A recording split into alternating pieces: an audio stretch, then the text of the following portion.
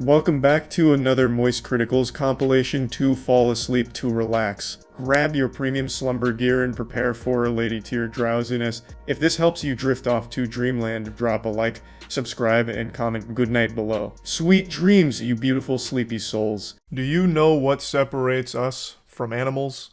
It's our ability to learn. And learn at a high level. Complex, nuanced, big wrinkly brained things that only human beings are capable of. Yeah, a dog can learn to sit and roll over, and a wild animal will learn how to hunt more efficiently over time. Whoopee! But you know what humans can learn? We can learn to jiggle peek in Counter-Strike. We can learn to juggle. What else do you really need at the end of the day? You'll never see an animal do any of that shit, not even Air Bud. Point is, we can learn. And I think today it's important that all of you watching learn that criticizing video games is not a crime. I really think it's time we stop treating the purchasing of AAA games like it's some kind of heroic charitable act. For some reason now, there's been a trend where even if a game releases and it's absolute repulsive dog shit, people treat it like it's some kind of GoFundMe for a noble cause where it's like, yeah, but you bought the game and that's what matters, thanks for supporting. Or if you decide that, hey, I bought this game and I really don't like it, so you start to criticize it, for some reason there's a not small group of people that will label you evil and say that what you're doing is just wrong and unethical because so many people worked on the game. How could you say these awful things about it? I just think it's so backwards and weird. A lot of people have been upset that a lot of customers are criticizing Redfall heavily. Redfall has been catching more shit than the porta potty at a construction site. It is a bad game. And of course, I am guilty of shitting on it pretty ruthlessly, and it's because I expect more out of the studio behind it, which is Arcane, a fantastic studio, but what they've released here is nothing shy of a dirty hemorrhoid that is an absolute blemish on the butthole of the entire gaming industry. So, I made a whole video just kind of going over all of its weakest parts and being pretty harsh on it. And that's because it's a $70 game. And it doesn't even deliver on the most bare-bones quality standards you would expect in AAA gaming. It is 30 FPS locked on console, for example, which is a laughable joke, and it doesn't even meet the threshold for what you would expect from a modern title. It is lacking in every possible department. It feels like I just was the victim of an NFT rug pull for paying $70 for this game. It's not good. And pretty much everyone everywhere is saying the same things that I am. But there is a not super small group of people that are treating this game like it's an ASPCA commercial and they're having like some kind of bleeding heart response to it where they feel protective, like their motherly instincts have kicked in and they need this game to suckle on their bosom to keep it safe. So they're getting mad at people that are saying the game is bad. Like, how could you? So many developers worked years on this project just for you to shit on it? Ridiculous. Have you no heart at all? And I just think that is so misguided and ridiculous. People have paid $70 for this. That is not a cheap game by any means. That is the highest level price that you can charge for a standard game. So you would expect the highest level quality product from it, which you do not get here. So it is entirely within people's rights to call it out for how lacking it is. It doesn't mean they hate everyone that worked on the game. I certainly don't. I just wish that the game wasn't so disappointingly bad. But there's nothing wrong with pointing out it is weak. It is a bad game. I hope that Arcane's next venture is a successful one. A lot of people are pretending that there's a lot of angry customers that are wiggling their fingers celebrating that the game is shitty, which I haven't seen. I don't know why anyone would celebrate a game being shitty after they've wasted $70 on it. I'm certainly not happy that I spent $70 on a stinker. I would have much preferred that it was a fun game that I really got into, but I didn't. Somewhere in the deep multiverse right now, there is a Charles White that is playing the fuck out of Redfall, and it's a Game of the Year contender because it was an amazing product. But that's not the reality we live in. We got a little Weenie Hut Jr. Happy Meal shovelware game with Redfall, and they charge 70 doubloons for it, which sucks. There's nothing wrong with people saying that it's bad. So stop labeling people with these harsh, mean labels because they insulted the game. I don't see a lot of celebration that the game is bad. That wouldn't make any sense. No one likes wasting money. So I just wanted to get that out of the way immediately because it ties into the bigger topic of the video, which is Phil Spencer himself, the head of Xbox, recently did an interview where he talked about his personal disappointment in Redfall and all of its shortcomings. It's a brutally honest and very interesting look into Xbox itself. So I want to dive into all of it because he gets into more than just Redfall. He gets into Xbox in general and how it's like really not even a competitor in the console wars, which was shocking to see him say that out loud because there's still so much copium from people that swear by Xbox, you know, consumer warriors that will fight tooth and nail for their favorite billion-dollar company. They still believe Xbox is a very worthwhile console, even though there's no real exclusives, no real reason to own it. I'm not here to really get into the weeds of it, but it's something Phil Spencer also recognizes. Yeah, you know what? I will get into it real quick. Xbox has a laughable catalog of games.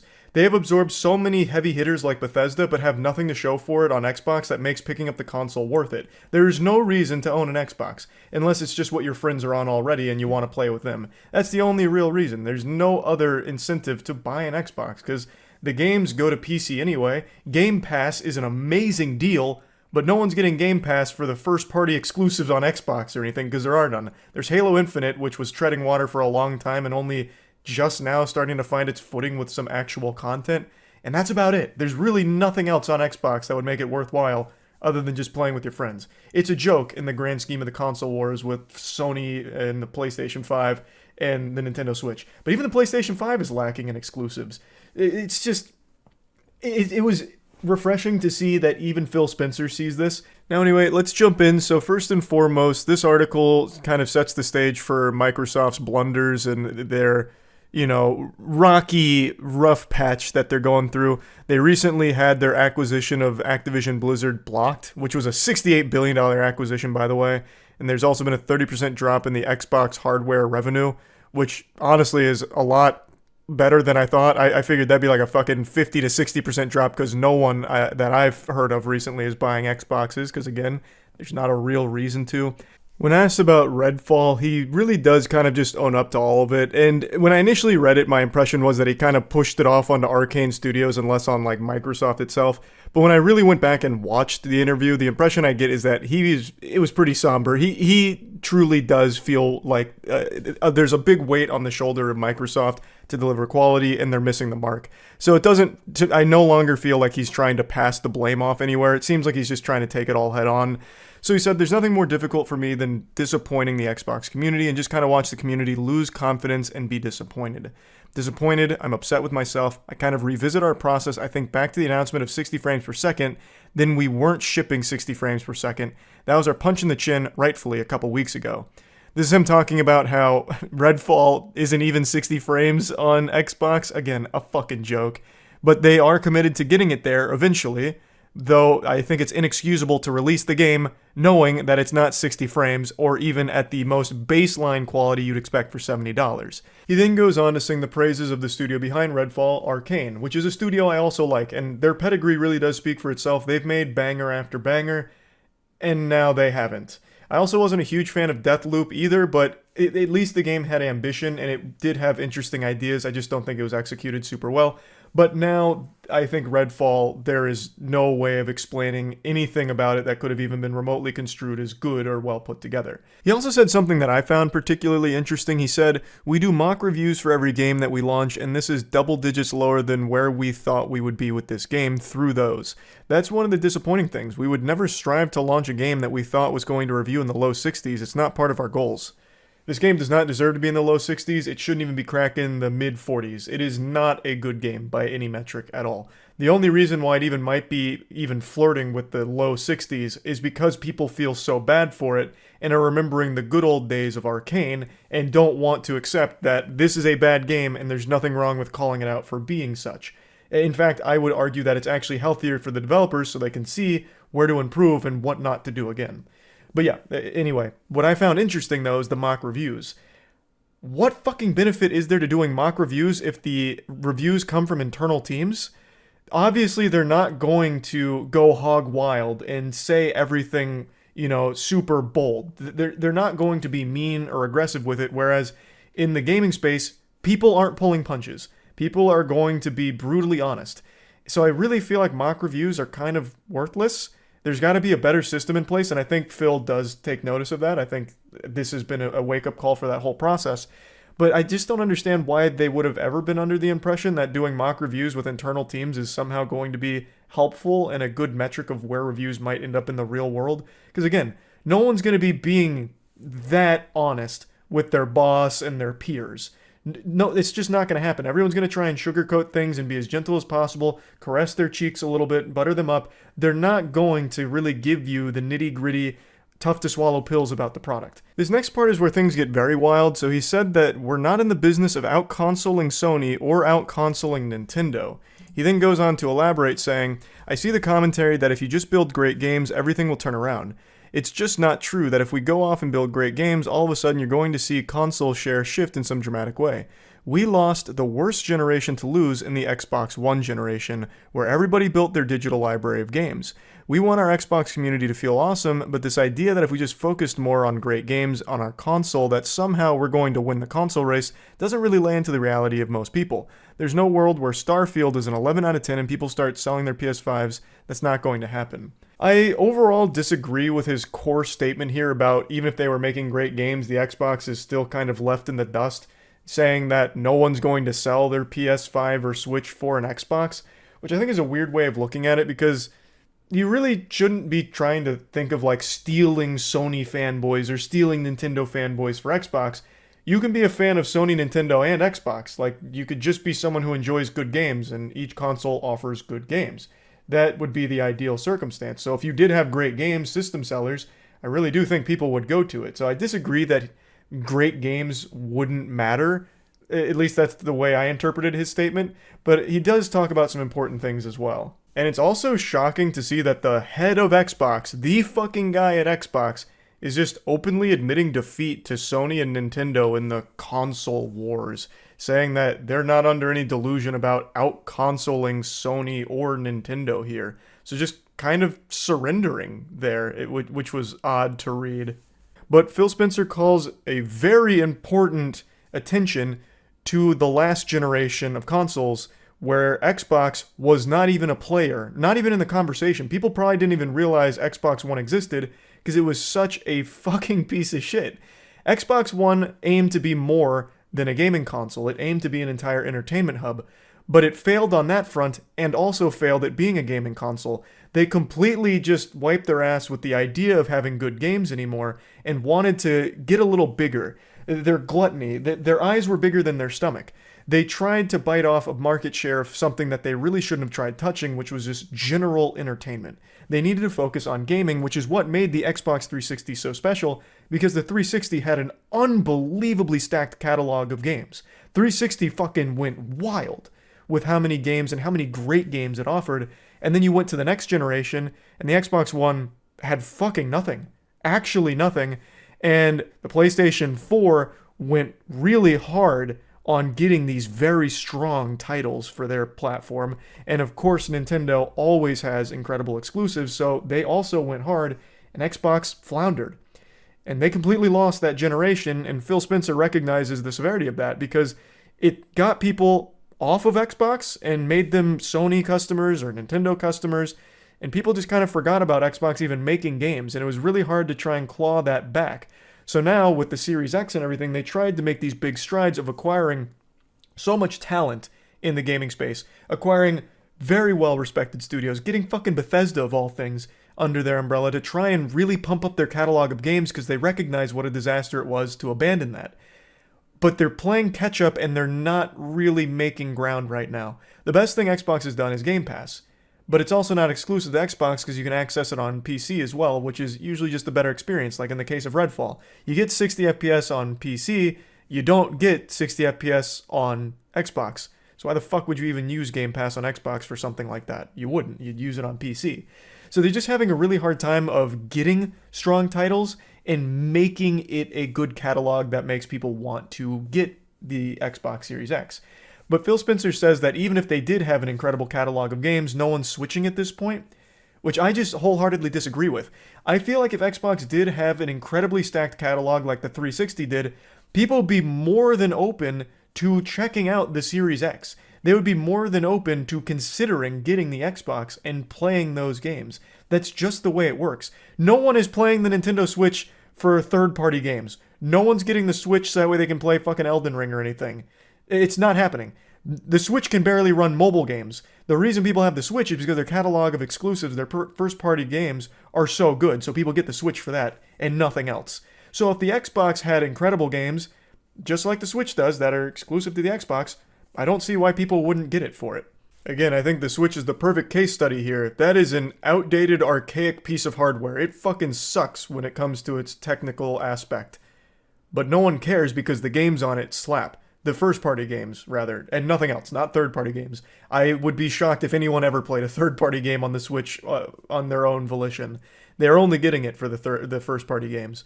So if the Xbox, which does have great specs, if they had good games on there, I really don't see why people would just be like, ooh, yucky, I'm not getting an Xbox, even for those incredible games. I feel like they'd be more than willing to. So yeah. Unfortunately, that's not where we're at right now. Xbox is just printing things that no one wants. Fucking Binky Moose Knuckles, Grand Adventure, Redfall. Like, no one's going to be getting an Xbox for any of that at all. It just becomes completely worthless. But if they turn it around and start making great games, I don't see why they couldn't at least make themselves less of a joke in the console wars or the general gaming space. So yeah, I just want to talk about this because I actually really appreciated Phil Spencer's honesty here with everything and how willing he was to be open with all of it, because I imagine as the head of Xbox, that's a really hard thing to just take on the chin.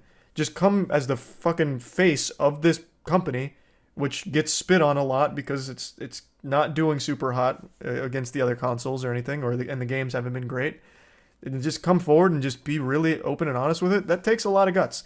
So I applaud him for that. I appreciate the insight, and I really am hoping for a turnaround for Xbox. I would love to dust mine off and have a reason to play it, but right now, I don't. But hopefully in the future there will be. So I just kind of wanted to go over all of this. That's about it. See ya. Well, my friends, it's getting to that point where I may soon be replaced fully by AI. Right now, you don't need to fear. This is the real Charles, birthed from my mother's womb thanks to my father's seed. And you can know this for sure because my hair is wet, meaning I showered. You won't find a single AI Charlie that looks anything close to bathed. Still don't believe me? Then explain this. AI can't imitate that move. I could do any captcha you throw at me. This is flesh, blood, and a 5'6" soul. But there has been a huge influx of AI moistcritikal videos that have been hitting YouTube and TikTok, and I gotta tell ya, they're doing me better than I do. I first noticed it making waves with a channel called Happy Showtime, where it was still kind of new, developing AI moist technology. So you could still tell that it wasn't really me, if you had a keen eye. I, Charlie, the great inventor, have created the future of fun.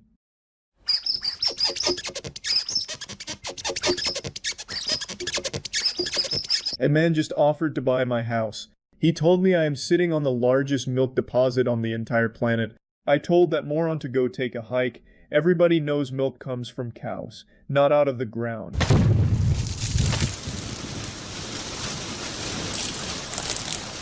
I just found out that I died 25 years ago. I am apparently a terrifying vengeance-seeking Japanese spirit woman. Wanna see? Prepare to gaze upon the horrifying face of revenge.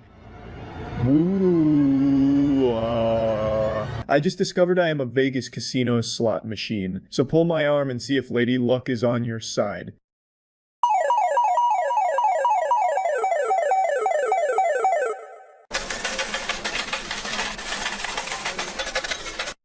I know this is far from the first time someone's made AI videos like this of me, but these started to make a big splash. Now the first one, you can tell I transformed into a totally different person. I looked like an old Blockbuster employee that you would have bought weed from back in the late 90s. And there's quite a few of these from Happy Showtime. And after that one started to pop off a little bit, a TikTok page called AI Shenanigans started to get a little rambunctious and go hog wild with some moist AI. And these are unreal. I haven't seen AI videos of me like this before, and I was pretty stunned. In fact, Wendigoon was the one who actually told me about this page because he watched a few of them. These are masterworks. This is what Michelangelo was striving to create. This was the artistic glory he envisioned. The Sistine Chapel, all that, just prototypes. Trying his best to reach this level, this magnum opus, the moist AI Shenanigans videos. It's spectacular. They should be fucking displayed in the Louvre Museum. Or the Louvre, however you say it. I actually can't remember the proper pronunciation. I've decided to fill my room with galaxy gas. This guy looks like if my cat here took a big shit on a painting.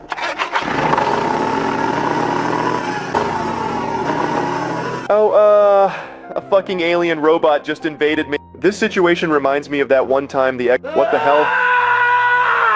So I've recently installed a trampoline into my setup. The galaxy gas just kicked in, what the fuck? Beautiful. I don't know why the AI thinks jumping on a trampoline is a painful experience. When AI Charlie there was bouncing around, the face I was making looked like I ate 500 warheads. I don't know what the AI thinks happens when you jump on a trampoline, but it's not that. That shit there looked like something Jack Bauer would have done to a terrorist to get information out of him. Also, that motorcycle transformation was unironically hard.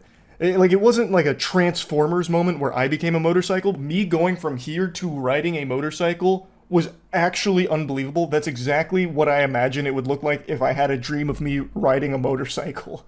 Like just going from like sitting here yapping about nonsense about like, you know, the poop that took a pee or whatever, and then all of a sudden, bang, I'm now scooting around on a Harley or something. That was so cool. And I know that this isn't like unique to the AI shenanigans, moist AI, whatever, or anything. I've seen this quite a bit for like extending memes or turning a meme into like a whole like minute-long thing that never actually happened. And it gets so trippy and surreal. It is just so interesting to see how AI plays with that. Bring to the pen, to the king, where's my crown, that's why I blame. This reminds me of... Little did you know I actually have a secret weapon here. It's, fuck. I am the lord of the cockroaches. These were the standout moments for me of part 2 here. These were the highlights I'd like to talk about briefly. I think it was like a kick that made me fall off my chair with the, That was so good, that actually sounded like something out of House of the Dead 2. And then the Lord of the Cockroaches scene, that sequence where I had an accent in the AI.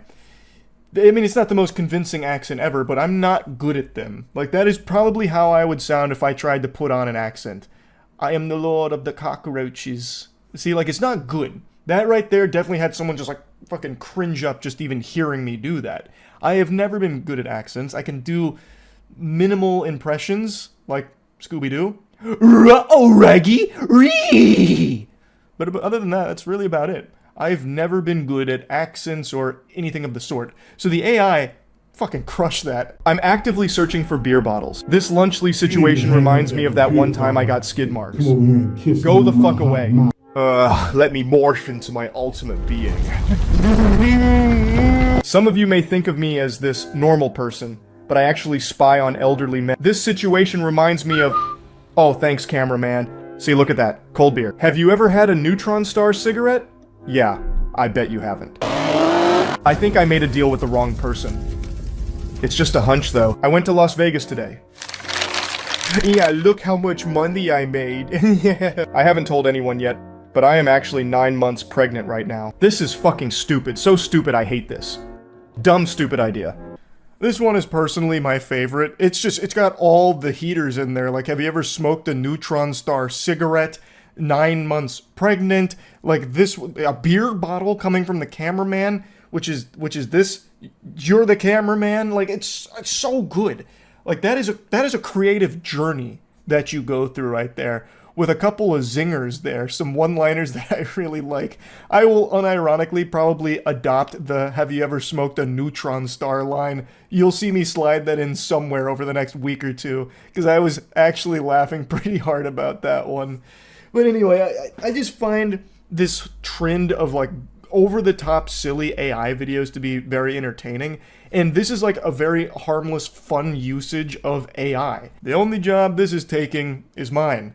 It just goes to really put it in perspective for me that I can be replaced, which I've always said, you know, there's nothing like particularly special about me or anything, but seeing it unfold like this, it's, you know, we could be witnessing the rise of AI Charles, and the human being could be obsolete very soon, and, well, I'll cry about that when we reach that road, but for now I'm just kind of smiling and just laughing along with it, because I just had a good giggle at all of it. Perhaps in the future, as this continues to be more and more common, I'll have to find myself using AI to make AI moist videos as well, and try and like maybe write some material for the AI. You know, like no one's gonna want this. They'll want the Charles that can morph into a motorcycle and jump on a trampoline spontaneously while ripping his shirt off and having a 96 pack of abs. Like, that's tough. Or like quadruple X double D titties and honkers and the explosion of milk. Like, that's going to be tough to compete with, but I'll do my best. But yeah, I just wanted to show these and kind of just talk about them a little bit. Shout out AI Shenanigans and happy showtime. That's about it. See ya. I have some fantastic news for all of you today. A heartwarming story so wholesome, this kind of spirit could make the Grinch's heart grow 3 sizes. Today, it was made clear to a lot of people that I was right all along. They're finding out what I've known since the beginning of time, that James Corden is an unentertaining asshole whom is an absolute detriment to everything he's in. His presence makes the media that he infests worse. He is the worst part of the movies he is in. He is this miasma of unentertainment, the antithesis of fun. And today, he has been banned from a New York restaurant because he is a massive dickhead as well. Now, as you know, I've been preaching this like the gospel for years now. He's perhaps my least favorite celebrity, and I hold a personal grudge against him because he once took down a video I made tier listing his most embarrassing moments throughout his career.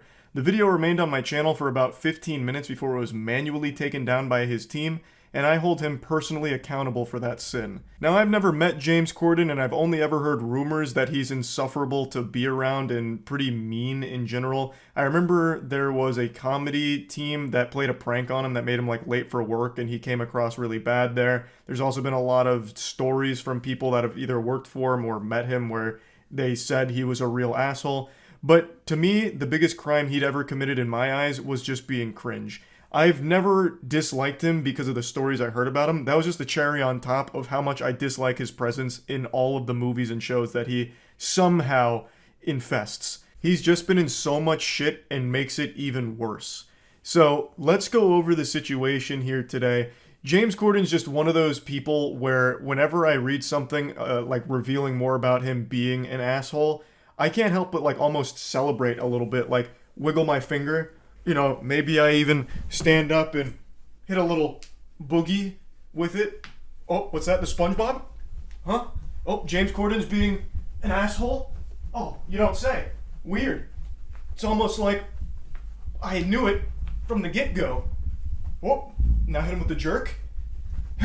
Now, before showing the manager reports here, I need to make it known that this has been a confirmed true story. This isn't just pulled out of someone's ass. James Corden has apologized for his actions here, and the owner of the restaurant has accepted the apology and says that he's rescinding the ban on him and he's welcome to come back.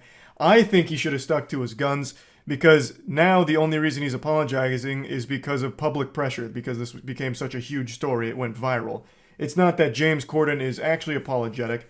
He just knows that it's a PR disaster, so he's trying to save face. So here's the full statement from the owner of the restaurant. Their name is Keith McNall, and they said this about James Corden. James Corden is a hugely gifted comedian. I'm going to stop you right there, Keith. We're not even a full sentence deep, and I've just got to make a quick correction here. He's not gifted, nor would he be considered a comedian by most people. He is like the most plain, boring person you could think of, like a default character in PC. But regardless, he continues, a hugely gifted comedian, but a tiny cretin of a man, and the most abusive customer to my Balthazar servers since the restaurant opened 25 years ago. I don't often 86 a customer, but today I 86'd Corden. It did not make me laugh. That statement does make me laugh, though. That's just so blunt, calling him a cretin and then 86ing him, saying it didn't make him laugh. Here's 2 examples of the funny man's treatment of my staff. Keith is coming in here with the claws. He's fuming, and rightfully so. I've said this a million times, I'll say it a million more, I'll scream it from the mountaintops. Anyone who is rude to anyone in the customer service industry, waitresses, waiters, cashiers, whatever, anyone who is a dick to them, a fucking douchebag to them, is a completely worthless piece of shit. Plain and simple. It takes a special kind of evil to mistreat someone in the service industry like that. I also haven't heard the term 86th since SpongeBob with 86 those patties, crabs. So that was kind of a cool throwback there. So let's look at manager report number 1. In June, James Corden was here on table 61. Although this is diabolical, it happens very occasionally in all restaurants. After eating his main course, Corden showed the hair to Balthazar's manager, G, who was very apologetic. Corden was extremely nasty to G and said, "Get us another round of drinks this second and also take care of all our drinks so far.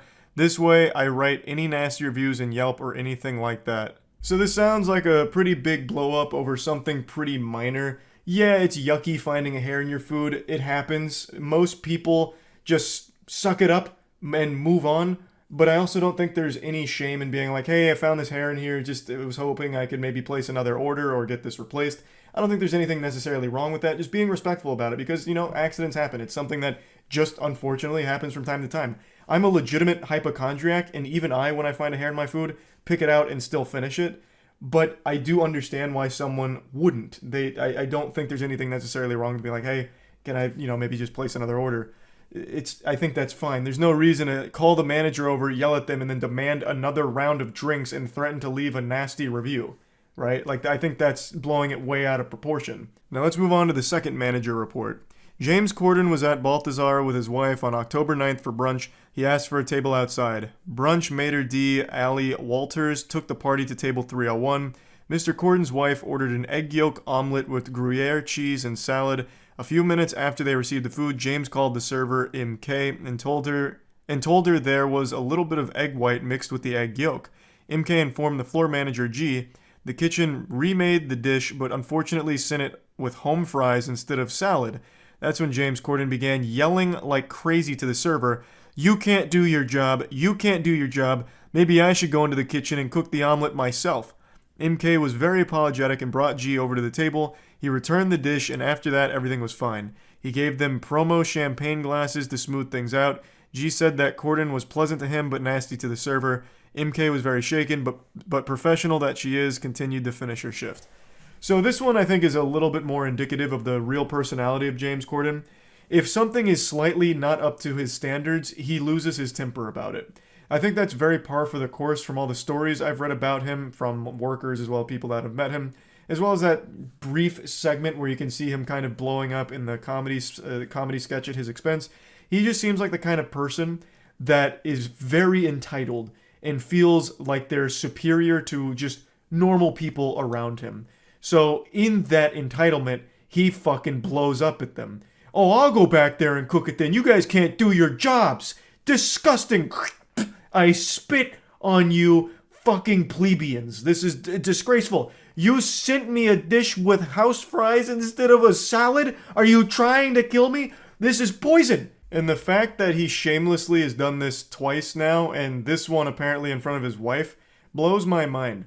How anyone can do this in front of other people, especially people they care about, is something that will never compute with me. How do you not get embarrassed? No, this isn't like a tough guy thing. This doesn't make you look alpha. This doesn't make you look like a strong man. This makes you look like a little bitch. You look like an absolute douchebag, weak little man. As Keith calls him, a tiny cretin of a man. Why are you getting so upset at the server who did nothing to slight you? They didn't insult you. Everything that happened wasn't on purpose. It wasn't an attack against you. Sending the dish with house fries instead of a salad is an easy solution. Just be like, I actually wanted the salad. And then bang, they'll go get you the salad, I imagine. They're not going to sit there and like challenge you to fisticuffs like, "I will not get you the salad, and I'm throwing the gauntlet down." Oh, put him up, Corden. Like, it's just such an easy thing to calmly handle. But I guess not for James Corden here. So these were the two manager reports. Now, of course, this isn't anything like crazy. James Corden didn't flip the table and throw water in the face of the server or anything. But even still, this kind of behavior I never have any tolerance for. There is just never an excuse to be rude, mean, nasty, yell and scream at anyone in the service industry. For honest mistakes, there's no excuse for it. Now, if the servers were coming up to him and slapping him around and telling him, "Hey, idiot, you're stupid, and I hate your talk show," You know, like, then maybe I'd understand and being like, hey, you know, that kind of hurts. I'm a little upset about that. But they're just doing their job, right? They're just doing their job and getting by. There's just never a reason to be mean to someone in the service industry. So yeah, I just wanted to talk about this a little bit because whenever James Corden fails and makes a fool of himself, I can't help but smile and just take it back from a distance as a spectator sport and be like, yep, that's James Corden for you. You guys are seeing this, right? So you know I was right. Even though I know most people agree that James Corden isn't entertaining. So it's a very cold take, but it's one that I just keep mentioning anytime that it's brought up. So really, that's about it. So yeah. Okay. Let's start with the Island Boys. The only thing that I know about the Island Boys outside of course, their chart topper is they used to do cameos for the U.S. military where they try and recruit people. So people would pay them from the U.S. military to like shout them out and try and get kids to join the military. And then there was Sergeant Vasquez who paid the Island Boys to appeal to his upper management about not kicking him out. So that was pretty cool. The Island Boys were instantly judged as two talentless bozos who had covered themselves in tattoos. True. And as a result, people began to follow them for their stupidity as opposed to their talent. And I think they're entertaining, and I follow them because they're entertaining. I love to see the stupid shit that they say.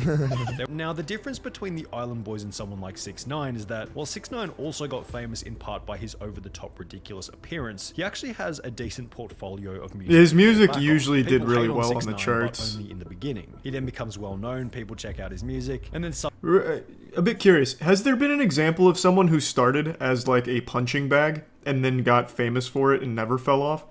Because think of all of your most popular memes and most popular like lol cows. It only works for like maybe a couple months. It never lasts forever. Oh, actually, that was a really bad baby. Yeah, that started as Dr. Phil, people making fun of her. And she's had an extremely successful career as a result. You're right. Anyone else, though? I don't know why people keep saying Justin Bieber. His career was music. Shitty music, for the most part, sure. But people liked the music. Nobody ever liked the Island Boys' music. They only ever made fun of them. So that doesn't really count. People that literally only existed to be made fun of and then had a successful career as people to just keep making fun of. That's what the Island Boys were. It's not like they had... Like, a lot of people got their start as a joke, but also contributed something that people might actually like music or whatever. They haven't done that. Joji. What are you talking about? Joji was an extremely popular YouTuber. I think the only actual example is actually going to be Bad Baby. Think about a hater. A hater is watching you sometimes more than a person that loves you. Yeah, and if they're hating on me, it's just because they really love me. Because I see the haters check up on me more. Didn't they also like There lose their seems to be a mind here and get variation of upset? the- It's people kind of hold against you as a grudge is that Is like, there some your medical? image is crazy and you're sort of famous, but maybe the music isn't necessarily the reason why you guys are so known. Right. One of the Island Boys would go on to state that the other reason they had so many haters was because of jealousy, Just hating on me or whatever. That- And it's that's just a always form the of one. Jealousy, either that because I'm not really doing nothing. which is just another... Everyone always says that. Like, when someone's getting a ton of, like, backlash, the immediate thing they fall back on is jealousy. It reminds me of shit people or parents would tell their kids in middle school if they were just getting bullied. It's like, yeah, they're jealous. I was like, nah, maybe your kid's a loser. Like, I don't know. It's just one of those things, like, it's just, I guess growing up you just get told if someone's being mean, it's because they're jealous or whatever.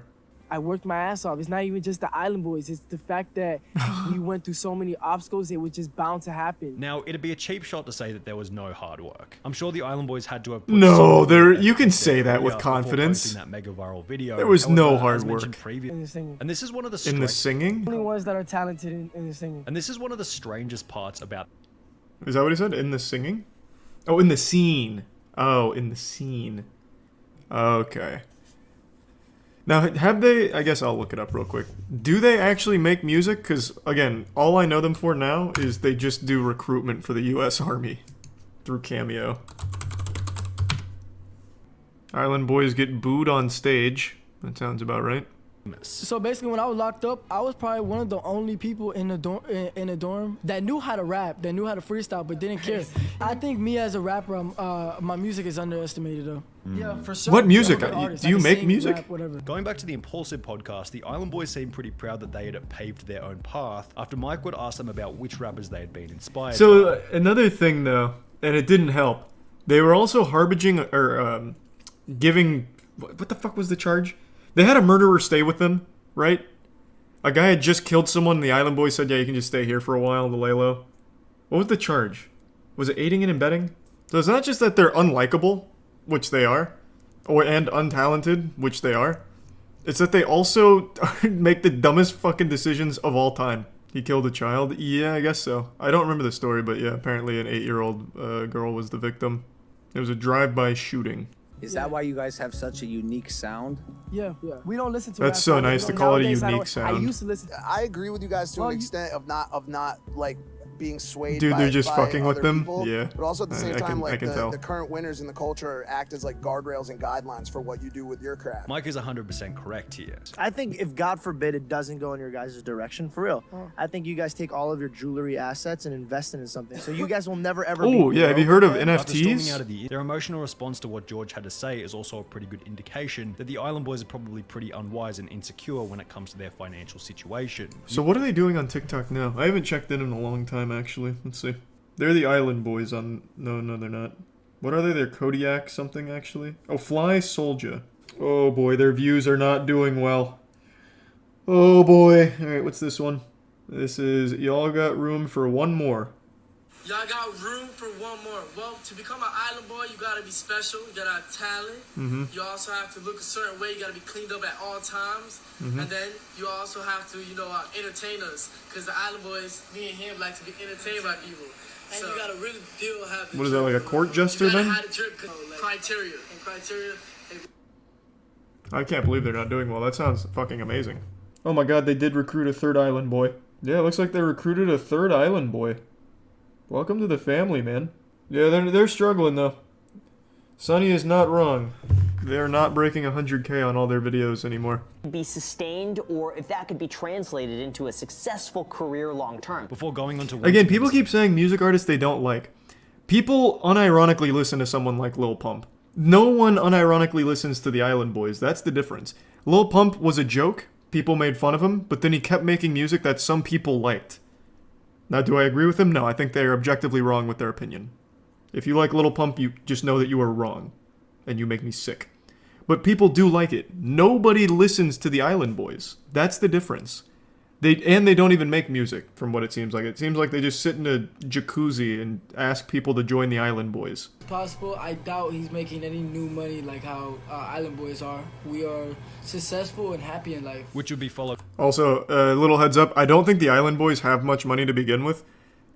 Just as a quick peruse through their TikTok, it seems like the only money they make is when the US Army hires them to do a cameo for recruitment. And you can't really monetize TikTok. The Creator Fund, I think, pays out, what is it, $1,000 per like 20 million views or something? It's something absurd.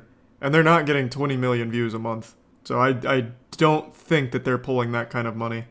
I could be wrong, though. It's been a long time since I looked up the TikTok Creator Fund. All I know is that it's not very good. It's a little better than the YouTube Shorts Creator Fund, but not by much. Charlie, you're wrong. Bro, I have a channel that has shorts on it. You know how much money that makes a month on just shorts? Less than $100 sometimes. And that's off of like 30 million views on the shorts a month. And the TikTok Creator Fund is just a little bit better than that. So I can extrapolate to a certain degree. It's short-term hustling. And we've seen this exact same quote-unquote business model, I guess you could call it, being done, but this doesn't last. Nice. And it didn't. It does not seem like it lasts. But they gave it their best. God damn it. That jacuzzi wasn't gonna get satin in itself. Yeah, we'll watch this one. I don't know anything about the 1,000-Pound Sisters because I think it's just a really sad thing. But I am very curious to see about this scam. Yesterday, Tammy went into the hospital. She has pneumonia and she can't breathe. I set up a GoFundMe account if y'all can donate a penny. The Slayton sisters would turn their entire audience against them through controversy after controversy, peaking with one of the most ambitious scandals in YouTube history, a GoFundMe for Tammy Slayton's funeral, who hadn't That is bold. However, that is very bold. Known more about these two sisters prior to the beginning of their channel, each of these controversies could have been easily predicted. So when they first began their channel, they were liked. The sisters built an audience through their strong family bond, positive attitude, and ability to laugh at their own shortcomings. We need to lose weight to be I'm skinny.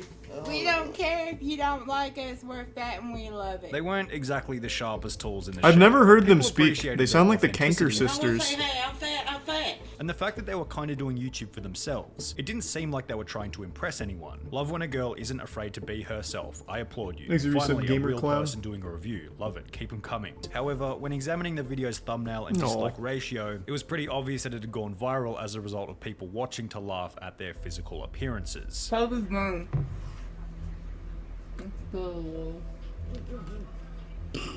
Yeah, see, that's the thing I think is really sad about the whole situation, and especially the TLC show. It's literally just so people can point and laugh at them. Like, and that enables them to keep killing themselves. I don't know, I just find that whole thing to be sad. That's why I don't ever really watch it or try and learn about it. I just think the whole situation's really morbid. Proposal. The audience sends a bit of money through, the sisters get a new laptop, and in return the audience gets a higher average video quality. That's which that is shit seemingly you a see win-win sometimes, for like, parties. if everyone that On the follows me contrary, gives me some of the $1, appeals photos just those Slate $1, sisters were abusing we'll their be power as good. YouTubers. The whole MacBook thing was not my idea. It was a friend of mine's idea. I didn't even edit the Clara, video or anything. But damn that it. video is down. However, while Amy did receive a bit of hate, the operation will prove to be successful after Oh. raising over $833, showing the Slayton sisters that it was not only possible... What? How but expensive is a MacBook Pro? They were asking for $10K? Bro, what does that shit go for? What?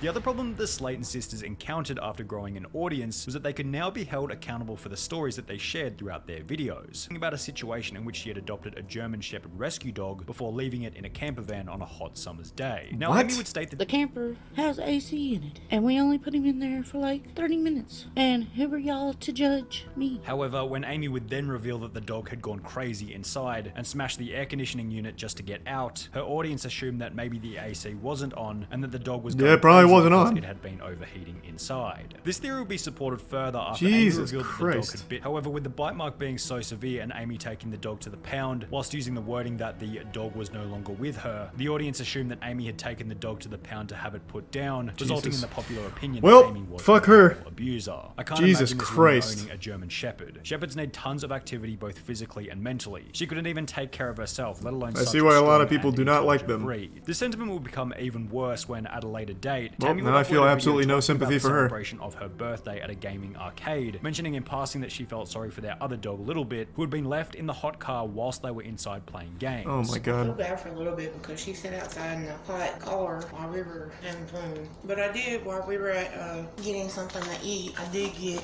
a little bit some ice water. So I thought about her, at least. Amy said I was going to get her some water. Wow. What a selfish, disgusting bunch of people these three are. Poor What an little dog. absolute I'm piece of surprised shit. Little Bit is still. Amy would find herself in yet another controversy after going on a date with a 19-year-old autistic kid at a local McDonald's. Y'all know that I had the worst night ever Friday, and it was a horrible night. It started off good. We met each other. Well, it wasn't the first time we met. Don't think that.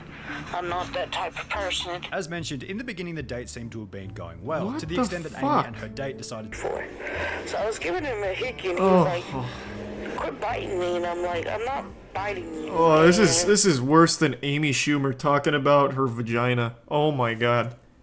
Oh. Oh wow. Hold on. I need a break. I'm gonna splash like holy water in my fucking face or something. Just give me a second. I'll be right back. during the intimate moment, he would take to Facebook, posting a status written in an ancient hillbilly dialect, which will receive a response from Amy about the size of his Wait, I want to read this. Damn, sounds like it wasn't like trying to give him a hickey. She was trying to like Dracula this man. Good lord. I hope y'all guys are happy. David just broke up with me. Nice. Because everybody was harassing. Now y'all see why I don't tell people who I'm dating. Because y'all bully and harassing. And then he don't. And while this would mark the end of Amy and Tammy's reputational-based scandals, it would ironically mark the beginning of what Holy would be shit. many financial controversies, Oh my beginning God. when their audience discovered the merch site was suspicious from the very beginning and read as follows. If you purchase Tammy's merch, you'll be added to a private group chat with Tammy. To purchase, Oh, head over to nice. the donate section, and they're definitely scamming the tax system and sliding money to Tammy so Oh. she can sell disability from what it seems. Wait, I support what? a good side hustle. What?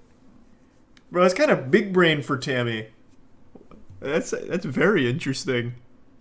That is not her idea. Someone must have actually, like, told her about that shit. That's kind of smart. Because it doesn't count as income at that point.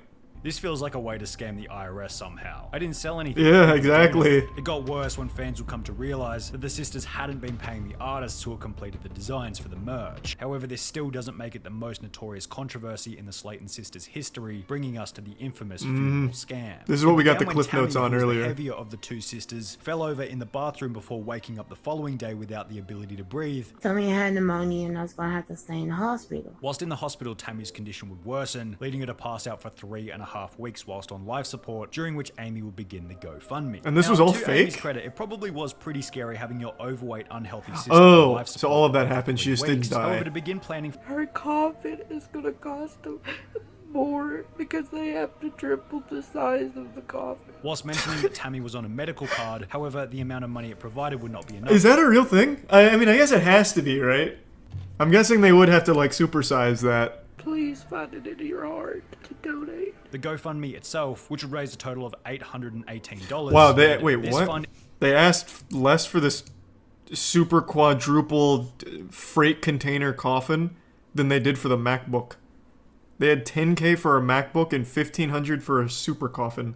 Clarify that. Or I'm going to take it up to the funeral home where it can build interest. I probably will take it to the funeral home and let it build What? interest. So if something does happen... Alright, someone more knowledgeable than me. Can you do that? You can just put money into a funeral home like a bank and it'll gain interest? What? I'm investing in the funeral stock. So that's not a real thing. I can't believe it. You telling me I can't invest in funeral homes?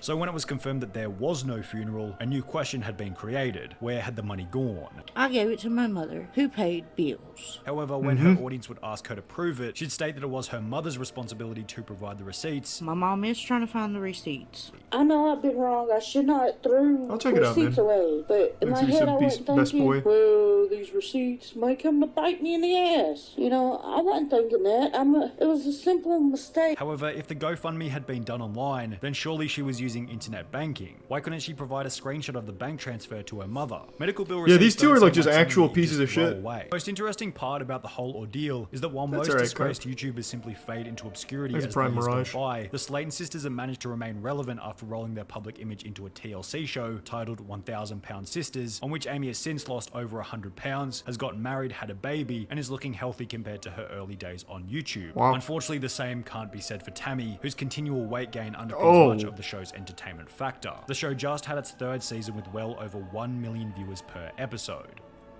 Wow. Whoa. I didn't expect that ending. That kind of caught me off guard. Jesus Christ. Well, yeah, I don't feel as bad for them now after learning about them, like, killing dogs, basically. Neglecting them, putting them in hot cars. So it's hard to find sympathy for where they're at right now. And the scamming, of course. But the dog thing in particular made me very sad. It pains me to say this, sports fans, but unfortunately, I've been bamboozled. I've been schmeckeldorfed. Unfortunately, I was played like a fiddle. The video I posted last night titled Worst Date Ever may as well have been titled Worst Blunder Ever, because I made a big mistake here. If this was an episode of Penn and Teller's Fool Us, I would have been thoroughly embarrassed by this trick and made as the prime fool for falling for it. The video is staged. It's all smoke mirrors and a script. Nothing about it's real. They made it up. No one's tricked me this hard since the days when Chris Angel was making toothpicks disappear from his fingertips and I was 12 years old still drinking milk and sitting in my diaper. This was a big moment for me. Recognizing that we've advanced far enough in our civilization where sometimes TikTok videos are convincing enough to be believable. So let's go ahead and dive into it. Let's get down to the brass tacks and the ass facts. This video comes from a user named Kevin Wesley Genie. And from what I can tell, he does occasional skits like this to talk about different things. So kind of like Darman, but believable and not over-the-top ridiculous. What was really smart, and I don't know if it was intentional or just one of those happy accidents Bob Ross talks about, is the fact that the video didn't blow up on his account. It blew up on a different account from a seemingly completely normal user. So it made it more believable and authentic, because if it came from the Kevin Wesley Genie account, it'd be super quick and easy to figure out that it's not real because you'd see other content like this on his page. So it worked out really well in his favor if he was trying to make this a viral video to talk about the modern dating scene or something like that. Now overall, it doesn't really change the video I made about it, since all I'm fucking doing is making jokes about it in the first place. All it changes is that it's not a real situation that I'm making jokes about. So it's not like the biggest deal in the world, but it is still something very silly and a bit embarrassing that I actually just got fooled by a fucking TikTok video. I would have never envisioned a future where there were actual decent actors on there that would be able to pull off something convincing like this. Because most of the time it's very painfully obvious when it's scripted and not real. Like, it's not fooling anyone unless, of course, you're like 6 years old and lack object permanence or something. But this one was enough to fool not only me, but a ton of news outlets as well as a lot of other channels online and Reddit too. Like, and if you're fooling Reddit, you've done something extraordinary. In the land of updoots, very few things slip through the cracks, so that is quite the achievement. It's just really surprising because, again, a lot of the times the acting on TikTok is atrocious. Like, worse than something you'd find off like the lowest of the low ad on Craigslist or like Fiverr or something. And somehow the two people in this video do a really good job of making it really believable. In particular, the guy. The guy in the video is delivering the best performance I've seen since my role as the District 8 hospital helper in the Hunger Games Mockingjay Part 1. I have no doubt that he probably studied my performance in order to get inspired and really, like, assimilate into his character, and I'm happy that I was able to provide that for him, but unfortunately, I became my own worst enemy by being the world's greatest actor and world's greatest tutor for upcoming actors as well, because he was able to pull off something pretty impressive here.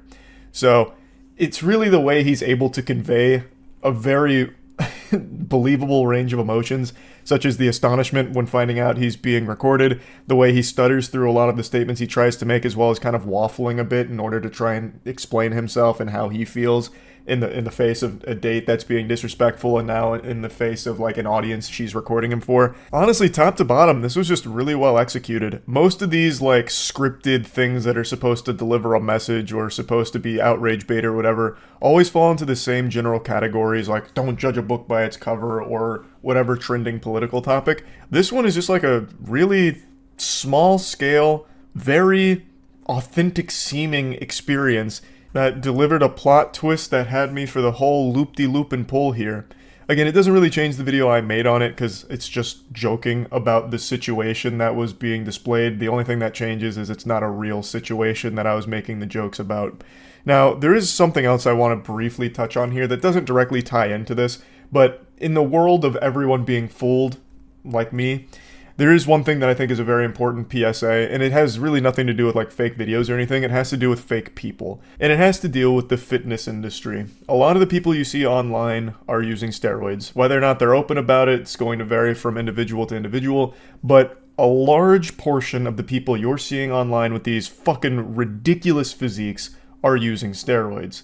I appreciate the ones that are open about their stack, but not all of them are. But regardless, it is a huge epidemic, I suppose. I watched a really insightful Vice documentary about it 2 days ago now. I know Vice has kind of fallen off, they're kind of cringe, I get it, but this is a really well-made piece on just how prevalent steroid use has become for teenagers and young adults, and I, as well as many others, feel that it's entirely because of the state of social media online. Like, I'm sure you all hear how low the barrier of entry is to try and get started with content creation, and it's super true, but when you're trying to get started in the fitness industry, there is at least one barrier, and that's steroids. This is a point that Fillion mentioned in his video where he covered it, and I think he's right on the money. When you're competing in the fitness space online, you're competing with some of the most yoked out fucking kaiju monsters that humanity has to offer, and they're all on gear. So in order to try and stand out and try and make a career out of this fitness journey, a lot of people feel like they need to be able to compete on an even playing field with them, so they start taking steroids. And it's a fucking awful thing to get hooked on. And a lot of people online don't realize just how big steroid usage has become. And I wanted to briefly mention this since I just got fooled by a fake bad date video. I'm sure a lot of you out there watching this may have actually been fooled by a fake fitness influencer making the claim that if you buy their goat urine extract supplement, you'll be able to have 45-pack abs just like them, because they refuse to disclose that the reason they look the way they do is the product of course, hard work, but also a large part of it is due to steroids as well. So I'm going to play you just a really short stream clip. I kind of dove into this for quite a while last night, and I won't play the whole thing. I just want to let people know that a lot of the fitness influencers you see online are not the result of just hard work and dedication and a good mindset in the gym. There is a lot of gear being used as well. So I don't want anyone to get like body dysmorphia or anything like that. And I was watching Fillion's video covering this. Fillion does a lot of coverage over like fake natty stuff, gear, all of that. And it was just really insightful, because I guess I was kind of blind to just how big of a deal it was. PewDiePie made this video last year talking about how every fitness celebrity is pretending to be natural when they're not, and they're peddling products under the false pretense that you can look like them when realistically you can't. Kind of like the Liver King, how the Liver King preaches the ancestral tenets and all that, even though he's got a crazy stack, he is the result of steroids. So I just want to give this blanket advice to everyone out there. Don't believe fitness influencers who are making crazy claims about like what they do to get jacked and ripped. If it looks unnatural, it most likely is. And no amount of buying their protein powders or their multivitamins and supplements and all of that is going to get you anywhere close to what they look like. I just want to throw that out there. Because one thing I have talked about is there's a lot of shit that prey on insecure men, and I guess this is a huge one now. So just be aware, you will not look like those fitness Instagram models and all of that, unless you're doing gear, which you shouldn't do. But why are they so bad if you look so good? True. How can it be bad when I look good? You can get a crazy physique while being natural, but you'll never get a physique like some of the shit you see popping off online now. Yeah, I just wanted to briefly slide this in here because it does kind of tie into getting fooled by what you see online. Also just had a huge voice crack right there. That was a fucking big one. But yeah, hopefully maybe this is helpful to anyone out there that maybe is, you know, getting body dysmorphia from seeing all of these like TikTok and Instagram fitness models that are blowing up right now, wondering why doesn't my body look like that when I'm putting in so much hard work. I'll break the magician's code. It's because you're likely not using steroids like they are. And I don't recommend you start using steroids either. They're not good for you, obviously. So just wanted to put that out there. I recently got fooled. And yeah, that's about it. See ya. Not long ago, there was that viral freakout on the airplane with the lady claiming that a passenger on board was not real. It was a huge meltdown and it really caught the internet by storm. It was a wild situation that had everyone confused and giggling, but it also really tickled the curiosity bone of a lot of unhinged lunatics. I don't know how better to say that. I can't be more charitable than that. There were so many people that started to speculate that she was onto something. This was all a ploy from the deep state with their 15-minute city agenda where they're sneaking robot, android, soulless husks disguised as people on our airline flights. And only this woman was able to see behind the curtain for the truth of the matter, calling out a fake person. And it was just this crazy conspiracy web about how, like, she's actually correct, there are fake people on these planes and she's onto something. And then they even started making up their own fanfic about how she's missing, the government must have found her, tracked her down, taken her out behind the barn and put her down like a sick animal. Like, just executed her for revealing the truth and opening her third eye with the Sharingan. Just pure pandemonium. This opened Pandora's box of mental illness on Twitter in particular.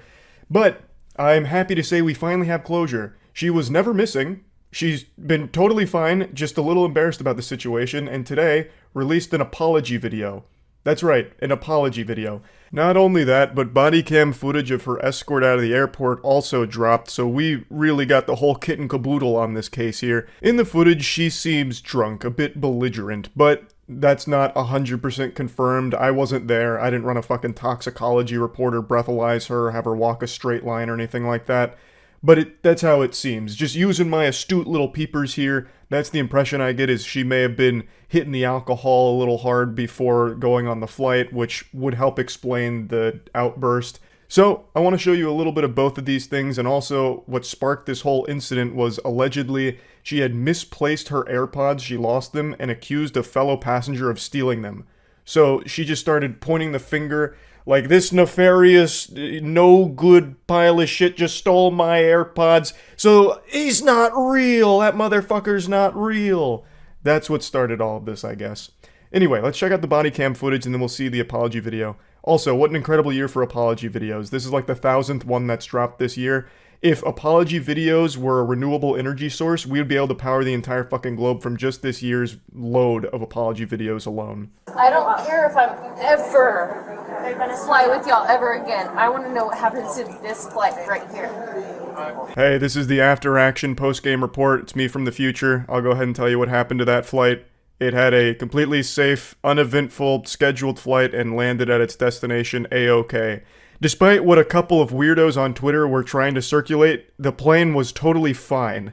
Nothing happened on the flight, aside from her getting escorted off and causing a major delay and a headache for all the passengers on board. It was totally fine. Like, everything turned out okay. It's not like she was some kind of prophet who predicted that the plane would have a problem.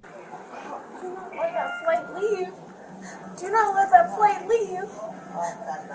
Being dead serious. Do not let that flight leave. That flight's not going to make it to Orlando. Let's go. It's not going to. Can I just leave? You don't need to escort me out. Yeah. Can I just You had your own warning. So, keep walking. Oh yeah, until y'all see that fight blow up. Okay. It's clear she's very distressed, and it's also very clear that this is not a moment she's proud of. She made that much clear in her apology video as well. This is one of those very unfortunate things that was captured on camera, and we don't know exactly the cause, whether it was alcohol related or something else, but it is I do feel bad for her. In the modern age, everything gets filmed, so you're always going to see someone's lowest moment if it happens in public. That's just the way the world works now. And I was thinking about this when watching her apology video. I have a phobia of flying. If I happened to be in the airport, or heaven forbid, on the aircraft when this happened, I probably would have had an even larger outburst and freakout that would have eclipsed hers. I would have stole the spotlight because I would have been fucking losing my mind. If this lady stood up and started saying the plane's going down, that motherfucker's not real, all rational thoughts going out my noodle. I'm waving my arms around, I'm fucking screaming. I'm gonna sound like Donnie out of the Wild Thornberrys. Like just begging to get off of the plane. But anyway, let me show you her apology video. But before getting into it, I want to mention something. A lot of people, I guess, either recognized her or found information about her. Well, I'm guessing found information about her because she mentions that it was pretty invasive how people, like, got a hold of her information. People figured out that she's a marketing executive. So there was another narrative that spun like a week or two ago about how this whole thing was actually just a publicity stunt. And I just want to knock on your empty little noggin here and try and figure out how you could ever run with such a delusional idea. This is a horrible publicity stunt. That wouldn't do any good for her or her company. She's not advertising anything. She's not putting a product out there in front of people's eyes. This is pretty clearly not an attention-seeking publicity stunt for her marketing company. Like, I don't know how anyone would even think for a second that that's a plausible explanation. Just sit down for a moment, really just marinate in your swamp ass and form an individual thought. Why would this be a publicity stunt? Like, damn near landing on the no-fly list? For what? There's nothing good that comes out of this for her. So I don't know how anyone thought that somehow we had all been had. They pulled the rug out from under us. They bamboozled us. This was all just a marketing agency's calculated play. Somehow. It's so dumb. So fucking dumb. I wanted to mention that real quick. Anyway, here's her apology video. As you know, I have been unwilling to speak on the viral video, but I do finally feel that it's time. First and foremost, I want to take full accountability for my actions. They were completely unacceptable. And I want to apologize to everyone on that plane, especially those that had children aboard. Can't imagine going through that and trying to explain to your kid what in the world just happened. Overall, I think this was a totally fine apology video. It seems like she's very regretful of the whole thing because obviously this was very public. And she just apologizes to everyone involved in the situation. She takes accountability, she seems sincere. I don't have any real criticism or critique of the apology itself. I don't know where I'd put it on the internet apology tier list, but I think overall she did a fine job of coming forward and just being like, yeah, you know, we all have some very bad moments. Unfortunately, mine was very public and captured on camera for the whole world to see in fucking 4K, right? Like, it's just unfortunate circumstances. She also does mention that she found a lot of the memes that spawned from this to be comical, but then also mentions that there was a disturbing invasion of her privacy as well. Understandable to be upset about something like that too, for sure. So it's nice that she did come forward to finally put an end to all of like the conspiracy theories surrounding this situation. She didn't really go into detail on exactly what happened, so even the whole AirPod theory is still, I guess, speculation since it didn't come from her in this apology video. But it is nice that she came forward to clear the air a little bit here and hopefully put the kibosh on all these weird conspiracy theories surrounding the situation. It's not like she had to come forward, like obligated to make an internet statement. By no means did she need to do this, but it is appreciated that she did decide to, just to issue some kind of statement on the whole thing since so many people were captivated by it. So yeah, I just wanted to kind of go over the situation here because now there's some closure to all of it. That's really about it. So yep. Hello and welcome back to the People I Don't Like Corner. Today we have a special repeat guest joining us for the launch of the new season here, Phidias. You might remember Phidias from this iconic YouTube classic where he went to the world's poorest country and tried to turn it into some kind of spectacle. This is actually the original thumbnail from Pyrocynical's video. After the backlash, though, he changed it to his current one, which is this. The video is, I spent 100 hours in the world's poorest country, and basically it boils down to him going, whoa, look at all these poor people. Glad I'm not poor. That's kind of the entire vibe of the video. He tries to put some kind of wholesome, almost altruistic spin on it, but it falls entirely flat when the actual content is him going, oh, you're poor? This is how you live? Oh, ew. Oh! There's even a fucking scene in there where he goes to one of the classrooms and he pulls out his phone and basically just flexes on him saying like, I have the entire world's knowledge at my fingertips. They are not only from school, they are online from the phone. They can access all the clever minds. I said this because only 10% of the population has access to the internet. I left the class and felt inspired. This scene is a particular flavor of Goofy that you don't see that often. It's Goofy mixed with delusion, a very powerful alchemy. If you pay attention to the clip, you can see the teacher give him a really confused look as he pulls out his own smartphone, and Phidias like kind of blocks him with Elon Musk's head as the teacher approaches, and then he cuts to a different clip. So I'm pretty sure the teacher felt a little insulted here because Phidias is treating everyone there like they're stupid. And it seems like the teacher approaches him with smartphone in hand to just let him know like, hey, we do have technology here. You don't need to act this way towards us. At least that's the impression I get. Anyway, I'm focusing too much on this video in particular. I'm just using this to showcase why I haven't liked Phidias even before what we're about to talk about today. So this video was labeled as poverty tourism, where Phidias went to this country in order to use everyone there as props for his content to make money off the back of all of it. Half the video is spent saying how cheap everything is to the people's faces. There's also scenes where he goes to where people live and he's noticeably disgusted. It's a bad video, but there were arguments made that it came from good intentions. I don't agree with that. I think Phidias is a narcissist and his entire intention here was just maximizing views, and spending 100 hours in the poorest country as some kind of YouTube challenge I think is completely tasteless. But the reason I mention that is because what he's done today has no arguments in support of Phidias. What he did today is going across Japan for free. That was his challenge video. And fundamentally, it's him just filming a series of crimes that he commits in order to go across Japan for free. I'm going to travel across Japan for free against these 3 YouTubers, and the winner gets $10,000. So I ask a stranger to give me some money. Oh my god, I love you!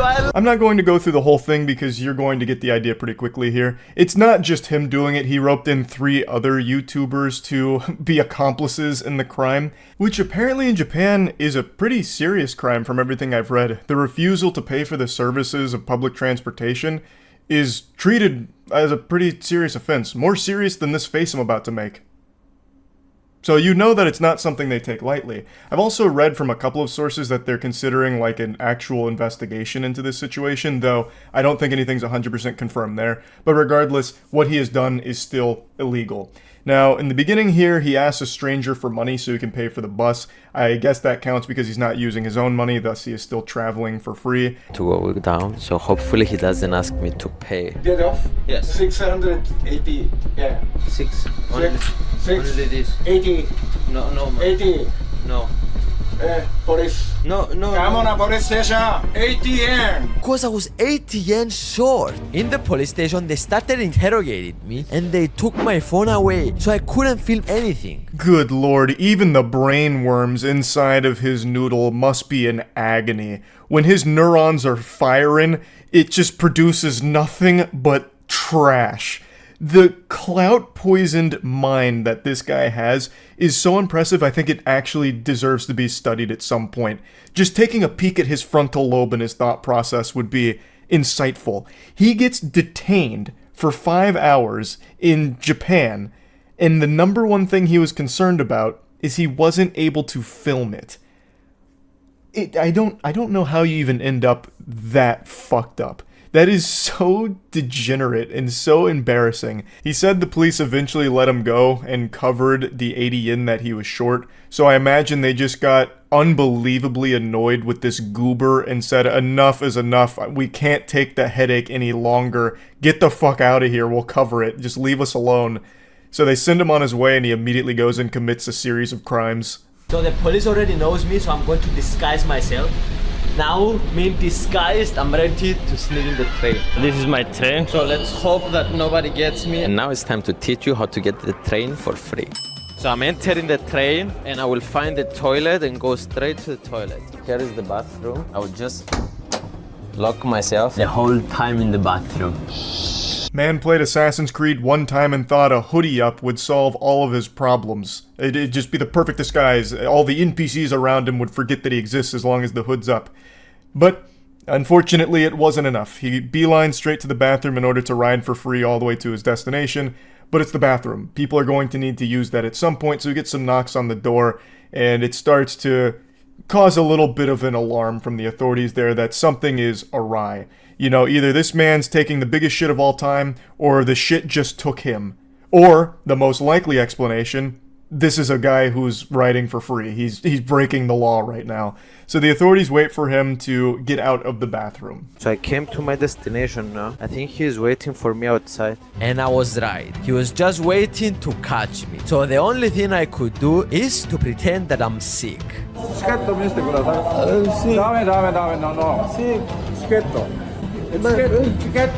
When I sat down, he released me, and immediately I started running. But he called the police, and they are searching for me now. We're definitely getting in trouble here. So the officers got him in like a WWE lockup here. He's got him, caught with his pants down, and eventually Phidias wiggles his way free and says that the cops were called on him, so he's trying to beat them to the next train so he can continue his crime spree. Now, I'm going to break the magician's code here and just speculate on something. I think this part is probably faked. I think it was real that he didn't pay and wasn't planning to, but when he did get briefly apprehended by the authorities there, I think what most likely happened is he paid for the ride he had just experienced and then is only pretending that he ran away from them.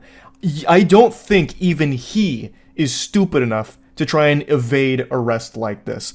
You would actually have to be one of the biggest fucking idiots on the planet to do this, and also film it. I just can't believe that there's enough whippets in the world that you could hit that would damage your brain enough to think that any of this is a good idea. But he is a YouTuber at the end of the day, which means he probably is just fucking dumb enough to really do this and think that it's smart. All while filming his entire crime spree. There are ticket inspectors on this train, so I'm hiding in the toilet. This is stressful, I'm not gonna lie. It's getting to my nerves. Luckily, the train has arrived before the police could find me. Again, we're going to do the same method. Toilet. Can't believe that this is real and not a movie. It'd be the most boring movie ever. I just think the whole concept of the video is dog shit. Traveling across Japan for free isn't an interesting concept. You can do anything for free. I'll just go ahead and spoil it for you. If you want to be a criminal. Right now, you could go to the store and get a 100% discount off any item if you just take it and run. It's not like they've come up with like a clever plan or anything remotely interesting or entertaining. They just go to the shitter on the trains and sit there until they reach their destination. That's it. It's so fucking lame. It's just committing crimes. All you are doing is committing crimes and recording all of the evidence of what you've done. Assuming, of course, it's real, which you never really know for sure. I think there's a good chance that all of this was real, but I also think there is a chance that it's fake, where they did just pay for their trip and pretend that they didn't, though in the beginning I am confident he did actually just try and exploit the kindness of that Japanese person who gave him money for the bus, and then refusing to cover what was missing and then spent 5 hours in the police station. All of that I think was legitimate, but I think there is a chance that all of the free train rides were faked. Because I really just can't imagine a world where this fucking goofball ran away from the authorities after he was caught in the bathroom after not paying. So that's just my working game theory there, but regardless, it sucks. This guy sucks. And speaking of exploiting kindness, I really just can't stand the way this guy interacts with the people around him. He treats all of them like they're NPCs. He really does. So a lot of the video is spent hitchhiking towards the end, where they're all getting like different rides from different strangers to where they need to go. And all of the people giving them the rides are absolute sweethearts. And Phidias in particular films all of it, of course, and just the way he talks to them makes it sound so condescending. Like he speaks to them like he thinks they're stupid. Like that's the impression he gives off, that everyone that he interacts with is beneath him because they are props to him. And I can't fucking stand it. He pinned a response to this whole thing by saying, "Hello, beautiful people. I apologize to the Japanese people if we made them feel bad. That was not our goal. From now on, I am going to make more research to the cultures we go to and try to prevent this from happening again. I love you all." Actual 0 out of 10 response here. If this was a YouTuber apology tier list, this would be the biggest, fattest fucking F I could ever give. What are you talking about? You need to do more research on the cultures you go to prevent this from happening? Every culture in the world, this isn't legal. Even here in the States too, you can't just do things and not pay for it. I mean, you can, but you are breaking a law. You are a criminal. It's not like this is a Japanese specific thing here that was just a, "Oh, I'm so sorry guys, I didn't do enough research on the culture. This mistake could have happened to anyone." There is a checkpoint! All of my competitors in this challenge, they are amazing YouTubers, and I put all their channels in the description. Go and check them out and subscribe to them. I'm getting closer! This actually just made me giggle. Actually gave me a hearty belly laugh like Santa Claus here. Because he says, "Oh, all my competitors, amazing YouTubers, check them out, they're in the description." No, they're not. They're not in the description. Imagine being some of these 3 YouTubers that just broke bad here, went down a life of crime for the sake of this video, and still just don't even get your channel in the video itself. So you have really no way of easily finding them. They actually got nothing out of it except a potential criminal rap sheet, perhaps. That is the worst end of the deal. Phidias, I guess, gets some views out of it, which equal money. They get less than nothing. I also went back to the intro of the video, just in case maybe I missed it somewhere. But no, he just says, "I'm doing this against these 3 YouTubers," and puts arrows to them without any mention of who they are, and then they all split off and run away. So there is no telling who they even are. They actually just got erased from this. That is how much of a narcissist Phidias is. He couldn't even bother to squeeze their channels in somewhere after they committed crimes for his video with him. That is the cherry on top of this shit cake. So yeah, I just wanted to talk about this a little bit. That's about it. So yeah. Do you know this man? He may look like a default character in a Warhammer 40k Space Marine game, but he's very real and has become a very real boogeyman to the music industry. He was recently arrested on a series of charges, and they're basically treating this guy like Cobra Commander for what he's done. He stole directly from music distributors. And the way that he was able to do this, make off with upwards of $10 million in royalties over the course of 7 years, is through a really interesting scheme that I imagine a lot of others are doing behind the scenes, and it's something the music industry themselves also does in broad daylight. But he got slapped hard for it. So what he did is he created a lot of AI songs and flooded streaming platforms with them, and then had tens of thousands of bot accounts perpetually streaming those songs that he owned, and he would collect royalties from all of those botted stream numbers. His name is Michael Smith. Even his name sounds AI generated. But you want to know what AI could never generate? Goof juice. It's the best flavor ever made. It's actually perfection, and AI can't do that. Also, GamerSupps right now is having a big special where you can get free shipping to anywhere in the world using code MOIST. So pick up some goof juice, best flavor ever, gamersupps.gg/moist. And he's getting his ass spread open here by the FBI now. So the FBI assistant director said, the defendant's alleged scheme played upon the integrity of the music industry by a concerted attempt to circumvent the streaming platform's policy. I love how they just unironically said the integrity of the music industry. What integrity? What kind of fucking laughable joke is that? No such thing. And like I mentioned at the beginning, the music industry is guilty of botting numbers as well. But that's different. It's totally epic when the music industry does it for themselves. That's just swag-style business, baby. The FBI remains dedicated to plucking out those who manipulate advanced technologies to receive illicit profits and infringe on the genuine artistic talents of others. As alleged, Michael Smith fraudulently streams songs created with artificial intelligence billions of times in order to steal royalties. Through his brazen fraud scheme, Smith stole millions in royalties that should have been paid to musicians, songwriters, and other rights holders whose songs were legitimately streamed. Today, thanks to the work of the FBI and the career prosecutors of his office, it's time for Smith to face the music.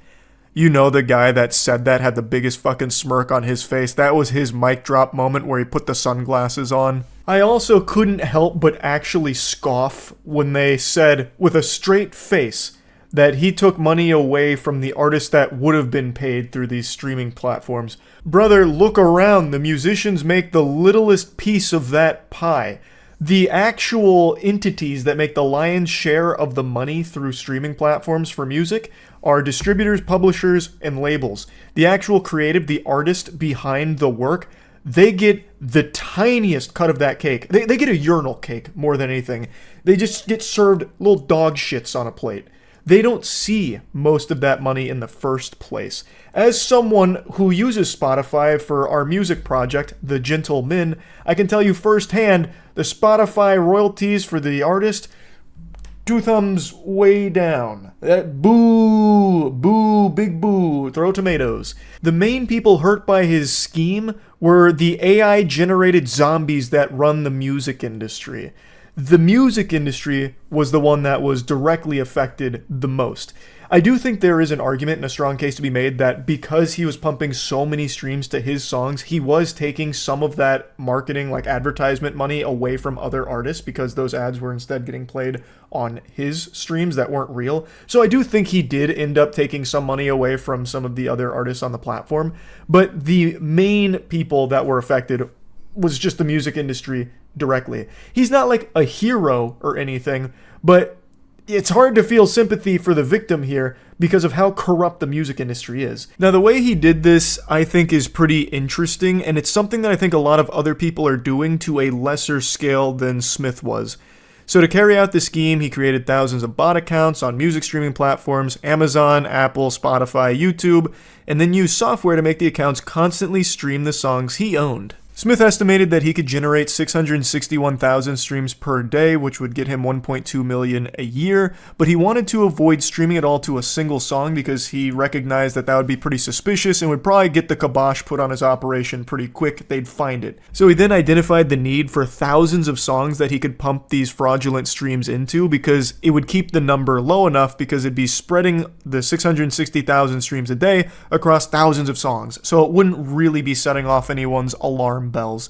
But if all of it filtered into just 1 or 2 songs, now that's what I call butthole 28, getting 660,000 streams per day, someone's going to notice and start to piece together that, something's a little fishy here. So that's when he turned to some co-conspirators about needing to get a ton of songs fast. And there's nothing faster than AI. What I find really surprising, though, is that this is in 2018, so this is very primitive AI, and he contacted a chief executive officer of an AI music company, and together they generated hundreds of thousands of songs for this. The names that the AI spit out were pretty trash except for one, Calm Baseball. That name bangs. That right there, I could see that name in lights. Calm Baseball now performing at Madison Square Garden. Like someone's got to take that. It's too good to just let wither and die, to fade away. But that's the strategy in a nutshell. So he created tons of fake artists, tons of fake music, and tons of fake streams, and collected a lot in royalties from it. Now, I think there is a ton of people doing this. I think there are a lot of people that aren't flying as close to the sun as Michael Smith did with over $10 million that they're raking in. Michael Smith was going fast and loose here, going hog wild with the amount of money he was making from this, but I think there are a large number of people that are doing this exact thing with smaller numbers. Because Michael Smith would have never been caught if he didn't make so much from it. And I'm sure every single one of you watching this, if you use Spotify, you've stumbled across one of these AI cesspools, like this fucking latrine of AI generated music, and some of it's got hundreds and thousands of listens to it. I think those accounts are doing exactly what Michael Smith did, but instead of making off like Scrooge McDuck with 1.2 million a year, they're probably doing something smaller like $100,000 or $200,000 a year through this same technique in order to stay invisible to the upper echelon of the music industry. That's my guess. And if I'm wrong about that, I don't think I will be for long, because now that this story has blown up, I think there are going to be tons of copycats that are going to do this exact same thing. Bots have become so prevalent. I know this gets tossed around all the time with like dead internet theory and all of that, but unironically, the data has shown more often than not, the people you interact with aren't people at all. They're not blood, flesh, cringe, and cum. They are bots. And a lot of the things and content you consume doesn't even come from humans either. It comes from bots.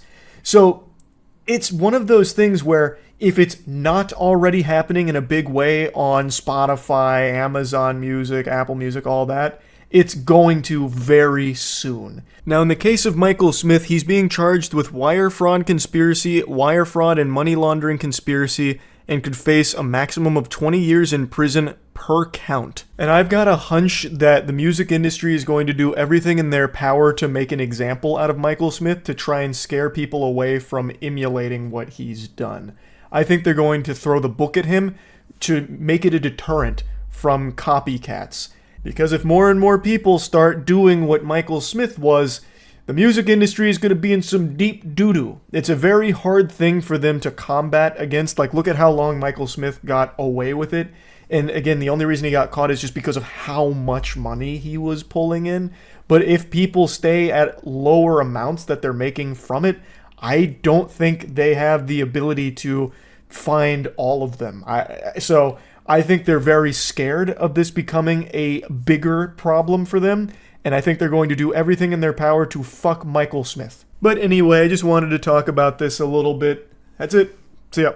It's not often talked about, but I think it's something important to finally shine a light on some heroes in the YouTube community. The pranksters. It's a very dangerous occupation. In fact, there's already been 2 pranksters that have died for their craft, risking it all for the sake of nobody's entertainment. Because that shit sucks. The vast majority of YouTube pranksters are these carbon copy clones of pranks that were popular 10 years ago for children that have now grown up and find it cringe. But for some reason, there still are channels that do the exact same pranks that were popular a decade ago, hoping that it'll catch fire once again. And for the most part, it hasn't. Though there are a few exceptions for prank channels that are popular and people do still appreciate them.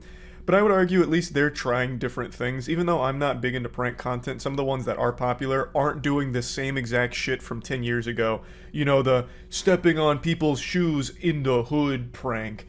That kind of shit that used to be super huge. There are still channels that try that and completely fall flat because no one wants to see it. It's trash.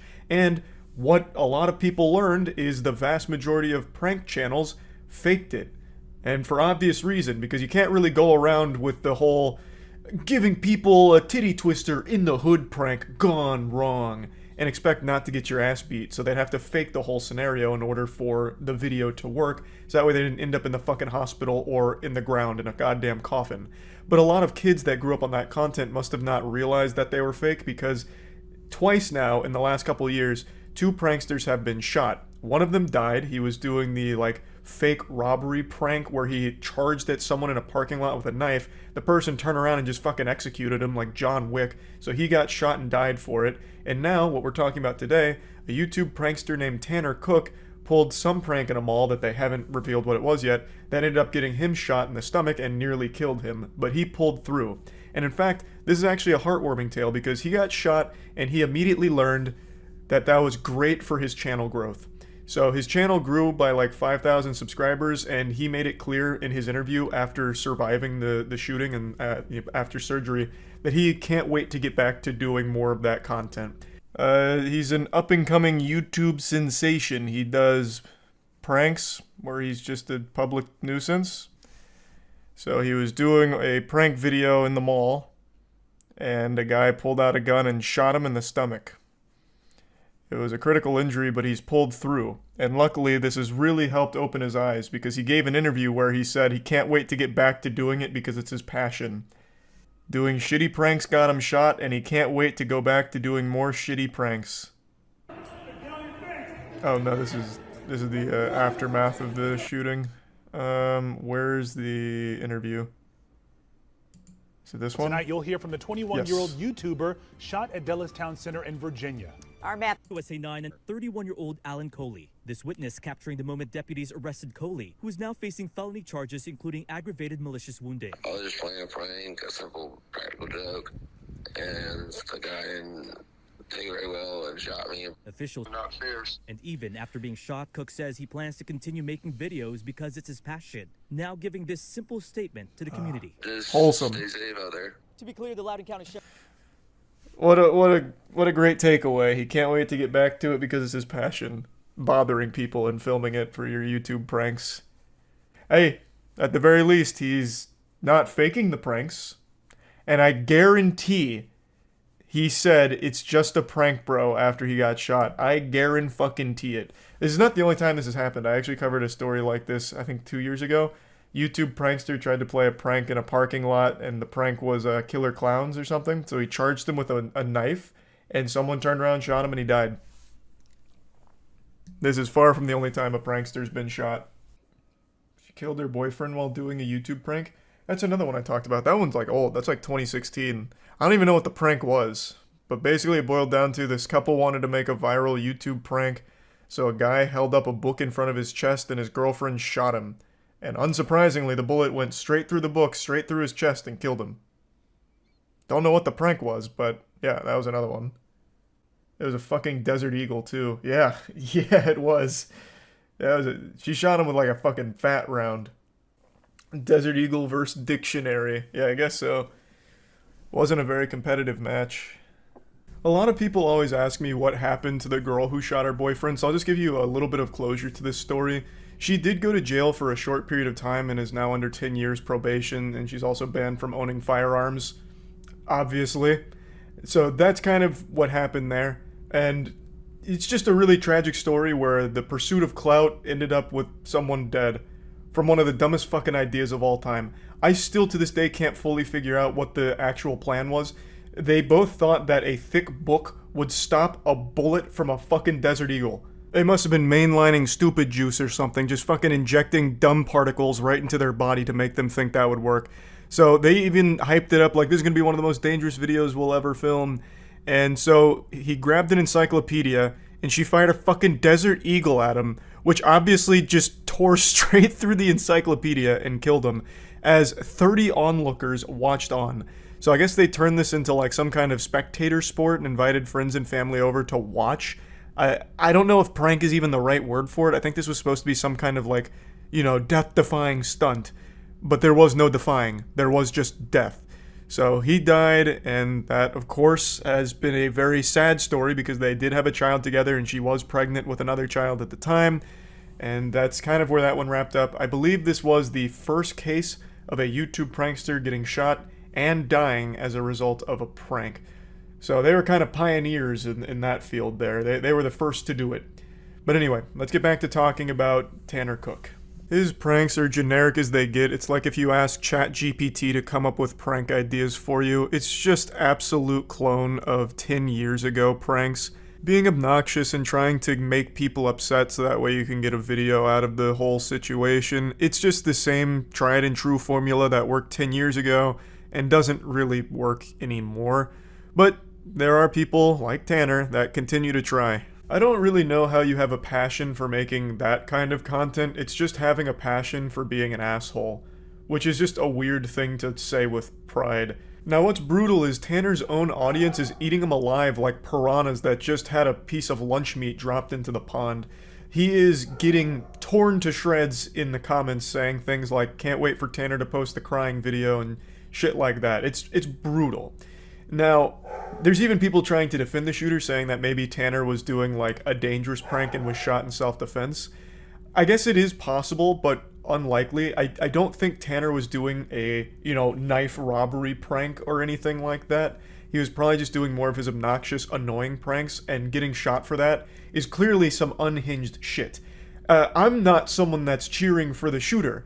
And I watched Mudahar's video on it, and he even revealed some information about the shooter as well that makes it pretty clear this guy was not exactly any kind of hero even before this shooting, assuming all of that information is accurate. I would wager a guess that the prank Tanner pulled was once again one of his stupid fucking, fake Target employee things where he's asking people to smoke with him and just constantly pestering him.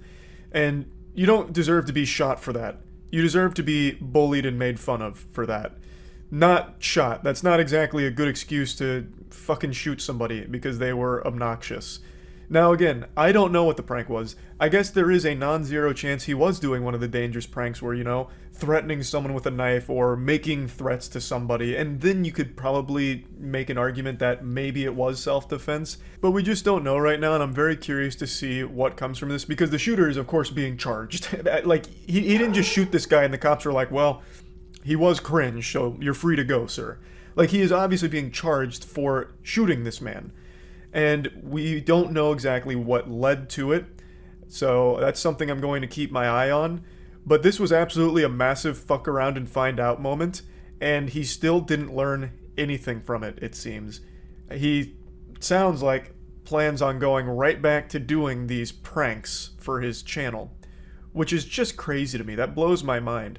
To be so lost in the sauce that even after getting shot, it only further cements their belief that he is in the right and he is making bangers because he just got shot for it. I don't know, that is absolutely wild to me. But anyway, just wanted to talk about this a little bit because this is once again another case where a YouTube prankster gets themselves shot. That's about it. See ya. Glass is fire. Glass is so bad. Such a pathetic end to what he built up with that.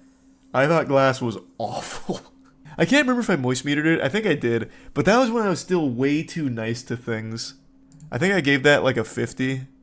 You gave it a 60. God, I used to be so nice on the moist meters. Holy shit. You gave the Mummy 2017 a 50, which is crazy.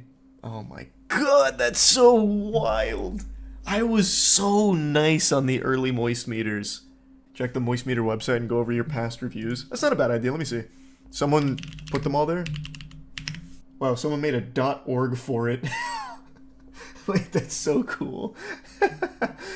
I was way too nice on Indiana Jones Dial of Destiny, though, I will say. I think the main reason why I kind of gave it a little more than it deserved, I'd probably give it like a 50 now, but I gave it a 60 because I still had fun watching it with my parents. It's like the first movie we went to the movie theater to see together in a long time. Ant-Man and the Wasp: Quantumania, I'd probably go lower, like a 30, 40-ish. I still put it on the worst movies of the 2023 list, though. But I definitely think that's way below 50. I don't know why I was so nice to it there. That was in 2023. The gloves had already come off. I don't know why I gave it a 50. All these are looking about right. Except for Thor. Whoa, whoa, whoa, whoa, whoa. I drank a stupid potion on 7/7/2022. I gave Thor: Love and Thunder a 65. Who let me hit the crack pipe? That movie is trash. That's one of my least favorite Marvel movies, up there with Ant-Man and the Wasp. No, that can't be correct. I gave this a 65? Someone laced my popcorn with Fint. What happened? What happened? Check the source material. I mean, they seem very thorough on this website here. I guess I did, but man, I don't know what came over me. Yeah, that one is baffling. Actually baffling that I gave it that high. Nowadays, logically, I'd definitely be putting that in the 30, 40-ish. Probably not 40, but like 30, 35-ish. That movie is atrocious. It does like nothing right. I even remember some of the things I was saying in there were scathing. Why did I end up giving it a 65? Was it just because of that shit, the black and white on the planet? And Christian Bale I thought did a good job, but there's no way I'd let him carry me to a 65.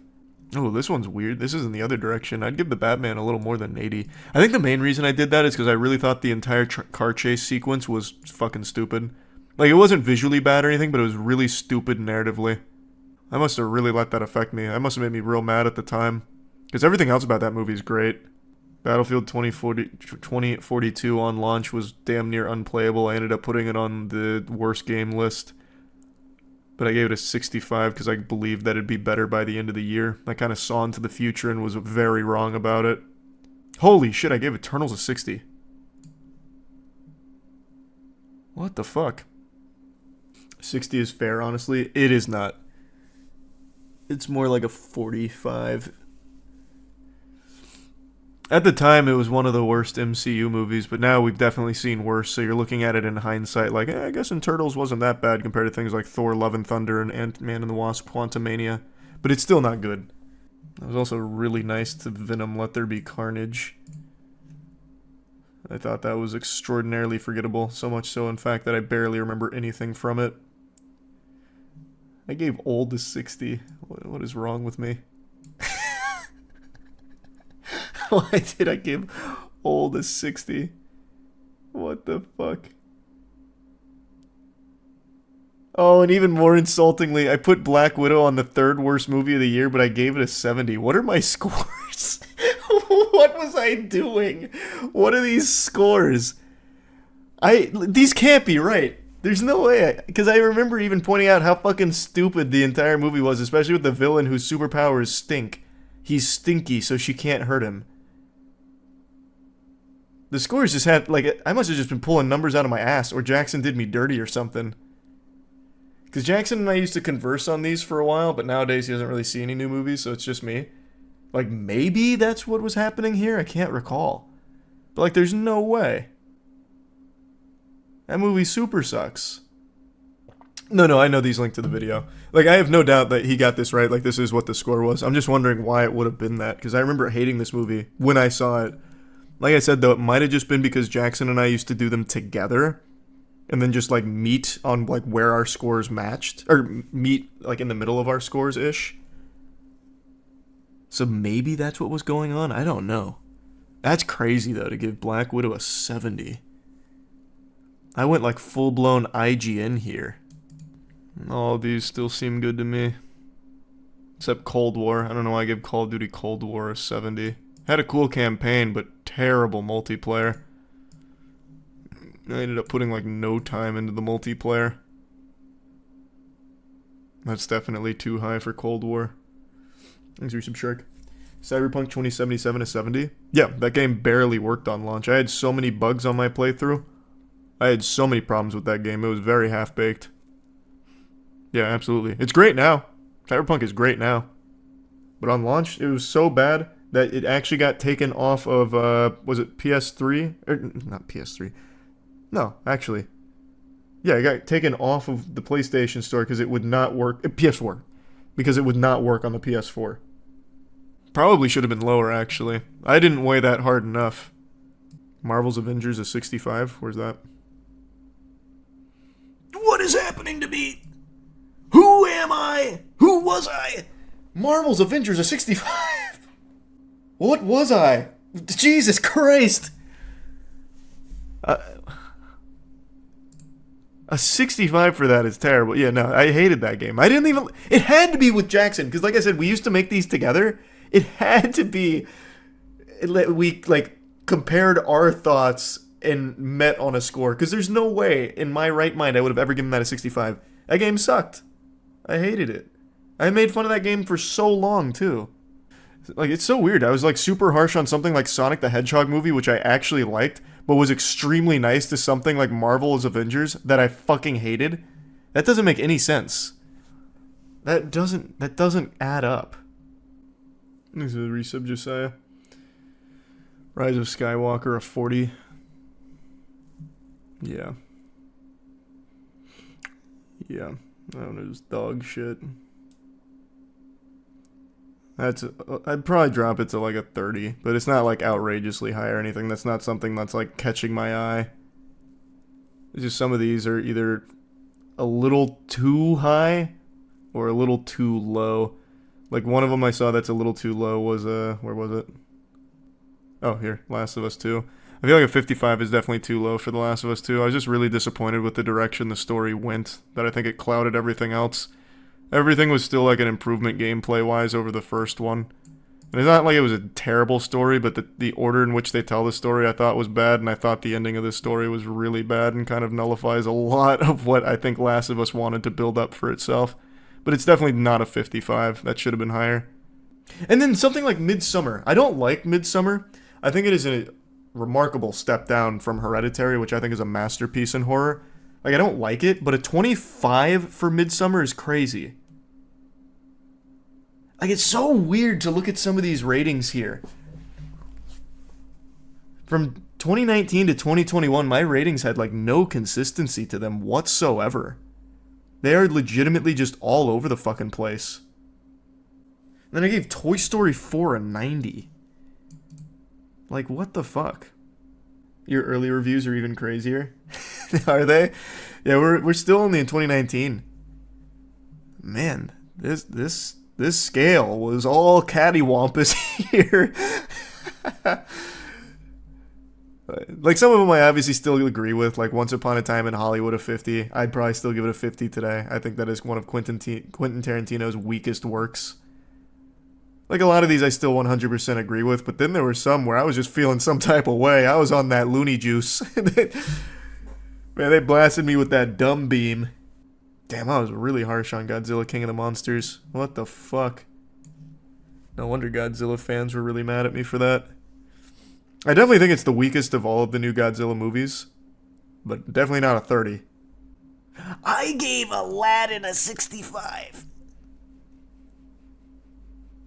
Live action Aladdin.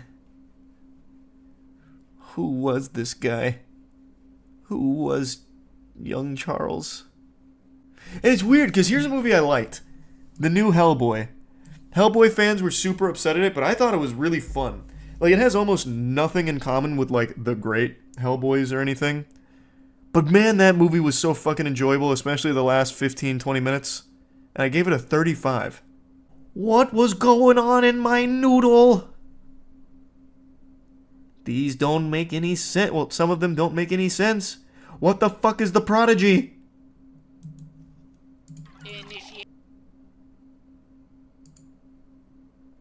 What is this movie? I don't remember it at all. What the fuck is it? God, I saw every dog shit horror movie ever. Still do.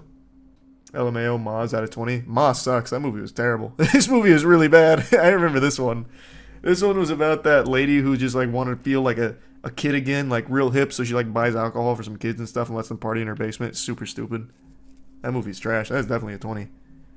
I don't remember The Prodigy. I guess it's a 40. Seems a little high. Why the fuck is Kingdom Hearts 3 a 70? Where's Kingdom Hearts 3? Brother, I couldn't tell you why I gave that a 70. Those were still some of the most miserable streams I ever did. Yet I ended up giving it a 70. Gameplay was fun, and actually not a single other thing about it. And not even all of the gameplay. Oh my god, why was I so harsh on replicas? I remember the movie very well, which I guess is more than I can say for half of these fucking things that I was giving 60s and 70s to willy-nilly. Replicas is that Keanu Reeves movie, which is actually a really sad concept for a movie in regards to Keanu Reeves being in it. Because it's about his family dying, and he can't cope with the loss, so he creates replicas of his family.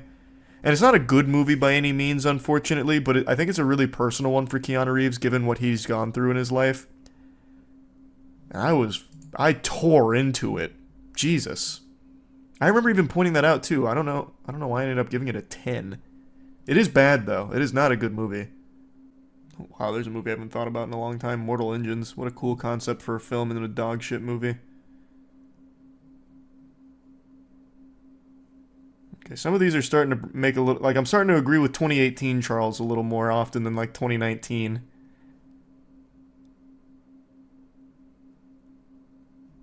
This is a little high for this, but only slightly. I'd probably give it, like, a 30, 35. RDR2, he's geeking. Nope. I'd absolutely still give that an 80 today. 100%. Amazing game, amazing story. I will never, ever, ever, ever replay it. It is a fucking slog. Nakey Jakey made 2 great videos going over some of the shortcomings of Red Dead Redemption 2, echoing my thoughts to the T. That I got fucking blasted for when I did my moist meter on it. So this one, 100%, I'd absolutely still give it an 80. I will never touch that game again, but it was an amazing game. Oh my god, I was nice to Black Ops 4, an 85. That was when I was in full-blown Battle Royale mode, though. I was playing every Battle Royale. And Black Ops 4 was a fun Battle Royale, but it had nothing else to it. That was the only part of it I liked, and I let it carry it to an 85. Craziness. Craziness. Yeah, that looks about right. I'd probably still give Venom like a 25, 30, 35 maybe. At most. Movie sucks. I hate that movie. I think it's terrible. I think the second one's maybe about as bad. And I ended up giving that a 60. So that just goes to show you the discrepancy. Oh, this is one of the best bad movies in modern times. Up there with like... Well, it's not up there with Moonfall. But it's in a similar vein as Moonfall. The new Predator movie. It's not new anymore now. But... God, this movie was beautifully awful. That movie was so good. Holy shit, this movie. Pretty sure I'm one of the only people in the world that watch this thing. Some of these movies I have to wonder why I even bothered moist metering them. What was the point? No one was ever going to go see Axel. Looking at the cover though is actually kind of cute. it was kind of an adorable movie. Yeah, Slender Man was terrible. 15%'s definitely about right. Horrible movie. I was really nice to the Teen Titans Go movie. I don't remember anything about it now. It also teased the OG Teen Titans coming back, which clearly never happened. Here's the lowest rating in moist meter history, the 2% to Gene Rain. Still makes sense. God. Giving Ant-Man and the Wasp a 55 is so painful. This is still one of my least favorite MCU movies, even to this day. It's so fucking trash. I'd probably end up giving that like a 30% now. Oh my god, I gave Jurassic World Fallen Kingdom a 65.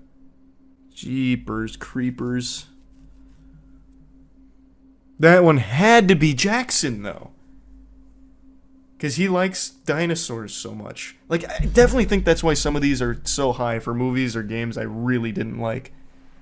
Not to use him as a scapegoat, but like, I can't think of any other reason why I would have been so generous on some of these. I was really nice to Incredibles 2. I still like the movie. I still really like Incredibles 2. But it's just not a very good movie, though, which I recognize. And it's nowhere near as good as the first Incredibles. It loses all of the heart. This one was controversial when I posted it because people hated Solo. But that was back when people were still delusional enough to think that Star Wars was going to be good again. And it still hasn't. This is a great movie. Oh, great's exaggeratory. This is a fun movie. It's just your generic sci-fi adventure, unapologetically cheesy and over the top. I stay by that. I watched that again a couple years ago. Still fun. Oh, I'll give God of War an 85. That was my game of the year, too. See, that's what I'm saying. Like, these scores sometimes just make no sense. I loved that game. And I still ended up giving it an 85. Like, for some reason, I wanted to play, like, Hardball with that one, but not some other ones. A lot of reused bosses. Yep, and that was my only major complaint. I think that was the only complaint I had for that whole game. Oh yeah, and the title. I hated the title. Still hate the title. I hate games that do this. I will always hate that. Call it something else. There is already a God of War. Don't call the new one the fucking God of War soft reboot. It's stupid. I hate it. Still hate it. Star Wars Battlefront, and Star Wars Battlefront 2, and then Star Wars Battlefront, and then Star Wars Battlefront 2, and then Modern Warfare, and then Modern Warfare, and then Modern Warfare 2, and then Modern Warfare 2, and then Modern Warfare 3, and then Modern Warfare 3, and they're all different games. It's stupid. I hate it. It's fucking stupid. Absolutely hate it. Again, here's another movie. Why did I even bother? This is 100% a movie none of you have ever even heard of. The Winchester horror film about the fucking Winchester widow being haunted by all the people that had been killed by Winchester rifles. Why even bother? Honestly. Why? What is this? I don't know what this is. I saw it at some point, clearly. I don't know it. That's the one where he gets orders on a train or something. Cool, I guess. I don't remember anything about it. I guess I kind of liked it, though. I remember the Insidious Last Key. Trash. What is Bright? Now we're getting into movies I just don't remember at all. Oh, fuck. This. Oh, my God. It's been that long? It's been 6 years since this trash? I thought it was much newer. I gave The Last Jedi a 70. It's gotta be Jackson. It's gotta be Jackson. It's gotta be. I hated that movie so much. Jackson would have gave it less. Not at the time. You don't understand. Jackson used to be a Star Wars fucking fanatic, and he brainwashed me on some of that. Nowadays, he's like one of the most jaded people on the planet because all of the things he loves goes to shit, like Star Wars. But back then, he was still a huge enthusiast. I think he saw this movie like 4 times. It had to be that. I hated this even when I saw it. There's no way I would have given it a 70. There's no way. Here's another movie. Why did I even bother moist metering it? I actually remember this one, but not because of the movie itself. There's a scene in here where I think it's the main girl. The main girl's laying on her bed reading a book. I don't remember why, but she was just reading a book and the camera stays on there for a while. And someone throws a fucking snowball out the window and it sounded like a cannon going off, and I actually jumped out of my goddamn seat. That was one of the most effective jump scares I'd ever experienced.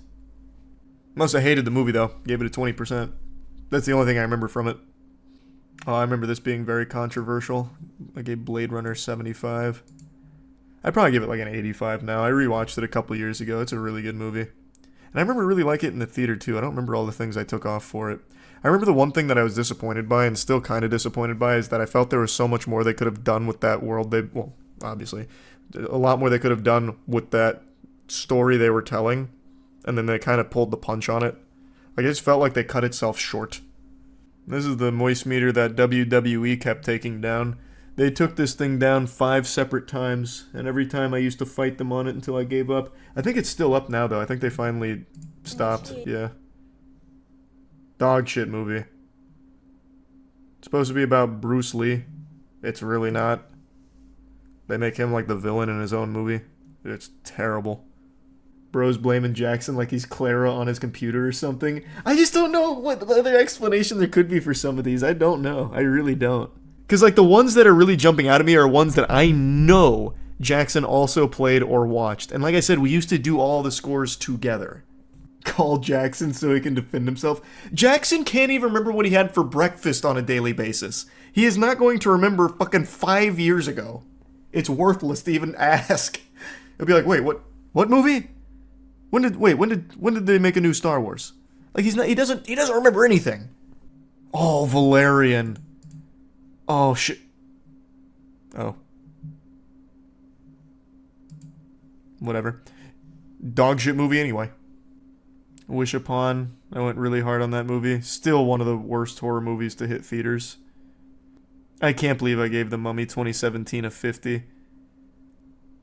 That one blows my mind. How? I gave Alien Covenant a 60. Who was this guy? I don't want to meet him. I don't know who this man was, but I don't want to meet him. That's baffling. Both of these are incomprehensible. Both of these should be down here with Transformers 5. 100%. 55% for Bohemian Rhapsody is Criminal. Brother, that was like 4 years forward from here. We went through that like 30 minutes ago. Bohemian Rhapsody was just not a very good movie. Like, there's an infamous scene in there that really kind of sums up the experience. I'll pull it up for you. Oh, this is more than just that scene, but here's a whole video breaking down how terrible the editing was on this movie. It's just, it is not a very well-made movie. Like, the performances are great. They did a great job with a lot of it, but it is put together horribly. Who should be blamed for that? Well, I don't know. I don't know the editor's name or anything, but it still makes the movie not good. So, like, the movie itself is to blame. Like, what do you mean? I can't just overlook that. It's the entire movie. What is unforgettable? Well, I guess I'll never know. That one's been completely forgotten. This is another one of those movies. Why did I even bother moist metering it? Nobody ever saw it except for me. Oh, it's this movie about the lady that keeps wanting to fuck. Man, I was really nice to the Ghost in the Shell movie. Gave it a 70. I also don't remember giving Mass Effect Andromeda a 55. I thought I gave it something in the 40s. But man, I even started with the gloves on. Like, I came in there with the sock'em boppers. I played so nice. The reason I started the moist meters is because I hated this game so much, and I still ended up giving it a 55. I did a couple reviews before this, though. Like, I moist metered Suicide Squad, Don't Breathe. Your principle back then was you tried to be as objective as you could, so a 50 to you was just mediocre. Yeah, but it's just those weren't mediocre. Like, I was still playing really nice. I still try and do that. Like, to me, a 50 is still like a perfectly average movie. But this was not a perfectly average game. Everything about it was below average, especially because it's in the Mass Effect universe. So you've already seen the potential of it, and it was still lacking in every possible department from pretty much every other game out at the time. I played so nice with it. And Ghost in the Shell is absolutely not above average. So I don't know. I don't know why I played so nice. This was an interesting trip down memory lane. I don't even recognize myself down here. Was Ghost in the Shell that bad? I wouldn't even say it was that bad, but it definitely... that would be something I'd probably give like a 52. Like that is something I'd probably be comfortable giving like a 52. Pain and Gain. Why would you even ask? Why? I saw this when I was still I saw this when I was still a virgin, actually. I think I was 18 when this movie came out, and I saw it at a girl's place who I was like super interested in. But it was me and a buddy. We went over there, and he was trying to like wingman me, and she was not having it. She was not interested. She was more interested in my friend. And I just sat there and I just fucking watched Pain and Gain on her TV in her apartment. I hate that movie because of that. That shit sucked. Fuck that movie. And I tried to get out of it because I knew, like, I figured I was kind of just in the way of them at that point. So I was like, I'm hungry. And she's like, no, it's fine. I got some crunchy peanut butter in my pantry. I was like, oh. Yeah, no, that's all right. I'll eat that, I guess. So then I'm fucking trapped. I sat there and ate fucking crunchy peanut butter watching Pain and Gain on her TV. Made me mad. That movie sucks. That movie gets a 10% on the moist meter. And it's only that high because the peanut butter was good. I swear to God, the AT2020 is the only reliable piece of technology in the entire fucking world. I've used this thing for 12 years now and it's never once let me down. Every time I try, like, a better piece of technology, it just doesn't work. It literally just never works. Ever. Ooh. I actually totally forgot about this boss.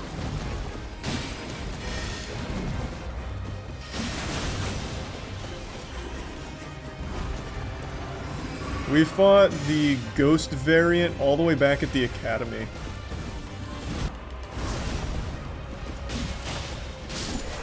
First try! Well, that boss was free. God damn, did they mean to put Loretta this deep into the game? Was that supposed to be like a tutorial boss, maybe?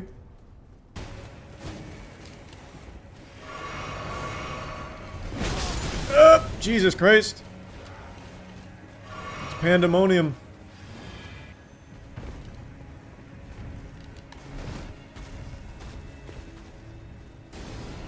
Oh my god, the outrageous speedrun strat. I'm fucking nuts. It's time. Are we here? Oh, let's go. I'm excited. Imagine I get this first try. I've only watched this boss through like Dankin's attempts and a couple other streamers. So it's not like I really know the moveset or anything. I know she has like that giant fire flower thing in phase 2, but that's about it. There's the prime Chikai. Is your mic blocking the screen? No, I can actually see the whole screen. I moved it way out of the way. My words. I am Melania, Blade of Mikola. Alright. Thank you, Tier 1 Kirby and Tier 1 Alec. She's cool. Got that like Sephiroth blade. Until today, the Dung Eater has come.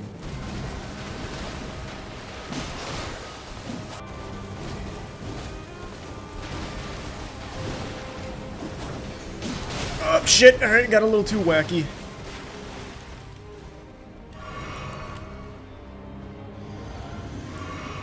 Ready? I'm coming in hot, fuck it! Yeah! Run it back, reset. Whoa! Okay, didn't expect that, not gonna lie. So that's that weapon art that I've seen. Not a bad first attempt.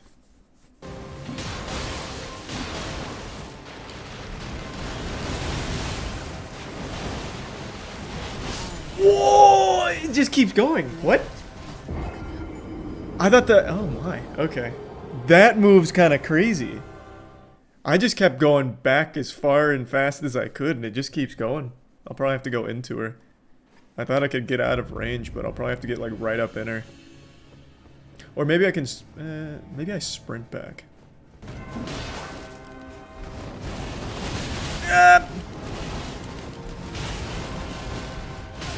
Oh! What an asshole!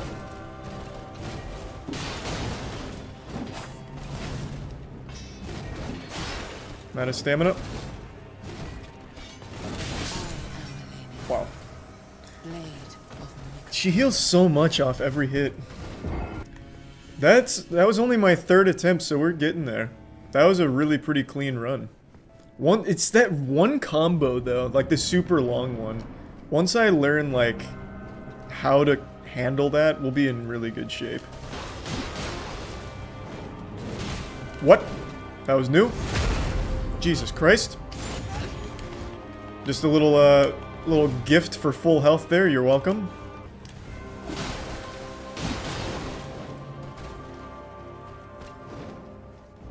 That's a big one. Oh, shit.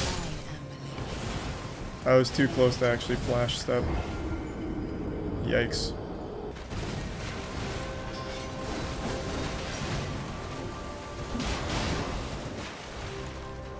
Getting a good read on her now. That's the big one?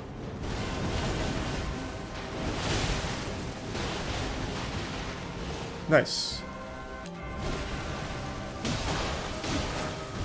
Whoa! That was scary. I didn't realize I was out of stamina. Almost through. Unlucky. Played safe. We've got her pretty low. Okay. Unlucky. Gotcha. Phase 2. Let's see it, baby. Took me 5 deaths to take it to phase 2. Not horrible. Could have been worse, I guess. We're in the holy dung eater get up. Wait.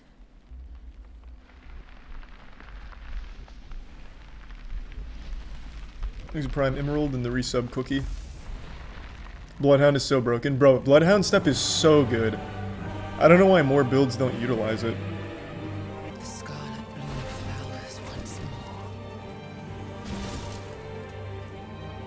more. Yeah. Scarlet Bloom, more like the Scarlet Boobs. Am I fucking right? That's right. So in Phase 2, I just know about her Fire Flower thing, which is the... Okay, I'm dead.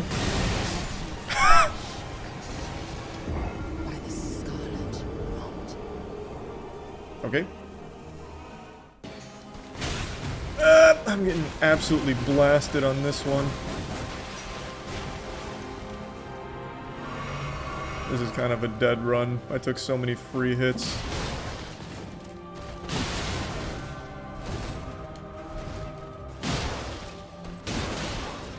That's the big one? Yeah, too late now. Just gotta spam. Kinda worked. All things considered, it could have been worse. Oh my god! Low stamina, but we're fine. This is a bad run. I fucked up. No flasks, no problem. He's used it 3 times in this run, which is a little sad. But that's okay.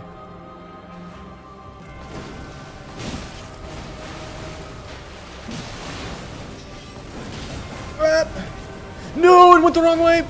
Scary. I buffered like 50 different actions there.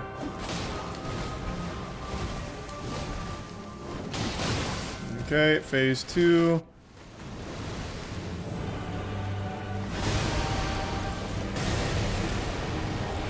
Just play it safe.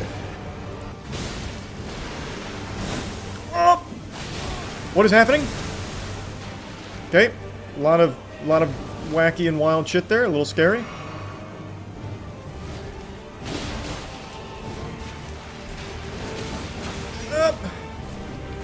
Why is it going back into her off the flash step?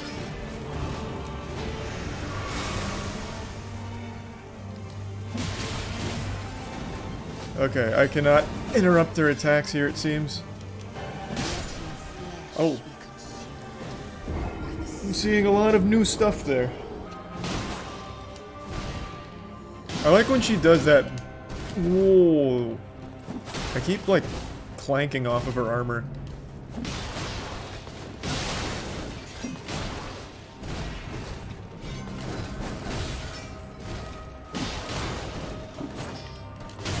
I'm out of stamina, not like this. This was so clean. Play it safe. Okay. Very good run. If I didn't fall apart and get a little tilted at the end, that could have been nuts.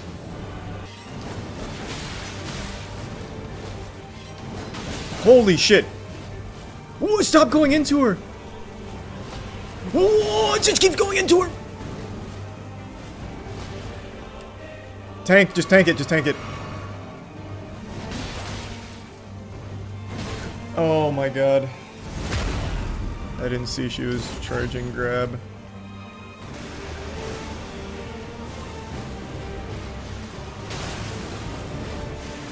What? Oh, what? Oh my god, okay. That attack's some dog shit. What?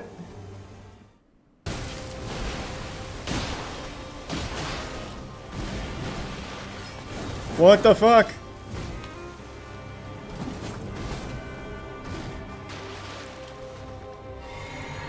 She's really liking that one string. Damn, she tanked through it. Okay, here, this is gonna be good practice for me. Oh my god, she also comes too. What the fuck? What? Oh my god.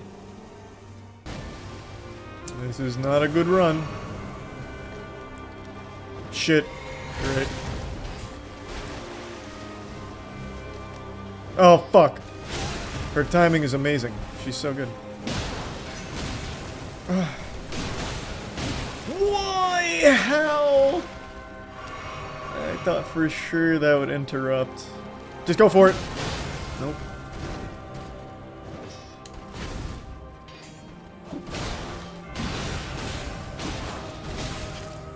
Okay, now I'm just committing so heavily. The tilt is really setting in.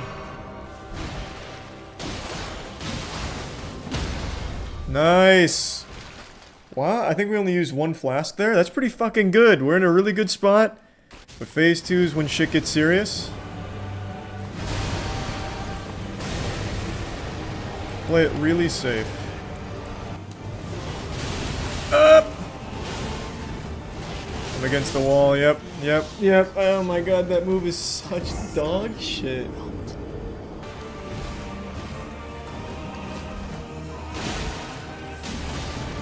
No, I thought I could stagger. Oh shit, here it comes.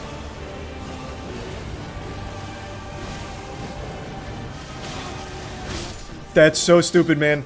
Oh my god, oh my fucking god, what? There's just no downtime. When that first one hits, she's already immediately coming in, so I can't react. I was spamming dodge, too. Or flash step. That's so stupid. Oh, what the fuck? I haven't seen that in so long, I forgot. Oh god. I accidentally buffered that. Alright, we're doing a pretty good job of dodging here. Not so much anything else, but our dodging's looking good.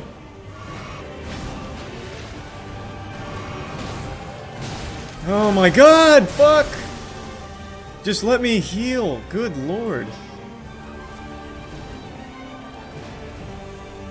She has been spamming all of the moves that you literally can't punish.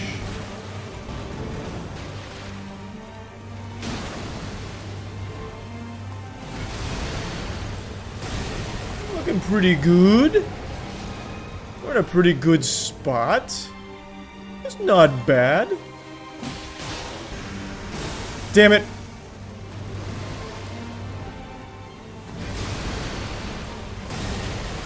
I could have punished so hard there. But I'd blood stepped too far. Ooh.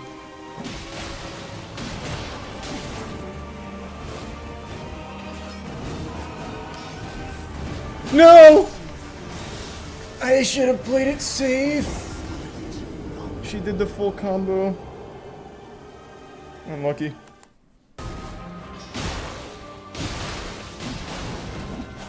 Up.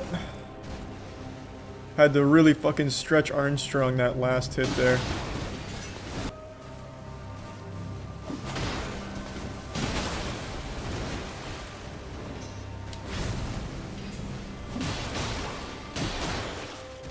Alright. Not terrible.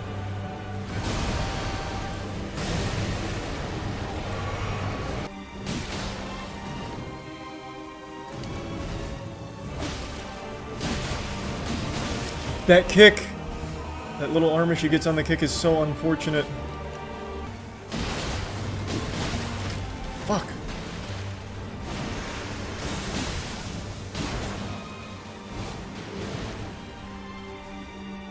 No reason to risk it.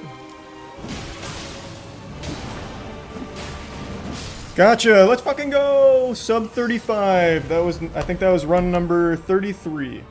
33 or 34. I got really lucky on that rotation. She didn't do the giant combo. Even though I have a pretty good read on the giant combo, I don't usually get killed by that anymore. Still feels good. What was that? Was that 34? 33 or 34? Nice. Fuck yeah. Bloodhound step is huge. Exit 5 gift subs Potato Aim in the tier 1 Reese in the prime Kaz, Destroyer, Mills, Vicious, and Calbuco. No summons, melee only, Millennia. Absolute fucking animal. What's your build? This is one I came up with. So the meta is usually doing cold Uchi plus Rivers of Blood to just lock her down and bleed proc. I went with the Kaiba for Bloodhound step. And then I was using super stinky Dung Eater armor, but I couldn't for this fight. Oh, that's good. That took under 2 hours. That took Dankin 10 hours or so. Are you gonna New Game Plus? I absolutely will. I don't know if I'll do New Game Plus tonight, though. Is there anything I've missed? I don't think so. I think I've done everything. Unless I wanted to go back and kill all the dragons, which I don't really want to do because the dragons are kind of lame. I think that's all I'm missing.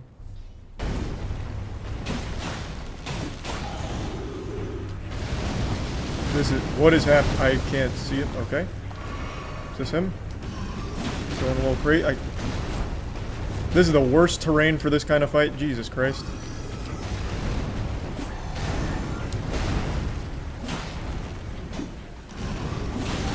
This sucks. Caught the end of that. Reset. Here I come, pussy. Oh, what an asshole.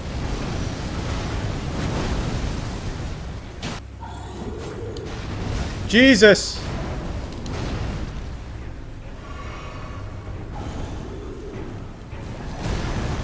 He jumps so fucking much! Okay, I think that's actually the last thing I haven't killed. You think Melania was a fun boss? Yeah, I think like her main mechanic of vampirism, like healing off hit, is a little cheesy.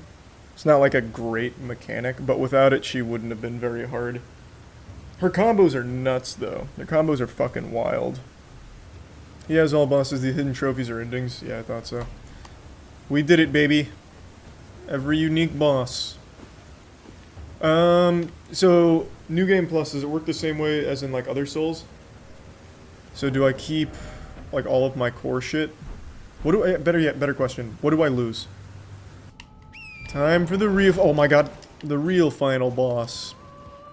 Regal Ancestral Spirit. Yeah. Oh. Bloodhound Step plus Frost plus Bleed but no summons, lol. Summons, what the fuck are you talking about? That's not even comparable. Mimic plus Tin can solo pretty much any boss in the game. Summons are not built the same. What are you talking about? What did you use? A frying pan? Thanks to Resub Raccoon. This is gonna be a good last boss. Here I come. Yep.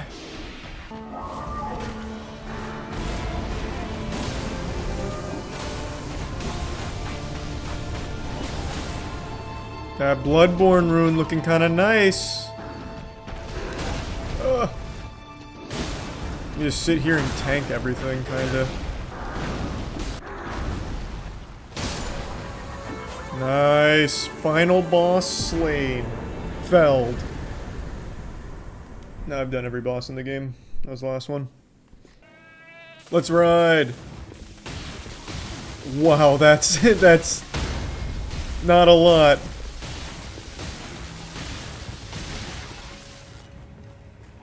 Alright, blow the horn, blow the horn. Maybe I can push him off the ledge? Outplayed! Oh my god. Damn. Upgrade the weapon. True. I can just put it on a higher level weapon. I'll put it on the, Uchi. Okay, this'll be the one. Things at Prime. Guap and Chrysilium. Oh, yeah. That's looking nice. Now that's a good build. That feels a lot better. Oh yeah, two-hand.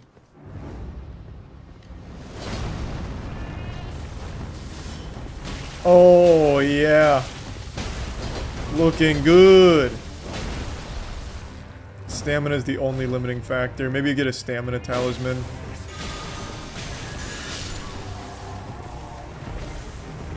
Pretty good though, pretty good. That's not bad. That's not bad. I'm about to melt this fucking guy. Come here, you pussy. Is that bait?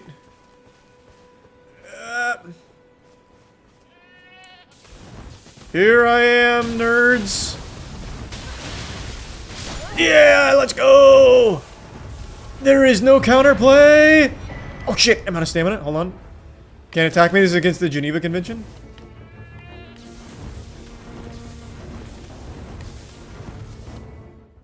What just happened? That guy just rage quit? Like, oh my god. It's Sonic the Hedgehog. He's too real. I'm out. Oh, the first guy I killed was the host? Oh, I didn't even notice. You won't win. I've practiced this forbidden jutsu for years. Oh god, out of stamina. You can't attack. Is this guy even trying to win? Is that the worst PvPer in history, or is that guy just there to observe? I finally made this build work. I said like 6 streams ago I wanted to make a Sonic the Hedgehog build work. Now I finally have. I'm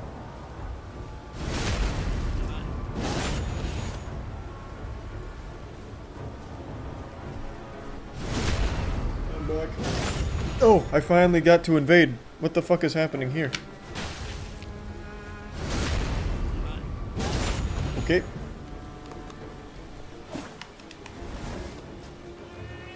Here I come. You're not ready for this build, my friend.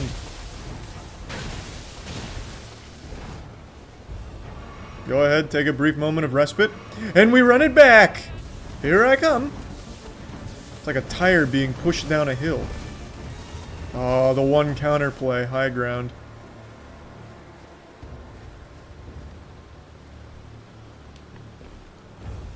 Thanks a prime, Babbo.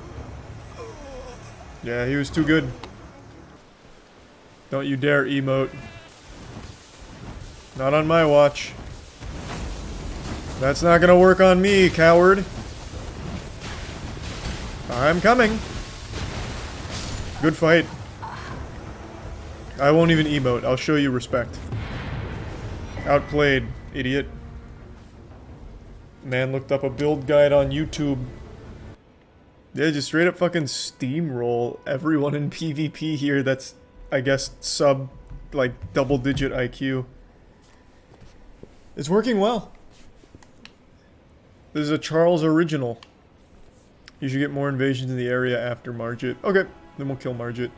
I'm gonna use Mimic plus Tin here. I want to see if it can solo Margit. And I want to see if he's gonna use my Sonic the Hedgehog.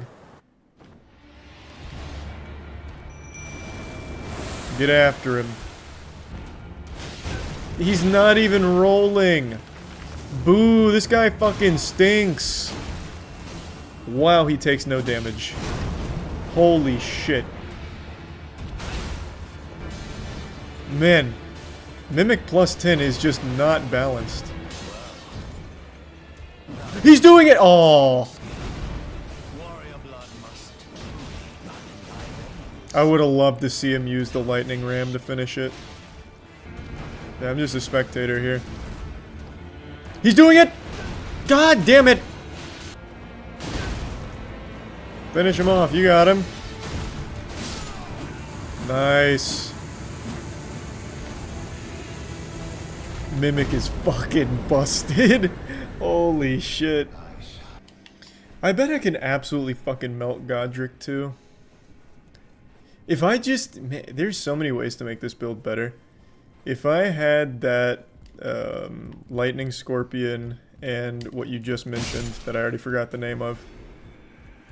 The Alexander one. I would be nuts. This build would be so fucking crazy.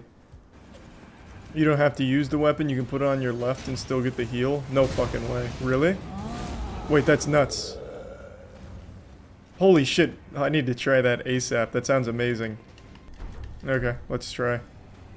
I figured it'd have to be hits with that weapon. It's about to be crazy if that's confirmed. Here I come, Godric. Oh, wait, hold on. I'm just pranking. I forgot to use my flask. Okay, now I'm ready. Here I come, Godric. Damn, not enough poise. Here I come.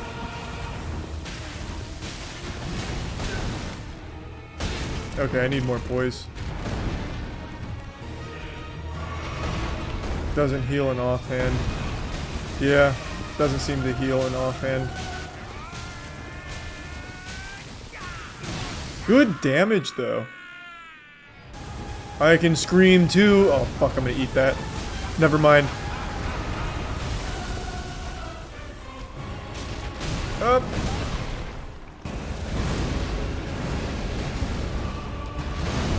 Here I go.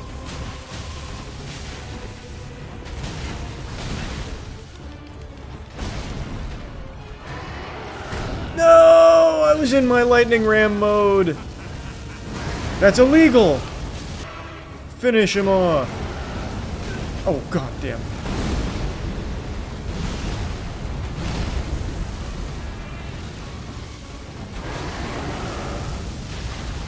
Gotcha. Too easy, baby. Let's go. I have sworn multiple times that I would stop talking about EDP445, but just like most people's New Year's resolutions about going to the gym, I'm going to have to break it. Every few months for the last couple of years, like clockwork, he will try and come back to the internet after his historic fall from grace after being caught in the now infamous cupcake sting operation that outed him as a predator. He'll come back with an almost cartoonish development. He has been on this non-stop wild and wacky roller coaster of crazy, goofy shit that he tries.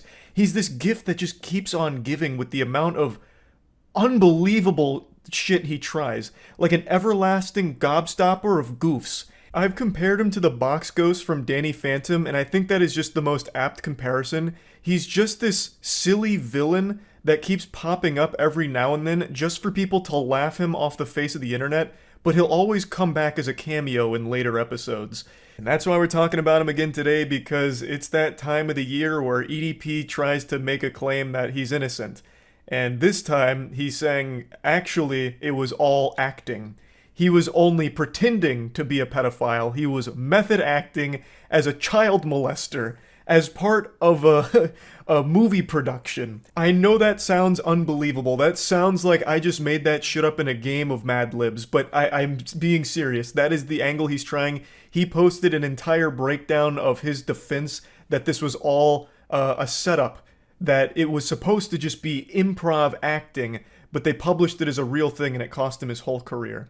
Now, before diving into the fanfic that EDP tries to craft here like he's working on a fucking Tumblr blog, I do want to make it clear that even though the Cupcake Doomsday sting operation was the apocalypse that brought down the world of EDP, it's far from the only instance of him talking inappropriately and sexually with minors. This was just the only one where they actually caught him in video. You know, this was no longer just blurry photos of Sasquatch or rumors. They finally had him on video, flirting with, and then even going to a physical location to meet someone he believed to be a child. This followed sexually charged conversations as well as inappropriate pictures, including a picture of his poopy in a toilet, an actual shit pic. I make sure to mention that anytime EDP's name comes up because god damn it, that shit is crazy. And following all that, he went to the physical location to meet someone he believed to be a kid, and said the reason he was there was actually because his belly was empty, his tummy was growling for a cupcake, which is why it became known as the cupcake incident. But this is just focusing on that video and not any of the other numerous claims and evidence about the way he talked to children and all of that. So let's take it from the top here in the timeline of events. He lays out all the lore, and it dates all the way back to 2019. So he's laying out the goddamn Silmarillion here, preceding the Lord of the Rings events that take place later on. So in 2019, he flew out to Philadelphia for the world premiere of Maybe Next Year, which he was featured in. I suppose this was his acting debut, and that's crucial knowledge here because fast forward to 2021, he received an email from Chet Goldstein, who was the person conducting the investigation on EDP at the time, and he's claiming that in 2021, Chet Goldstein reached out to him, letting him know how impressed he was with EDP's performance in that documentary, saying that he was impressed with his work from Maybe Next Year and wanted to give him a shot for a different part in a film that Chet Goldstein was working on at the time. So he drops a receipt here of an email that basically just echoes that, saying, hey, you know, your work was fucking amazing, can't believe you didn't win an Oscar, would love to have you as part of this next production if you're willing to try out for it, get back to me. EDP responds, ecstatic to take this role. This was really going to blow up his acting career. He confirms an address with him, that it's a Rite Aid location they're meeting at. Chet Goldstein says that, their cameraman will meet them at the Rite Aid parking lot, and it's going to be a random scene that they're going to act out for 30 to 40 minutes to see if he's fit for filming. He says, the scene we may ask you to act out may seem a bit odd and I may crack some jokes and be rude in certain parts of the shoot that may seem offensive to you, but keep in mind, we have a protocol of situations we may throw at you to see how you respond and act in helping us determine if you're fit for the part. If selected for the part for the film we're shooting in Bakersville in October, we'll reach out in 7 to 14 business days for our meeting. Please message me back to confirm this date. So this is his bombshell, shocking revelation plot twist moment where you see Chet Goldstein actually was just wanting me to act, improv to make sure I was, up to snuff here with the role that I'd be required to play for his production. I was under the impression this was all part of the acting, which even upon hearing this excuse is one of the most unbelievable things I've ever heard. No, you remember that incident from 2 years ago. Keep in mind, he's just now posting this 2 years later. I'm guessing this idea came to him in a dream recently to try this garbage. But, why wait 2 years if this is all legitimate? But regardless, all of that pedophile shit, no, that's just because I was a very good actor. I actually fooled all of you. It was acting, but I'm really upset because, I was misled. I was instructed to improv. I had no idea this was going to be the result. But I know what you're thinking, Charles, he posted receipts, he posted emails right there. There's proof, there's evidence to support these outrageous claims. Sometimes reality can be stranger than fiction. And to that I say, I do not like those green eggs and ham. I do not like them, Sam I am. These are fucking poorly photoshopped emails that he posts. He couldn't even Photoshop or crop it correctly. Look at Chet Goldstein's name. You can still see some of the black flakes at the top where Chet Goldstein was pasted on top of whatever this email originally was, and none of it's even centered in the first place. It doesn't even convincingly look like real emails. It is awful. It is terribly done. And to go even a step further, I can literally hear EDP's voice in the Chet Goldstein text here. He caps locked respond and act, as if that's supposed to drive the point home, no, look, it's real. This is super real because respond and act. That's a key word. I'm going to have to capitalize that one so that way people know that this is key. It's blatantly fake. These aren't real emails. But you know what? I'm always willing to play ball and suspend disbelief. Let's assume that this is real somehow.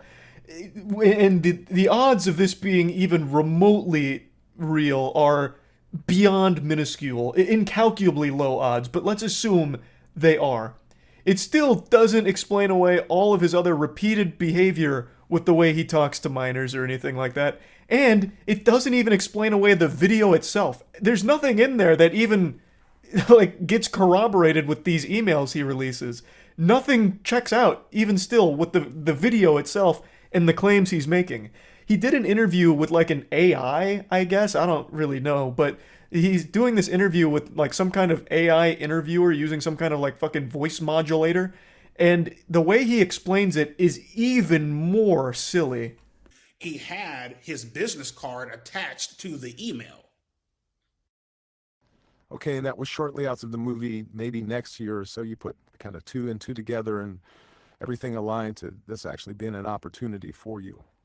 Correct, yes. Okay, so Chet emails you and tells you to meet him at the apartment complex? I'm sorry, maybe I'm not understanding. Well, the original meetup spot was at the Rite Aid. In what fucking solar system would someone be so stupid as to get a random email from someone claiming to be a movie producer who just reached out to you with a cold call saying, hey, your fucking performance in this documentary was superb, spectacular stuff. Come meet me at a Rite Aid where I'm going to have you play a child predator. Would you think that that's a good opportunity? So let's assume he didn't know he was going to be acting as a pedophile. The second that they start spitballing this improv at him, okay, so all of these chat logs with this child, you're a pedophile. Why would he play along with it? What opportunity did you think this was? How would portraying a child molester be this golden goose for you? You are already a successful YouTuber with millions of subscribers, but this was your ticket to the big time? This role you thought you were playing, the role of method acting a fucking pedophile? That makes no sense. That is inexplicably ridiculous. You know what I mean? And then the camera guy, Javier, he actually walked me over to the apartment complex. So in the fucking email, It was just, you know, boom, right here at the Rite Aid. And then camera guy is the one who walked me over to the apartment complex. This is the first time I ever seen this fucking apartment complex. You know what I mean? This does absolutely nothing to help proclaim his innocence here. If it was at the Rite Aid or the apartment complex, it doesn't fucking change anything.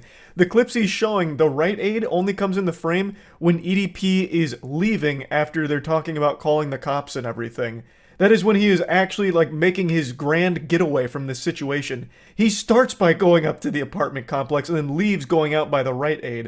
Do you have any indication on what you're walking into, what type of scene you're going to be acting out?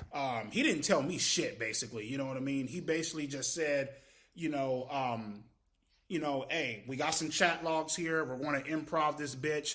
Go along with it. I'm just like, all right, cool. So...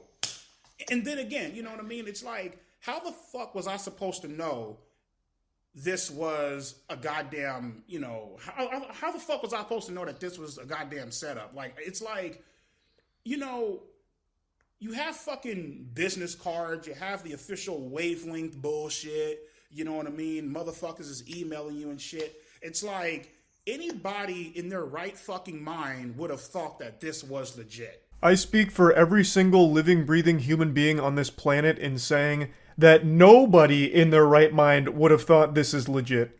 At all. I will suspend disbelief yet again here to just toy around with this idea. Why the fuck would you even improv this kind of scene? Did you want the role of a pedophile? Did you want that to be your acting legacy? The follow-up to your magnum opus performance in maybe next year you wanted to be the child predator? What sense does that fucking make? This is the dumbest defense ever. And he doesn't even do anything to, like, somehow explain away everything he says and does in the video itself. None of this explains any of it. And this fucking email screenshots are fake emails to begin with. The whole thing is so stupid. But it is laughable that he is actually trying this with a straight face. Obviously, this is yet again another desperate attempt to prove that he's never been a child predator, even though there is overwhelming amounts of evidence, even outside of this big video that came from it. There is still so much evidence against him, and really the only reason he never faced jail time is because the investigation was done by YouTubers and not done in collaboration with law enforcement, so he was able to squeak away based on that, which is something that has happened a lot, unfortunately.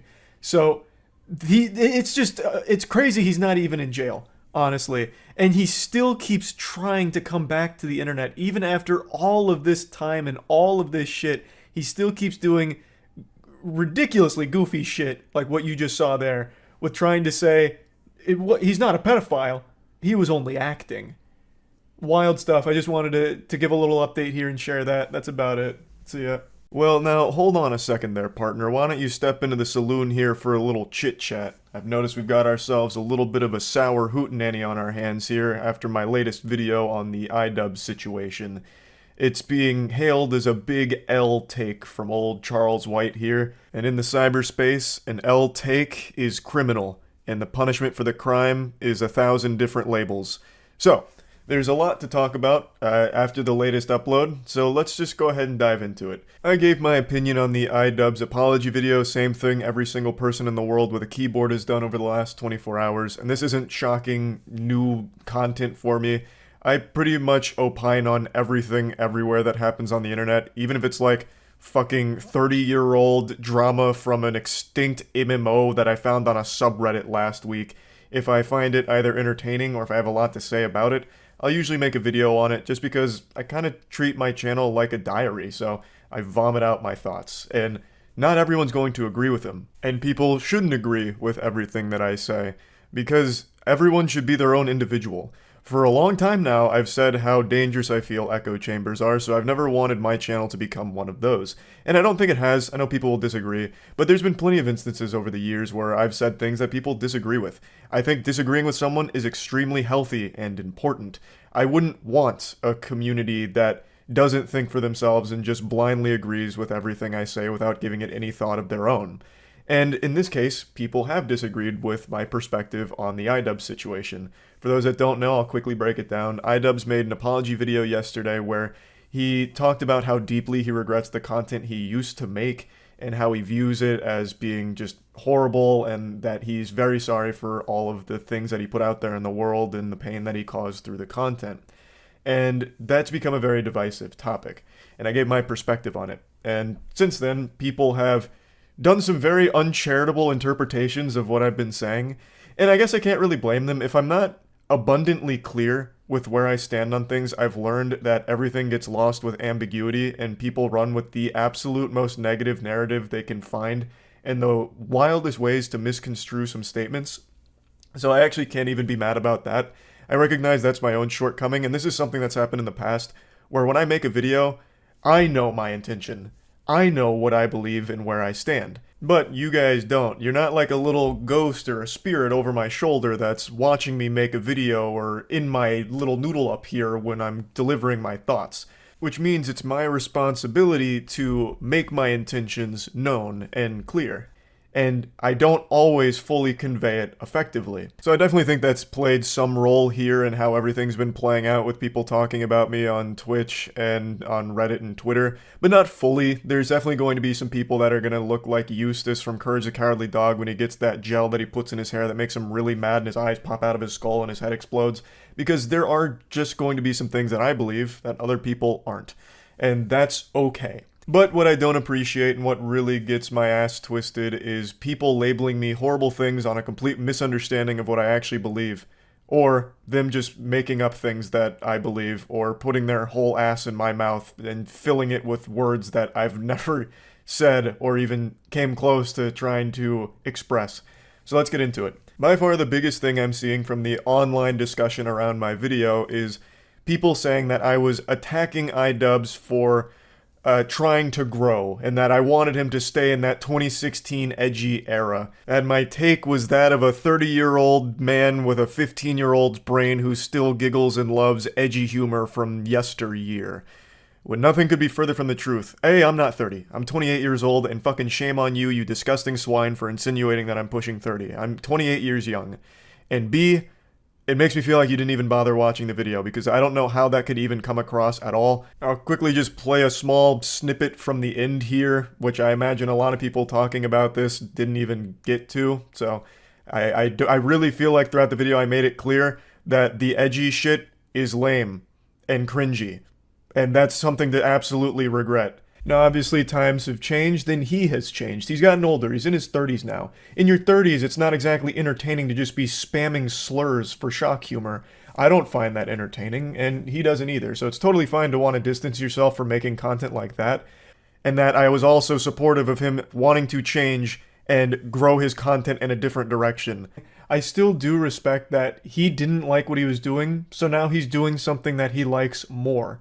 Even though it is coming at the risk of losing his audience, he'll find happiness in the content that he makes going forward, and maybe he's happier with the new audience that he potentially cultivates through all of it. So I had a whole section in the video about how important I find it that content creators branch out, instead of just living in a niche and staying locked down by their audience and their expectations. How they shouldn't just keep doing a song and dance that doesn't make them happy. They should be trying to grow and change as a person and as a content creator, and changing their content. I had a whole fucking section about that, talking about it outside of even just the iDubbbz perspective here.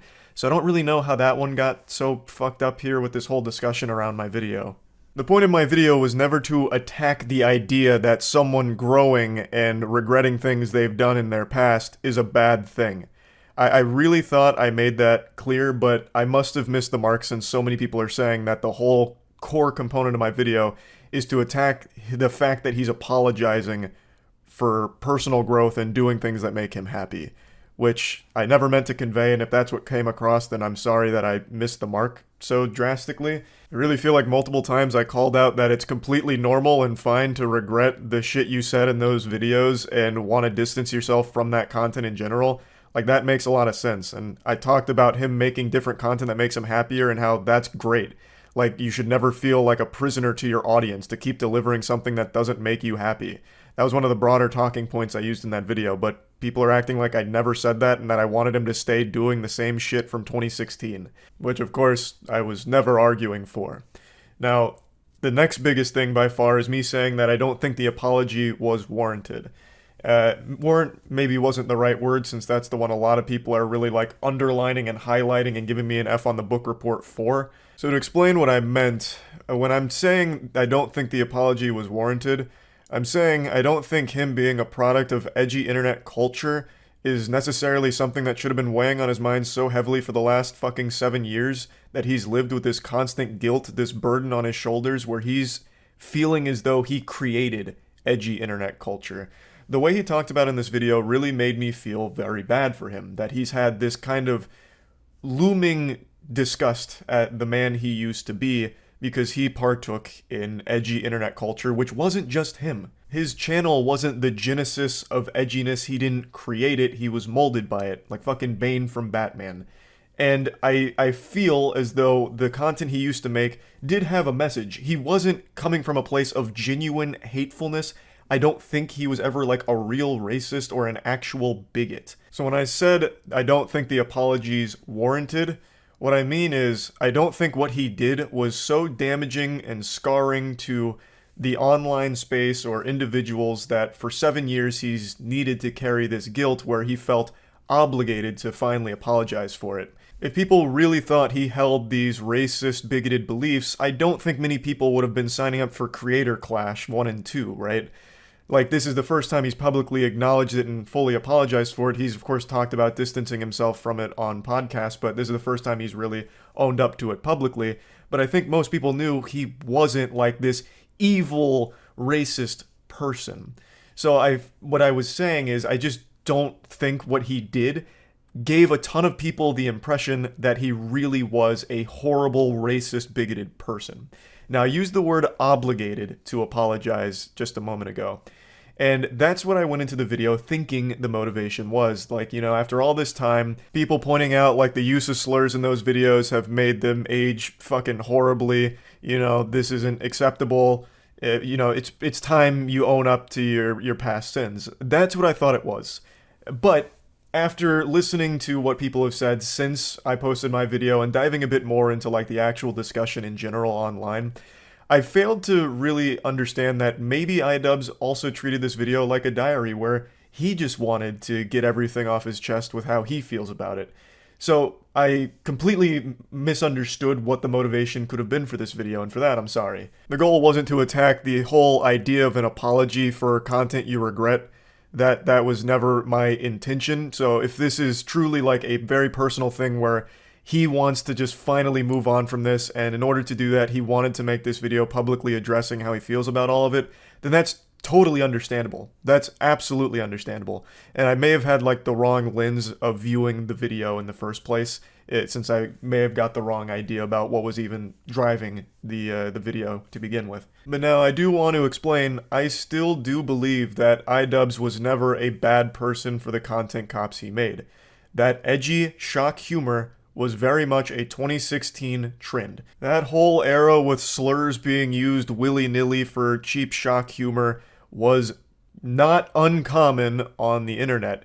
And I don't know why people think that I'm trying to harken back to the glory days of being able to use a bunch of slurs all over the place. I've never fucking said that. I think in the last video, what gave people that idea is I said 2016 era shock humor in all its glory. So they thought that I was trying to celebrate the golden days or something. But I've never ever spoken support for that kind of edgy shit. I've always openly made fun of that whole idea. Even back in the era, I always found it pretty lame for the most part. So that might have just been a misunderstanding of my sarcasm when saying in all its glory in the last video, but I want to make that clear. But anyway, him using these slurs for cheap shock humor in the content cops is embarrassing and something to genuinely regret and look back on like, damn, I fucked that up. Absolutely. And I said that in the last video too. They were videos that were meant to criticize people that did deserve criticism. One thing iDubbbz said in his video that I still very much disagree with is that he made videos criticizing people based on lackluster reasons. I very much vehemently disagree with that. The people he did make content on were worthy of being criticized and called out for bad actions and being highlighted for horrible things they've done. And in doing so, iDubbbz attempted to entertain his audience, and one of the ways he tried to entertain them was through this shock humor with his slurs. Like I said, his catchphrase being 2 slurs strung together is nothing to be proud of. So looking back on that component of Content Cops negatively and regretting that is a completely understandable and normal thing to do.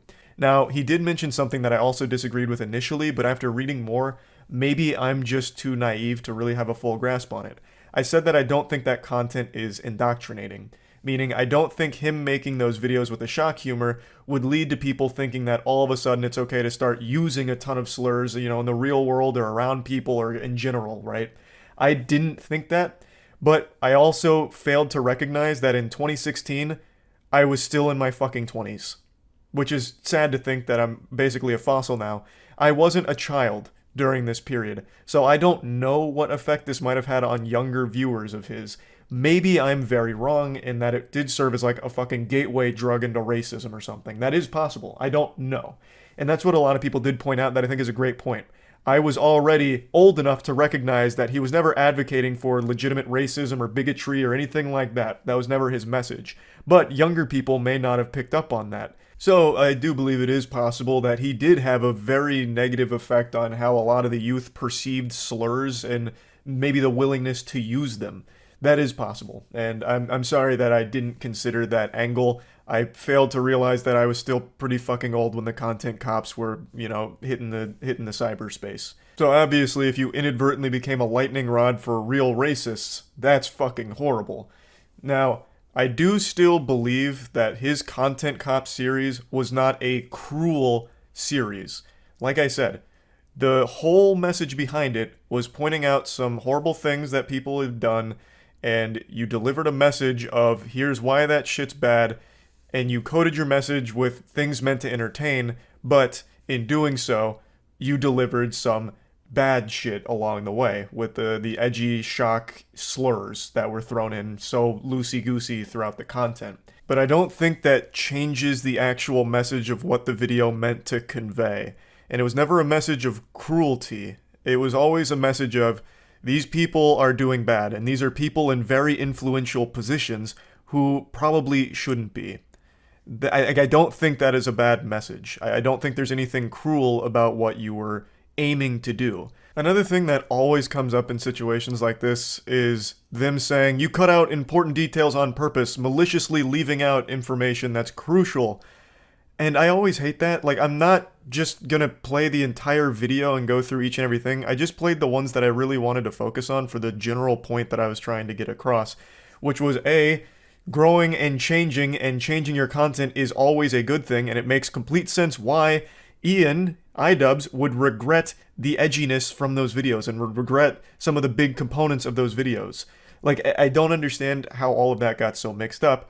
Like, yes, I do disagree that the content was cruel, as I just explained, but the core message is still changing is a good thing, always has been, and I've always preached for that. Instead of just living in a niche forever and making yourself miserable doing the same thing forever, changing, growing as a person, and adapting is always great. And he had legitimate things to be regretful of. The edginess, the shock humor, inexcusably cringe, lame, not good. The remaining parts of his apology video were topics that I totally understood his perspective of. I totally got it. But none of them were what I was focusing on for what I was saying about the whole subject. For example, he mentions fan interaction where he met a couple fans and it helped him understand that, damn, my content is really giving people a certain vibe or a certain impression of me that just isn't true. So it helped like show him that there were a lot of things in the content that were regrettable, that he regretted. Like, I get that. Like, I totally understand it. And I didn't exclude them from my video as a way of like manipulating a narrative or trying to hide it or anything. They were just things I totally understood, but they weren't part of like the overall talking point that I was trying to discuss. In the last video, I mentioned that I didn't feel his content created the weirdo losers that disregard the message of the content and instead focused on just the slurs, right? Like a bunch of like actual bad actors who are just there to celebrate the fact that iDubbbz would say the bad words, the real off-limits stuff, the slurs. That's all they cared about. I said I have no doubt that those community members exist, but I didn't think his content created them. You know, I felt like, you know, like bacteria, they just happened to already be there and then found his content and then found a home there to keep celebrating that shit. But just like I mentioned a little while ago, I'm most likely wrong about this. I saw the content when I was in my 20s. I could see the satire in it. I assume the majority of other people could, but I didn't even take into consideration that a lot of the viewers were younger, and there's a very good chance that this content was their first exposure to it, and it may have led to them becoming those weirdo losers. Not necessarily that the weirdo losers had always existed since the beginning of time and then just found his content. There is a very high likelihood that it also just created that atmosphere with those kind of audience members as well, which is something iDubbbz would obviously want to distance himself from. I think that was most of the things people were talking about in relation to my video on the subject, so hopefully I cleared up any misconceptions about where I stand or what I believe. And I'm sorry if things got real lost somehow. I want to make it clear once again, I was never attacking iDubbbz for apologizing for regretting his content or for wanting to change and grow and do different things. I really thought I voiced support for those things, but I must not have done it effectively. So that's on me, and hopefully this gave all of my perspectives on it much more clarity. That's about it. See ya. There's a viral video going around on the internet right now that really struck a chord within me, deep within my soul. A video that is about a short man getting very angry and he becomes a massive douchebag asshole. I'm sure most of you have seen this, but from the perspective of a short man, we're a rare breed, so I figured you'd want the unique perspective of a man who's below average male height. I'm 5'6". And one thing I'd like to say about this video before I play it for the few of you that haven't seen it, is this video is so embarrassing on this guy's part that it made me feel tall. Watching this video made me forget that I was short, and I was just laughing at this guy like, this fucking loser, must suck being short. And it didn't occur to me until I went to take a shit and I looked at myself in the mirror that I was like, God damn, wait, I'm short too. You're great women, why is that okay? Why is it okay for women to say, oh, you're 5 feet on dating sites? You should be dead? That's okay? Who said that to you here? Nobody.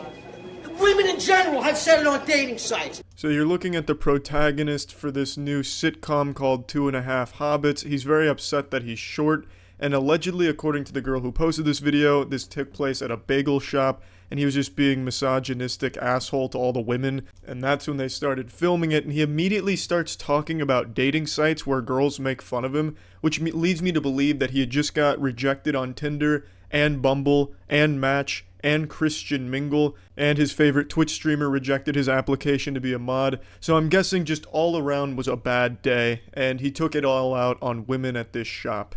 You think I'm making that shit up? Everywhere I go, I get the same fucking smirk with the biting lip. Shut your mouth. You're not God or my father or my boss. Dude, you want to step outside? You want to step outside? Huh? I'm not standing, pal. This is the highest level short man rage I've ever seen documented. This is the kind of shit you only read about on Reddit.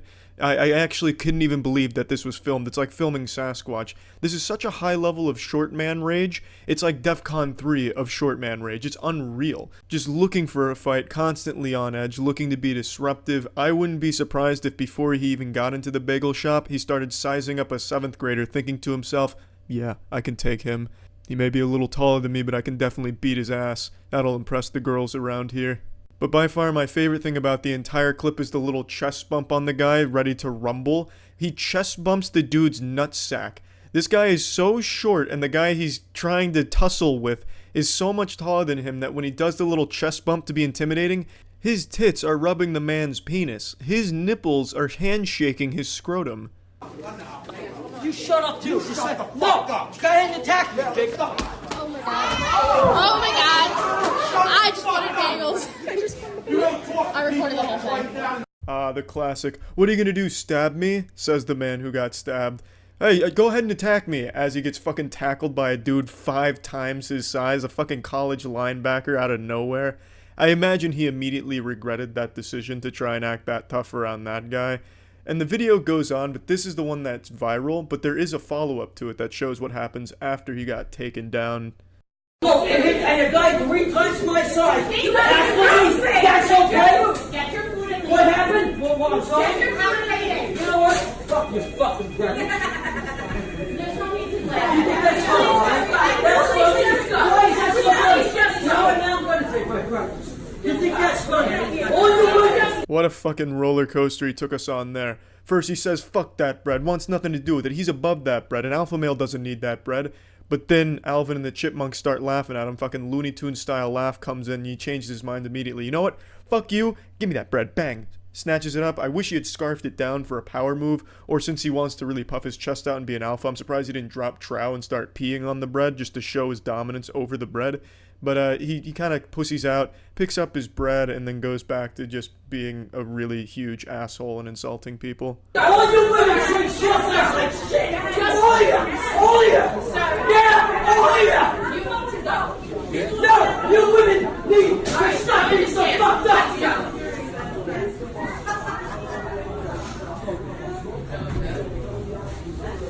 He then went home to make a blog post about why nice guys like him don't get the good-looking girls in society, and it's a shame. He is a nice guy, as you can clearly tell, well-adjusted. He seems to have a good head on his very small shoulders, but I think it's really sad the lack of self-control and most likely self-awareness. I guarantee he went home thinking he did nothing wrong, and that society was just beating down the short guy again.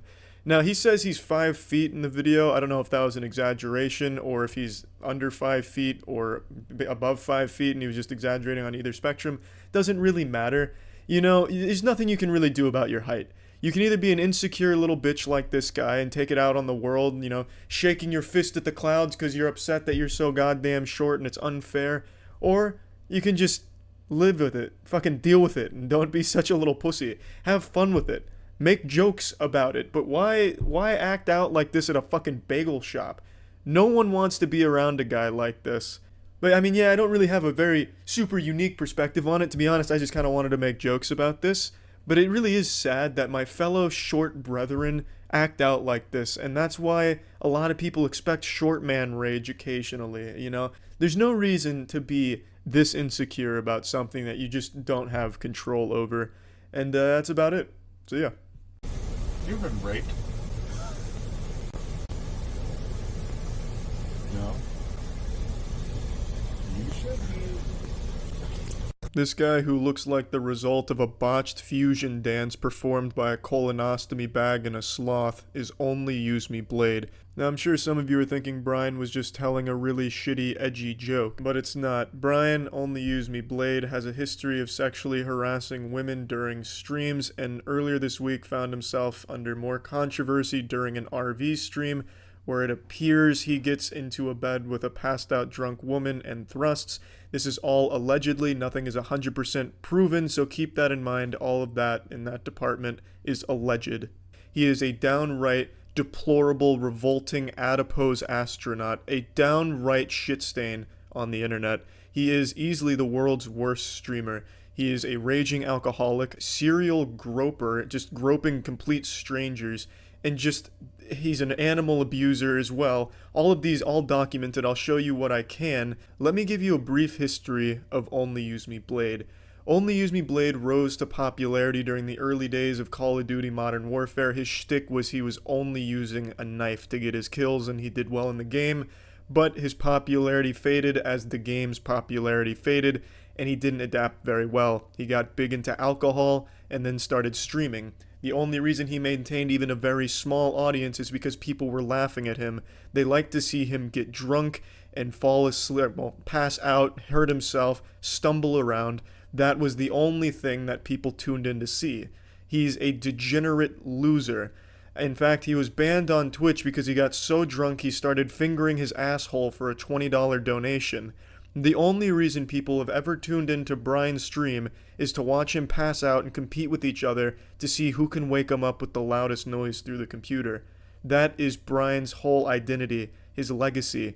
And I'd feel bad for him, but it's hard to feel bad for a skid mark like this guy. Now let me show you his follow-up to when he recently groped a woman on stream and she called him out for it. This is his perspective on it. I just have a lot of love to give. So if some random fucking ugly whore bitch gets groped, she gets groped. Accept it. You should be fucking welcome, whore. You should be fucking welcome, whore.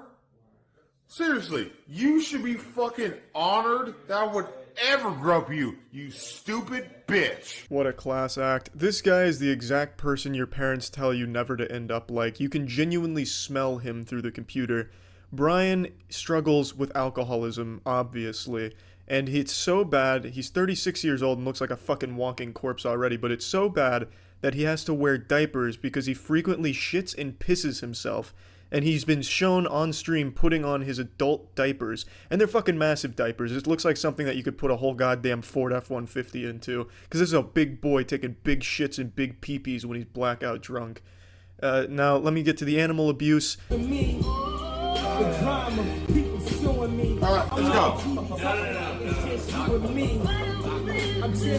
I didn't like it. Animal abuse is all the rage from internet creators these days, and Only Use Me Blade hopped on that bandwagon early. You got Brooke, the girl that put her dog into the dryer. You've got all of these titans in animal abuse on the internet, and Only Use Me Blade was kind of the pioneer who really kicked it off.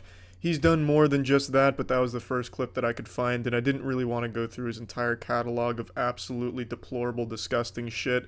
So I think you can pretty well understand how he feels about animals and how he treats them when he's around them, even though he himself is the most vile animal on the internet. Now let's get to the most recent thing where this grotesque dump truck appears to have non-consensual sex with a passed out drunk woman. Now keep in mind, nothing has been 100% proven, so this is all alleged. The incident occurred on an RV trip. It's a stream that they're doing with a bunch of different people. She was on the trip with them. There's multiple different camera angles, and one of the camera angles shows Blade going into the back room where the girl was passed out drunk, and he is stripped down to his boxers and appears to be thrusting on top of the woman.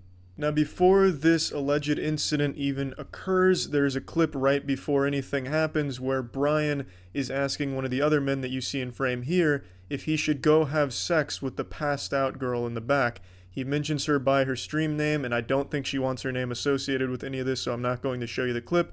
But to the guy's response when Brian says this is he just kind of shrugs his shoulders. Every man on this fucking RV that you see here is such a piece of shit. It's unbelievable. It's like this RV is a giant pile of dog shit, and these are just subhuman flies feasting upon it, festering in this cesspool. It's fucking gross. This is the clip where the alleged incident actually is occurring on camera. I've cropped it out so you can't see it, but just out of frame, it seems as though Brian is making a thrusting motion on the bed. He's a massive man, so you can see the covers moving back and forth, and his legs are moving quite a bit as well, trembling under the body weight that they have to support. But this alleged incident is occurring at this time in the clip.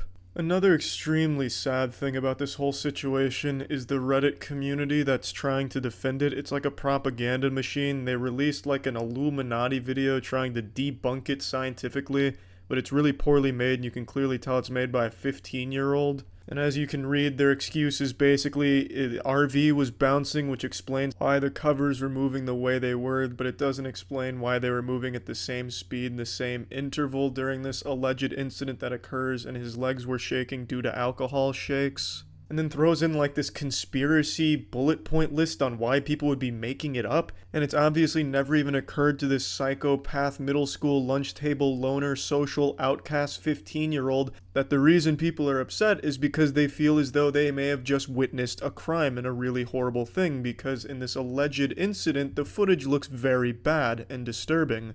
And for some reason, as these fucking paranoid gang-stalking conspiracy points like, oh, they're coming after our entertainment, the normies are flooding in, white knights. It's unbelievable, and it's just fucking pathetic.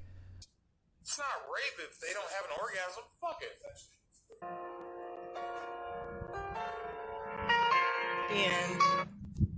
And okay, I don't think if this shit is like, I don't think I should just be on stream doing this shit. That was a clip of the girl reacting to a video that detailed the entire situation, and then she goes offline. I'm going to give you a quick little montage of Brian groping women on stream. If you just search Only Use Me Blade, the first 20 or so results are just clips of him groping women that aren't interested in him. His name, Only Use Me Blade, is basically just synonymous with vomit and grope. Oh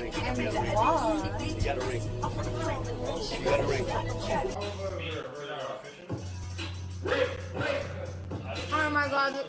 Oh my god, what the fuck? You can't grope me! You broke me on my head.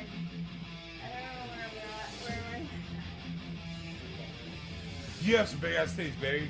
No, bring him on back. Bring him on back.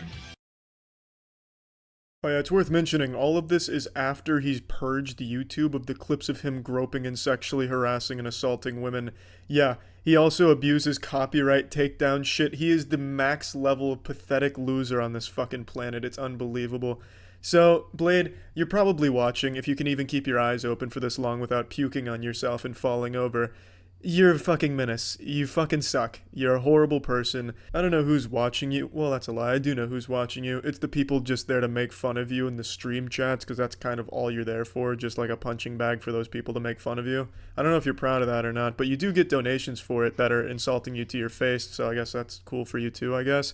But anyway, ordinarily I'd feel bad for someone like Brian, because he does struggle with a genuine condition, alcoholism. But he uses it like a superpower to be the worst possible person on the planet and make money off. Easily the worst streamer out there. That's it. So yeah. Yeah, I'm talking about scams again. I don't know what to tell you. Every single minute there's another scam born, and every 5 minutes there's another victim of a scam being taken advantage of. It is unreal, the current landscape of the internet with how rampant scams are. It's crazy. There are more active scammers on this planet than there are ants. It's just vile. Nowhere and no one is safe. I'm gonna make up a statistic real quick, and I want it to be an alarming one just to illustrate the intensity of the situation. 1 out of every 2 people in this world is either a scammer or a victim. So, sleep in fear. Now today I'm going to be going over a scammer that I'm pretty confident most of you haven't heard of. I only recently learned about them thanks to a YouTuber named Maddie Balls, who made a great video exposing the whole situation and going over it thoroughly. So the link to the full video, of course, is going to be in the description of this one. I'm just going to show some of the clips and go over like the general broad strokes of what the scam is. It's a pretty interesting one, albeit nothing unique about it. But what I find interesting is their commitment to the facade. So the scammer is named Carter Jameson, and he's built his career, well, career is a term I'm using super loosely because it's an illusion of a career. Carter Jameson is an Instagram influencer, which again is a term that has no meaning at all. That is the biggest nothing fucking sandwich of a term. But he has 1 million followers on Instagram, almost all of which are botted, by the way. And he sells courses, which are like media packages in order to get you clout. The man is a literal clout vendor. He's an exposure goblin, and you pay him thousands of dollars for these packages to hopefully blow up your brand or increase your online presence. That's his whole hustle. He's a guru scammer. There's nothing unique there whatsoever. But what's impressive about Carter Jameson is his tenacity and persistence to prey on gullible kids and desperate adults. He seems to have been a born slimy weasel of a person, because he's been scamming for quite some time now, and he's only 19 years old. This is a young man. He's like fresh out of high school and already a notorious scammer. In fact, he was one of the puppet masters behind Lana Rhoades' NFT scam from like 8 or 9 months ago, which I know a lot of you are probably familiar with because that was a huge scam. He was one of the people behind it that made off with $1.5 million in that rug pull. This was his first major scam, and I guess he must have really enjoyed the taste of shit in his mouth, because he just continues to scam from here. It's only escalated. So not only does he do the press package shit where he like sells these $1,000 packages of like articles or whatever, he also does these very shady giveaways where I'm not entirely convinced people actually get the items they're supposed to receive from the giveaways. But even still, giveaways in and of themselves and the way that Carter Jameson does them are always sketchy, because he's hiring rappers and pretending to be friends with them in order to promote the giveaway. So that way people start following the account and, you know, signing up, whatever, all that, under the idea that they're going to get this item, and also under the idea that the rapper that is there is a big supporter, so it must be legitimate, even though that's not exactly telling the whole story. Carter Jameson also has 2 other NFT scams that he has run since the Lana Rhoades one, so he's just been on this upward trajectory of thousands upon thousands of scams that he just keeps fucking spearheading.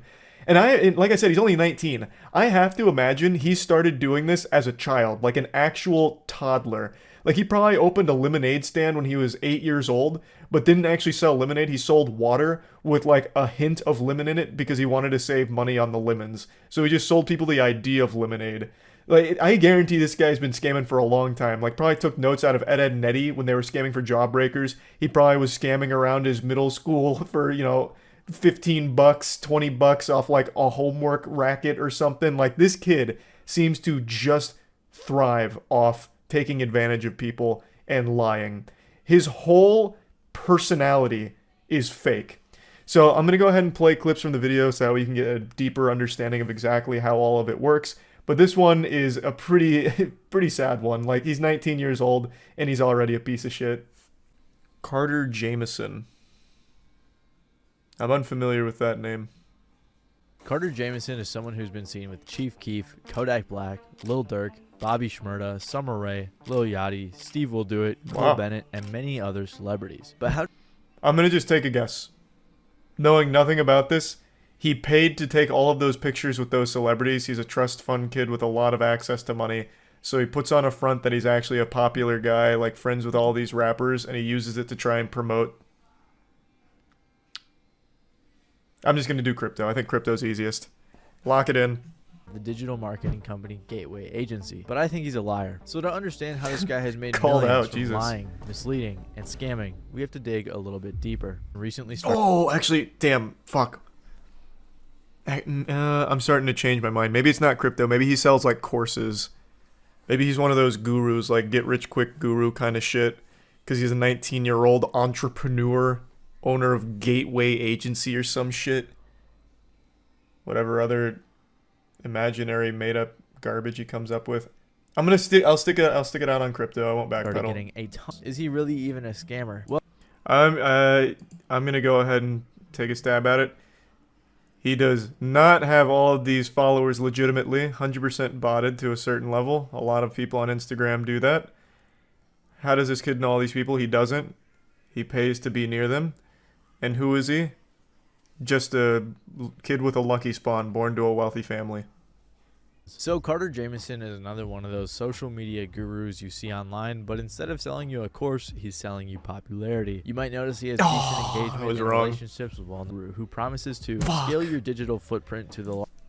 My second guess was the right one. Son of a bitch.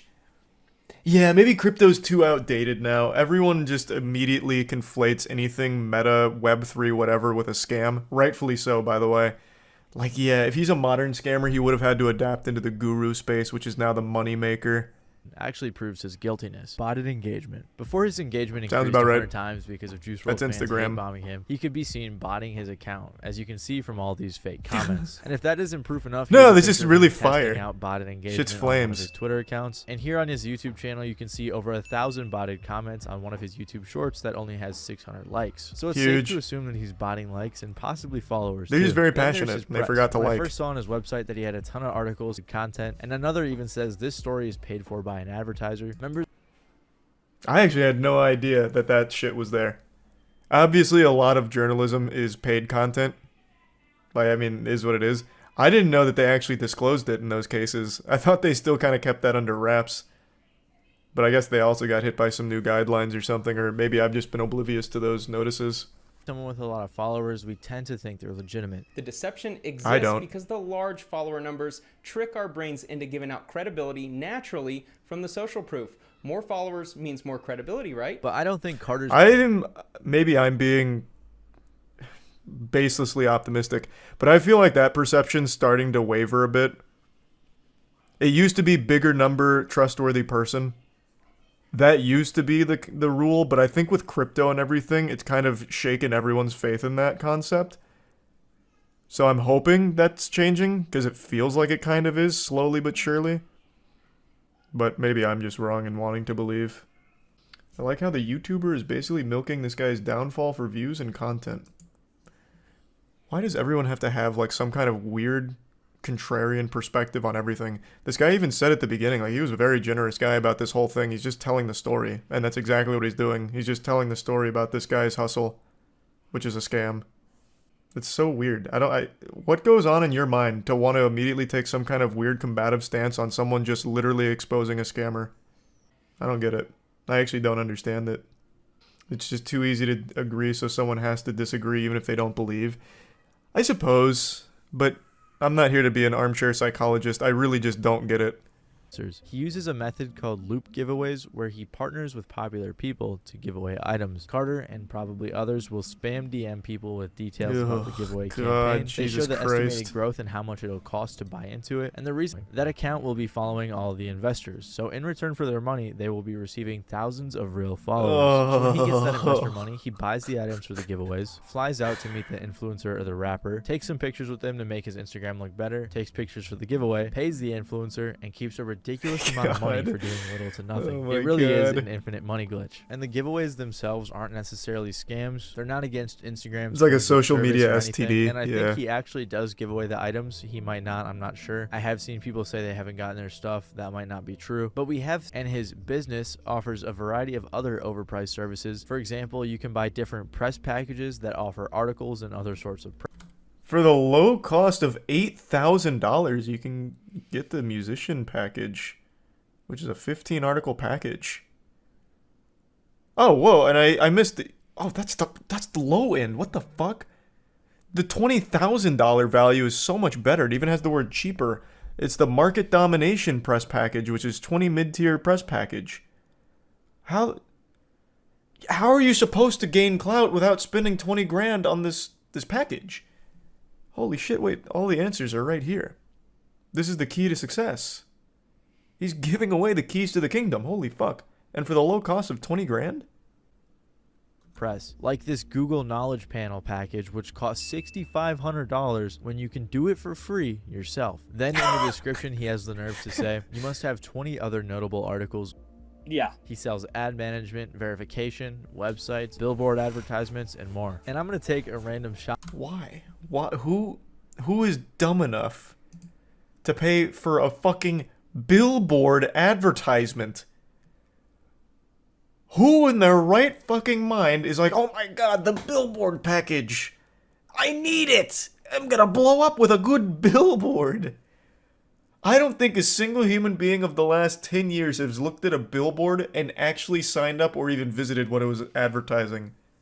Especially because apparently they only accept payments through Cash App, which is very sketchy. And I guess he also used to sell paid shoutouts on his Instagram and then just delete them right away after you paid for it, which probably didn't really make a difference because most of his Instagram followers are either inactive or fake. And if none of this, the reason that I believe he is scamming when it comes to the giveaways and the influencer marketing is because he's been caught scamming before. Before Carter brought his scams to the rap community, he was exposed for being one of the masterminds behind Lana Rhoades' CryptoSys NFT rug pull, where her, Carter, and some others made off with $1.5 million in Ethereum.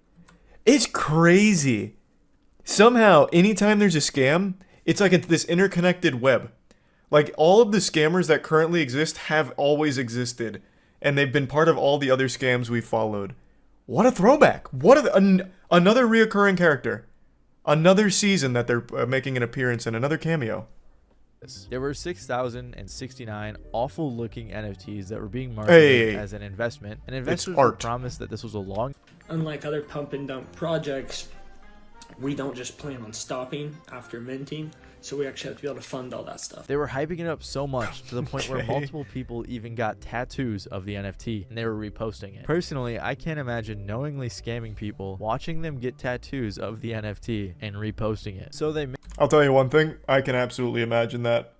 If you're one of those absolute bumbling idiots that buys into CryptoSys and you feel so strongly about it, you get a tattoo on your fucking thigh of the CryptoSys logo, you deserve to be laughed at. The scammer at that point, I'm on the scammer side. Laughing at you is like the least they can do.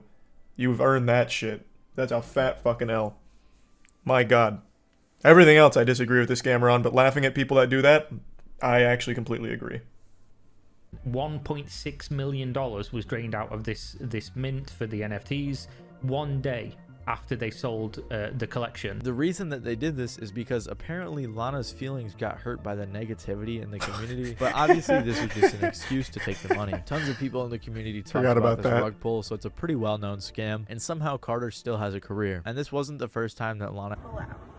Right now, Carter has other NFT projects like Billionaire Butterfly Club, which I'm assuming is I was kind of right. He is doing crypto scams. Rug pull type of deal. But in this is the fraternity apes party, guys. Everybody in this is in the highest level frat of the real life. Fraternity Apes Party, What or the FAP fuck? for short, is an NFT Cool. project where the incentive isn't an investment, but it's that you could go to a cool party with tons of influencers and celebrities, and only holders that's of the worth it. NFT can get in. I doubt any of the people there owned one of these awful-looking NFTs. They somehow even got the Nelk Boys to show up, but they probably paid them too. Yeah, and then they actually somehow they got Steve Will Do It there. The guy notorious for literally accepting anything that has a dollar bill attached to it. It's a mystery to me how the fuck Nelk ended up there. This kid, I'll crack the code. I think I was right initially.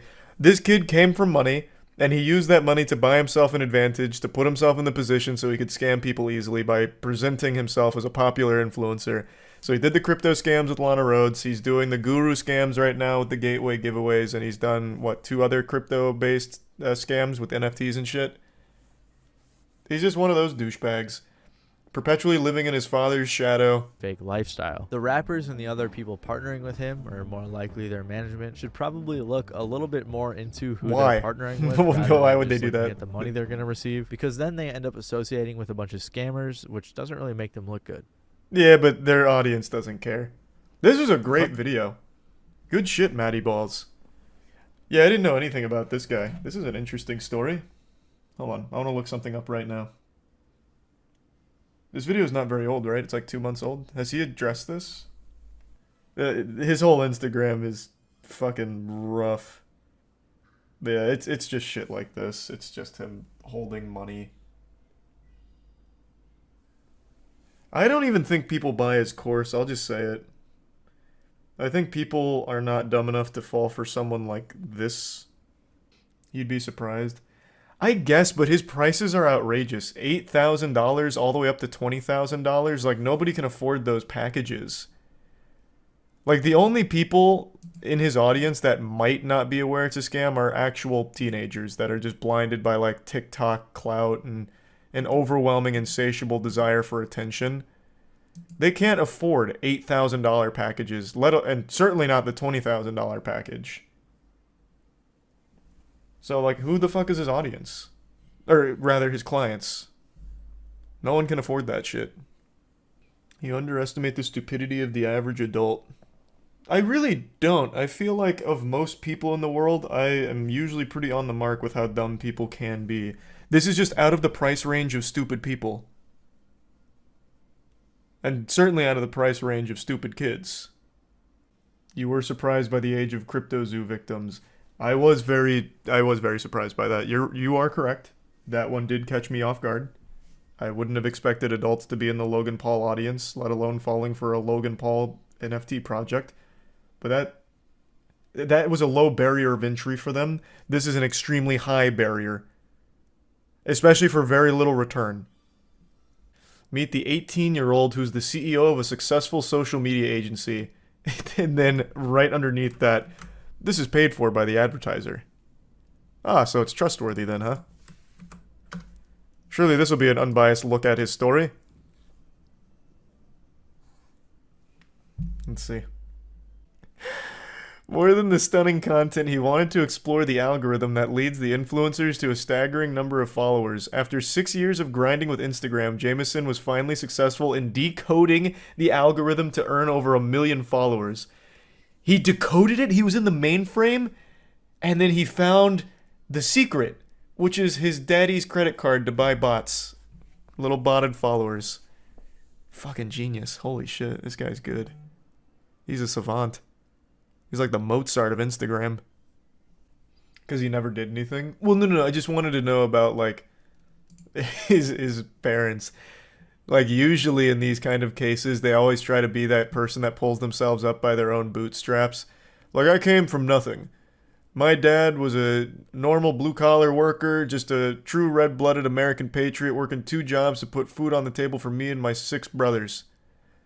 And my mom also had to work night shifts down at the local cemetery. Like, I don't know. Usually just like some kind of sob story.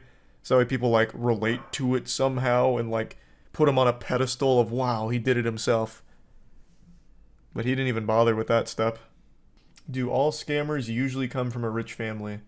I wouldn't say all of them. That'd be a disservice to say all of them.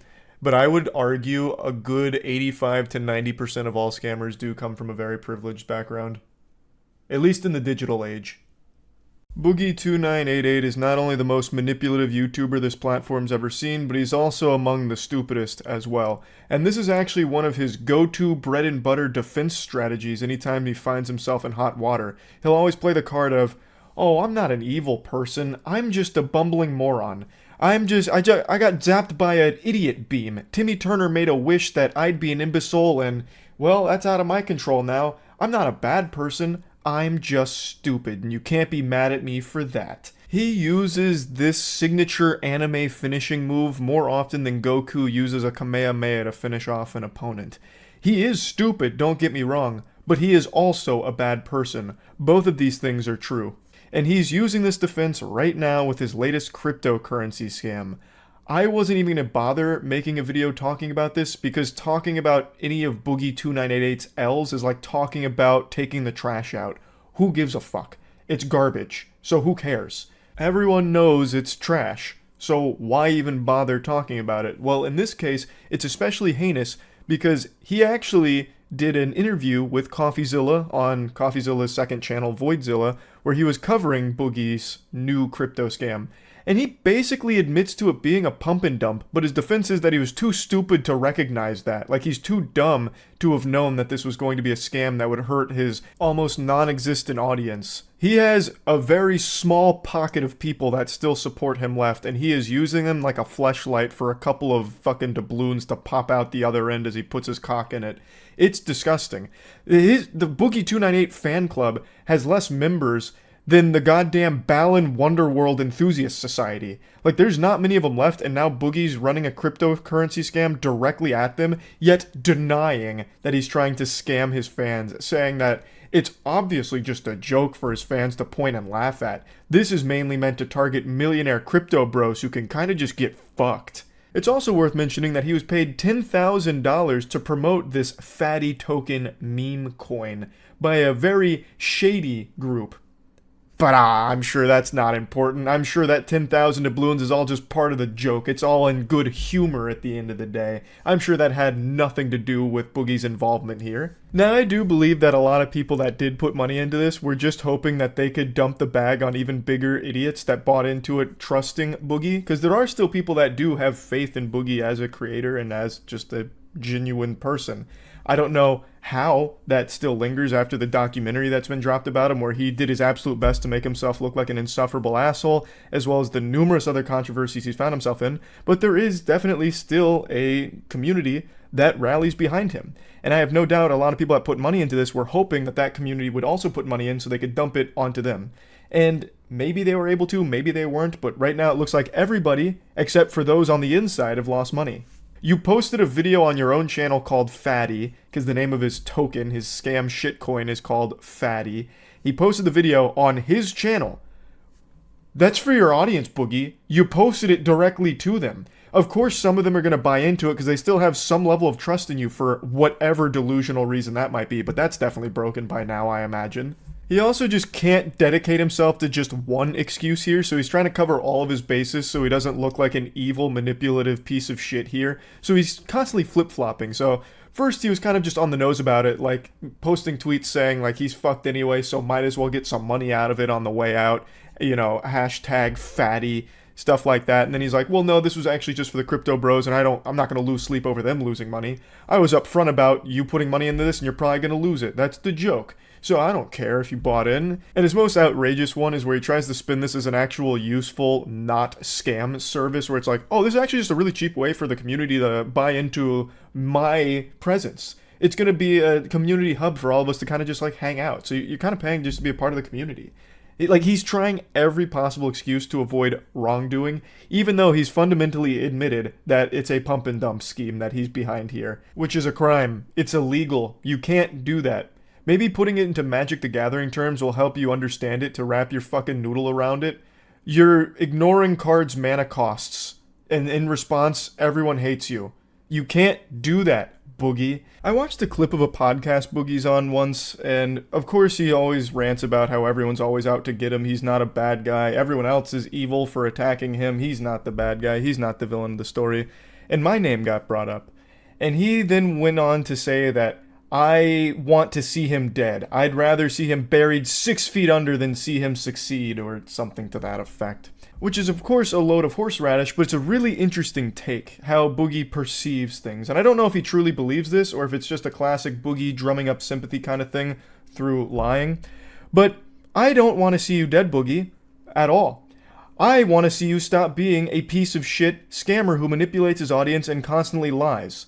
That's what I want. That's what the majority of people would like to see. A triumphant story about how you finally took some responsibility for your own actions, grew from them, learned from them, and actually stopped being the asshole that you are. I'd like for you to come forward and stop lying about everything. So like in this situation, just taking it on the chin and openly admitting that you pump and dump scammed your audience. Just say like, hey guys, I fell on difficult financial times and yeah, I took advantage of you. You kind of tiptoed around that in the CoffeeZilla video, but you're not saying it with your whole chest anymore and making up excuses for it, even though it's an inexcusable thing that you've done. You should then refund everyone that lost money in this shitcoin scam that you've pumped. And then you should be working towards actually making things right and stop being the lying, manipulative asshole that you are. I don't want to see you dead, Boogie, and you know that. That's a very gross thing to say, to make that claim, and you know how fucking disgusting that is, which is why you say it. But I want to make it very clear right now. What I want is for you to stop being a lying manipulator. I'm going to play a little bit of his announcement video for this, because he really stands by that it's all just supposed to be a joke for his community, supposed to bring them together to laugh at the parody of Andrew Tate, where he's playing Andrew Cake, and it's all part of the joke. But that excuse doesn't work, Boogie, when you actually launch a shitcoin alongside your satirical take on shitcoins, for your audience to actually lose money on, you dumb buffoon. Fatty is a community for like-minded individuals that have broken free from the matrix. True happiness comes from a goldfish, from the same woman a couple of nights a month, and the occasional meme coin. Fatty for life. Fatty for life, yeah. Look at this graph. Looks like every other rug pull shitcoin that ever entered the market. But Fatty for life, yeah. Boogie's the champ. He's the king. Who cares how many of his audience lost money on this? He does his absolute best to deny that that's a possibility at all. I'll go ahead and go through his pinned tweet because he's been, of course, on Twitter, as he is known to do, having meltdowns, doing his best to justify indefensible actions that he takes. So here's his big manifesto on the Fatty debacle. An iconic Boogie intro here to the tweet. This is just so on brand for him. Classic. In the last few days, I have learned a lot about the internet, myself, and crypto. For those that don't know the Boogie lore, he also lost almost all of his money in crypto well before this, so even knowing just how dangerous it is to buy into this kind of shit, he still promotes it to his audience, even though he himself is the victim of losing tons and tons of money in crypto dog shit. But yeah, it doesn't matter to him. Since it's not him losing money this time, why would he care? My intent by launching a meme coin was to make people laugh and happy. I also wanted to give millionaires who like meme coins a new toy to play with. It doesn't have use, Boogie. The only thing they can play with is watching the graph go down. The only thing they're playing with is your balls as you teabag them with this scam. I also wanted to create a community among those people to interact with as I have through the LolCow Live community. To say I missed the mark is an understatement for sure. But some of the people that are angry for some weird reasons. This never targeted fans, in quotes. In the 90 seconds this was available on websites, a casual fan could not have created a Coinbase account, get verified, figure out how to buy Solana, which is a chore in itself, to then purchase a meme coin. It is literally impossible. That process takes hours, sometimes days. You are so unbelievably wrong, you know that. You are blatantly lying. I also don't understand why it's inconceivable for him to imagine that some of his fans already have Solana and have Coinbase accounts, because a lot of people do. Cryptocurrency isn't some like fringe unheard of thing anymore. It's a very mainstream thing people have been hearing about for fucking years, so a lot of them do have accounts and they could easily buy this in the 90 seconds it was available. This targeted my fans only to have them point and laugh at the absurdity of the character, the video, and the idea that anyone would trust me for crypto advice.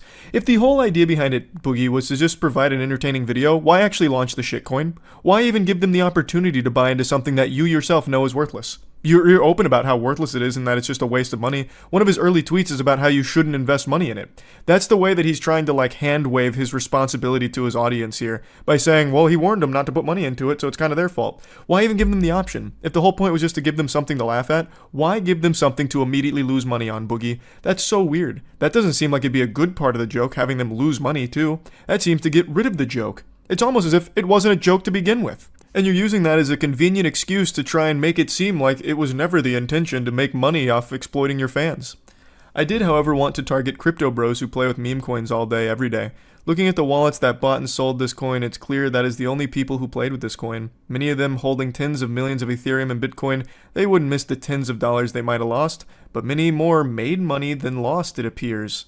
What a hero. You're such a hero of the people, Boogie. Regardless, I still believe those same crypto guys might find value in this coining community, and I hope they do. For those holding, I plan to keep chatting with you guys and chilling with you for as long as you think it's fun. To the rest of the internet, I am not sorry for getting involved in a dumb shit meme coin. I eject the idea that I was ever scamming fans, and that simply did not happen, period. Look at the wallets for proof of that. I still think a meme coin can be a funny and amusing distraction for people who have far more money than they know what to do with, and I hope we can continue to fuck around with this dumbass coin. That is just chef's kiss standard Boogie meal right there on his Twitter dog shit that he serves on the plate.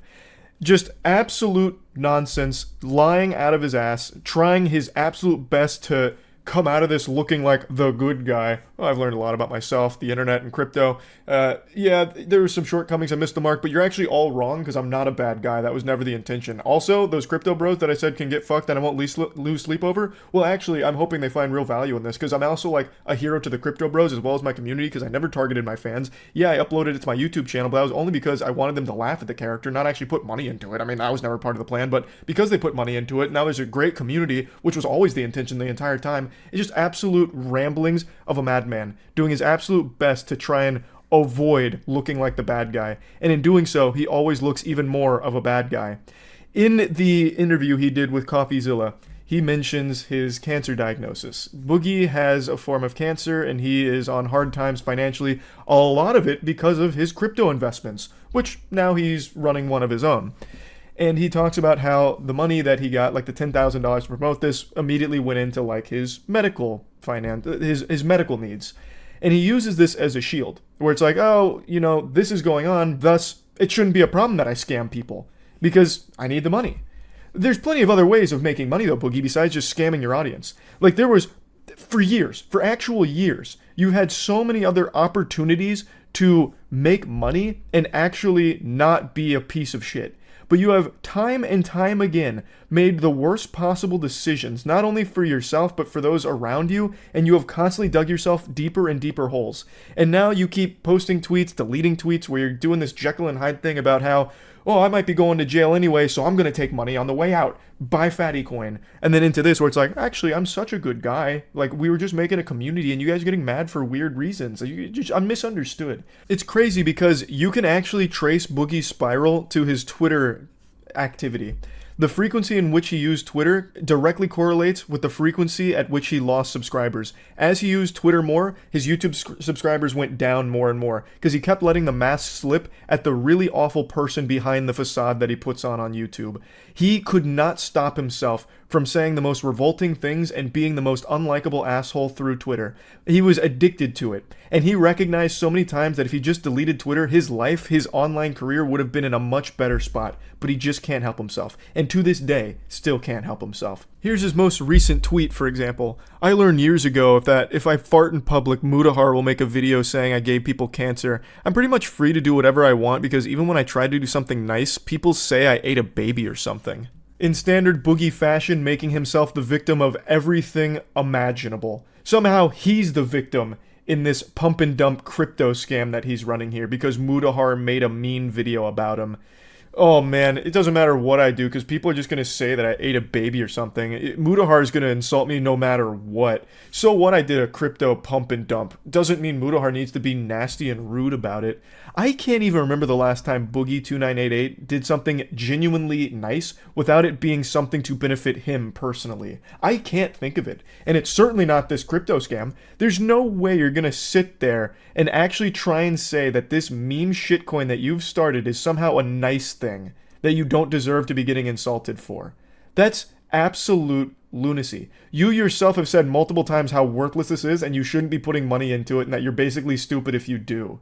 Like, and you're gonna try and sit here and make a claim like, oh, even when I do something nice, they're just gonna say I'm bad anyway. You're not doing anything nice. You are literally scamming your audience. No matter how much you want to plug your ears and close your eyes to deny that fact, you are. You are scamming them with this. He also keeps saying that he hasn't sold any of his fatty coin, and it doesn't matter. Even if you really haven't sold any, I don't know why you'd sell now since it's completely flatlining, but even if you haven't sold any, even when it was up, it doesn't change the fact that it's still a pump and dump scam, and someone made a lot of money from this. The people that paid you to promote this in the first place. You did make 10,000 doubloons from the promotion of it. So you did make money from it. Even if it isn't from the direct sale of the coins that you hold, you still made 10 grand, which is a lot more than any one of your fans that bought into this trusting you. But anyway, I don't need to rant any further about this. If you want actual information about the scam, I highly recommend checking out Voidzilla's video or Mudahar's coverage of this. They both did a great job going over everything around it. I'm just here to talk about what a manipulative, stupid asshole Boogie2988 is, and how baffling it is that he keeps finding new ways to devolve even further into degeneracy. It's shocking. That's really about it. So yeah.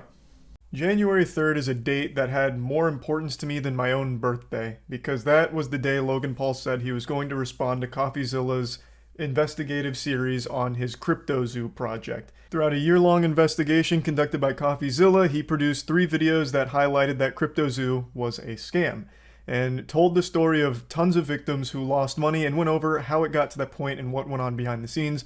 Logan Paul stated that he would be responding to all the allegations on January 3rd.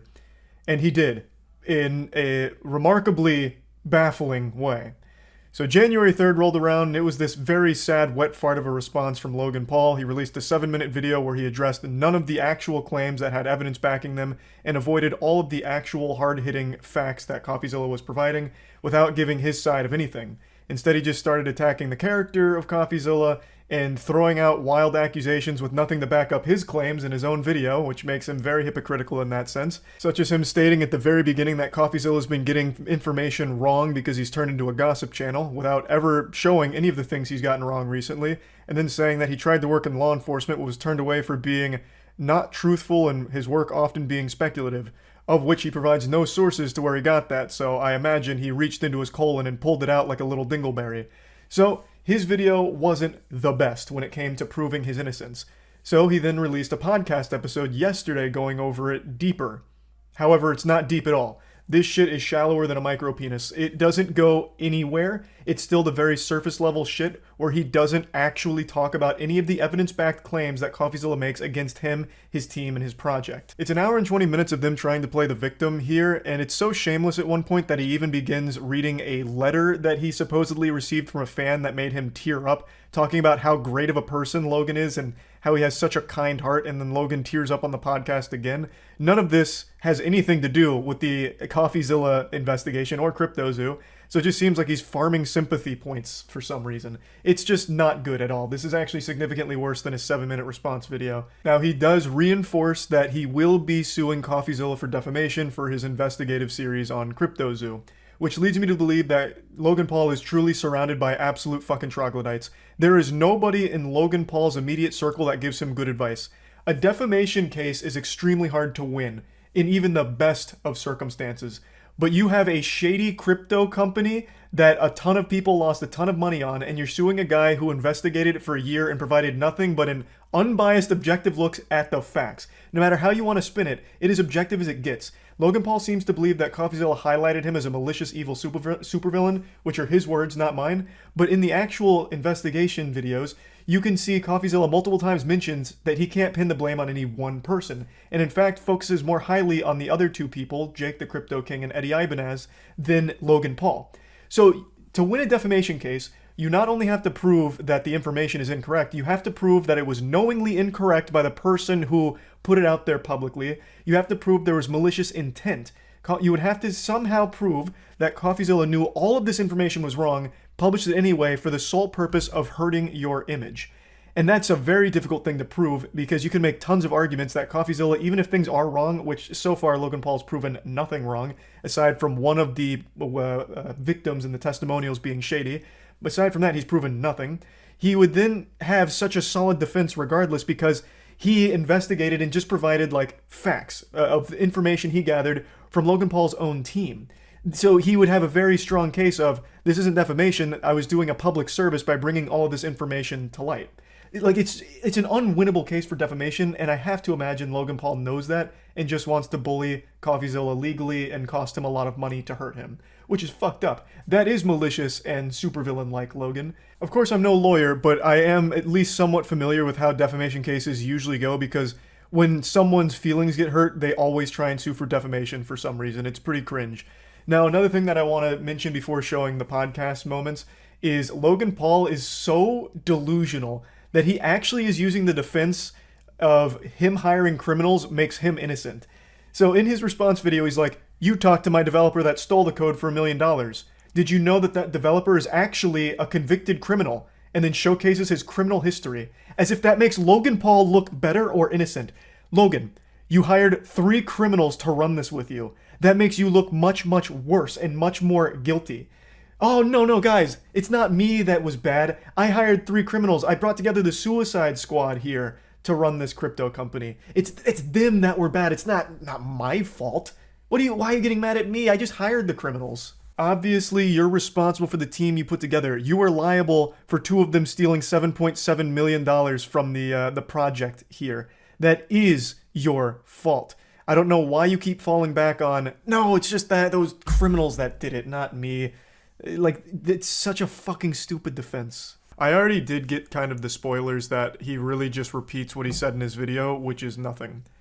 Even in this hour and 20 long podcast, he doesn't actually debunk any of CoffeeZilla's claims. Always trying to get attention, and now he doesn't give a fuck about us, so he's not going to speak out about it until this other dude's going to speak out, and now this is going to talk now. Great question. What was the question? He was just like spitting a fact. Now I know these are just like his lackeys, and his point is like this is all wrong, but it wasn't even a question. He's just like he's just like right. Like the only thing he failed to mention there is that it was a scam.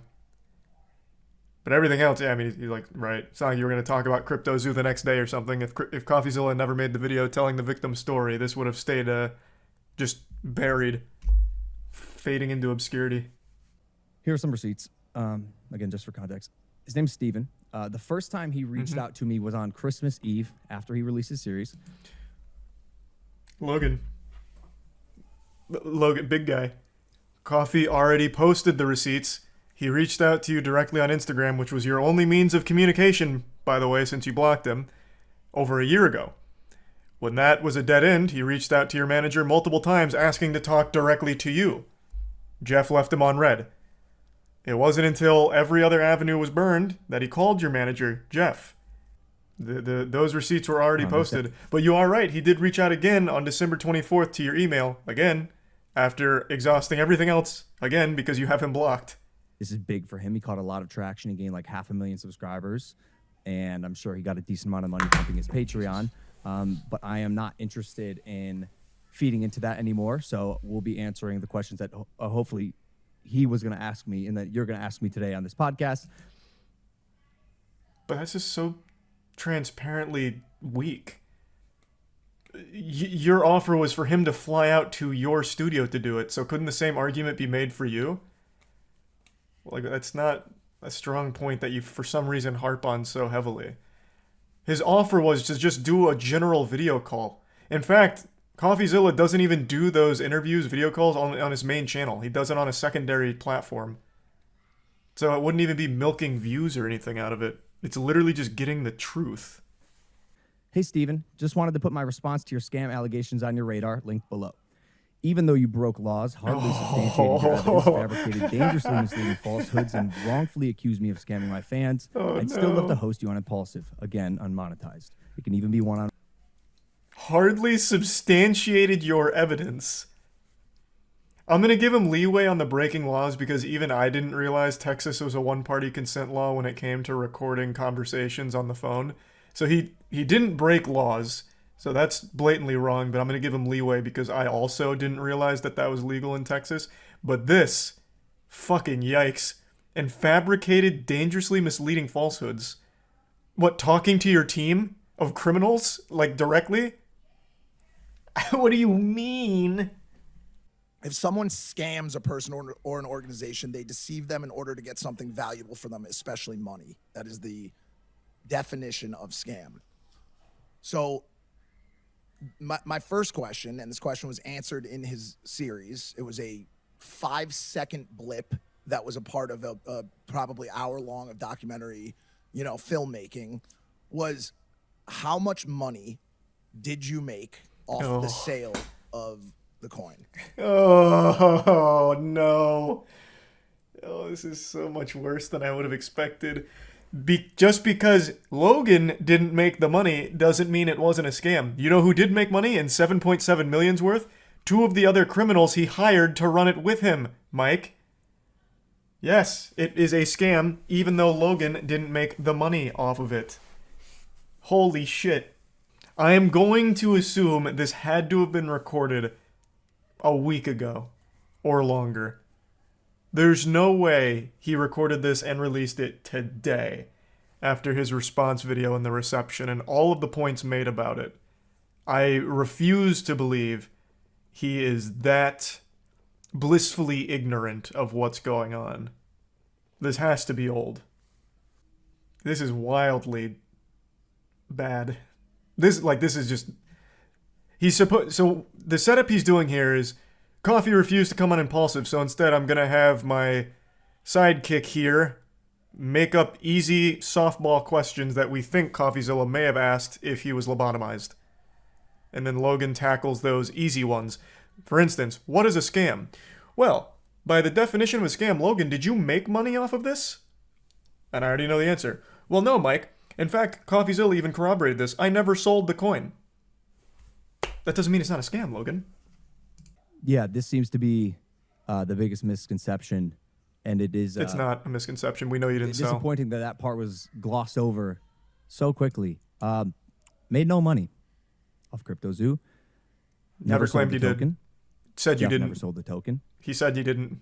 Only lost money trying to make things right. Also said you did. Along with everyone else in the project.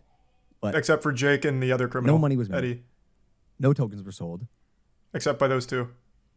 And CoffeeZilla even said that in his series. Exactly. So to answer your question, yeah. No money was made by Jeff or I. And thus, everything CoffeeZilla said was accurate. Like, what the fuck? What the fuck? Doesn't mean it's not a scam, bro. Talk about the leaked group texts about how this was supposed to just emulate another lucrative project to exploit your fans for money as quickly as possible off as minimal effort as possible. And then talk about all of the meeting memos about market manipulation and what's an acceptable amount to sell on any given day for the percentage increase or for the percentage effect on the overall tokenomics. Get into the market manipulation stuff from the actual group chats, man. That's what I'd like to hear. That seemed just like a kill shot to this entire thing. Yeah, maybe. If your brain is very smooth, I suppose. Well, everyone may have lost money, and the entire goal may have been to just exploit us for money, but Logan didn't sell. So I guess we weren't scammed. I can see how your mind worked in that way, Mike. I'm fucking frustrated. I've been frustrated for over a year. So I'll let frustrated he doesn't do anything about it. While we made no money on the project, which I think kills the scam narrative immediately, there is more explaining to do. What was your intent with CryptoZoo?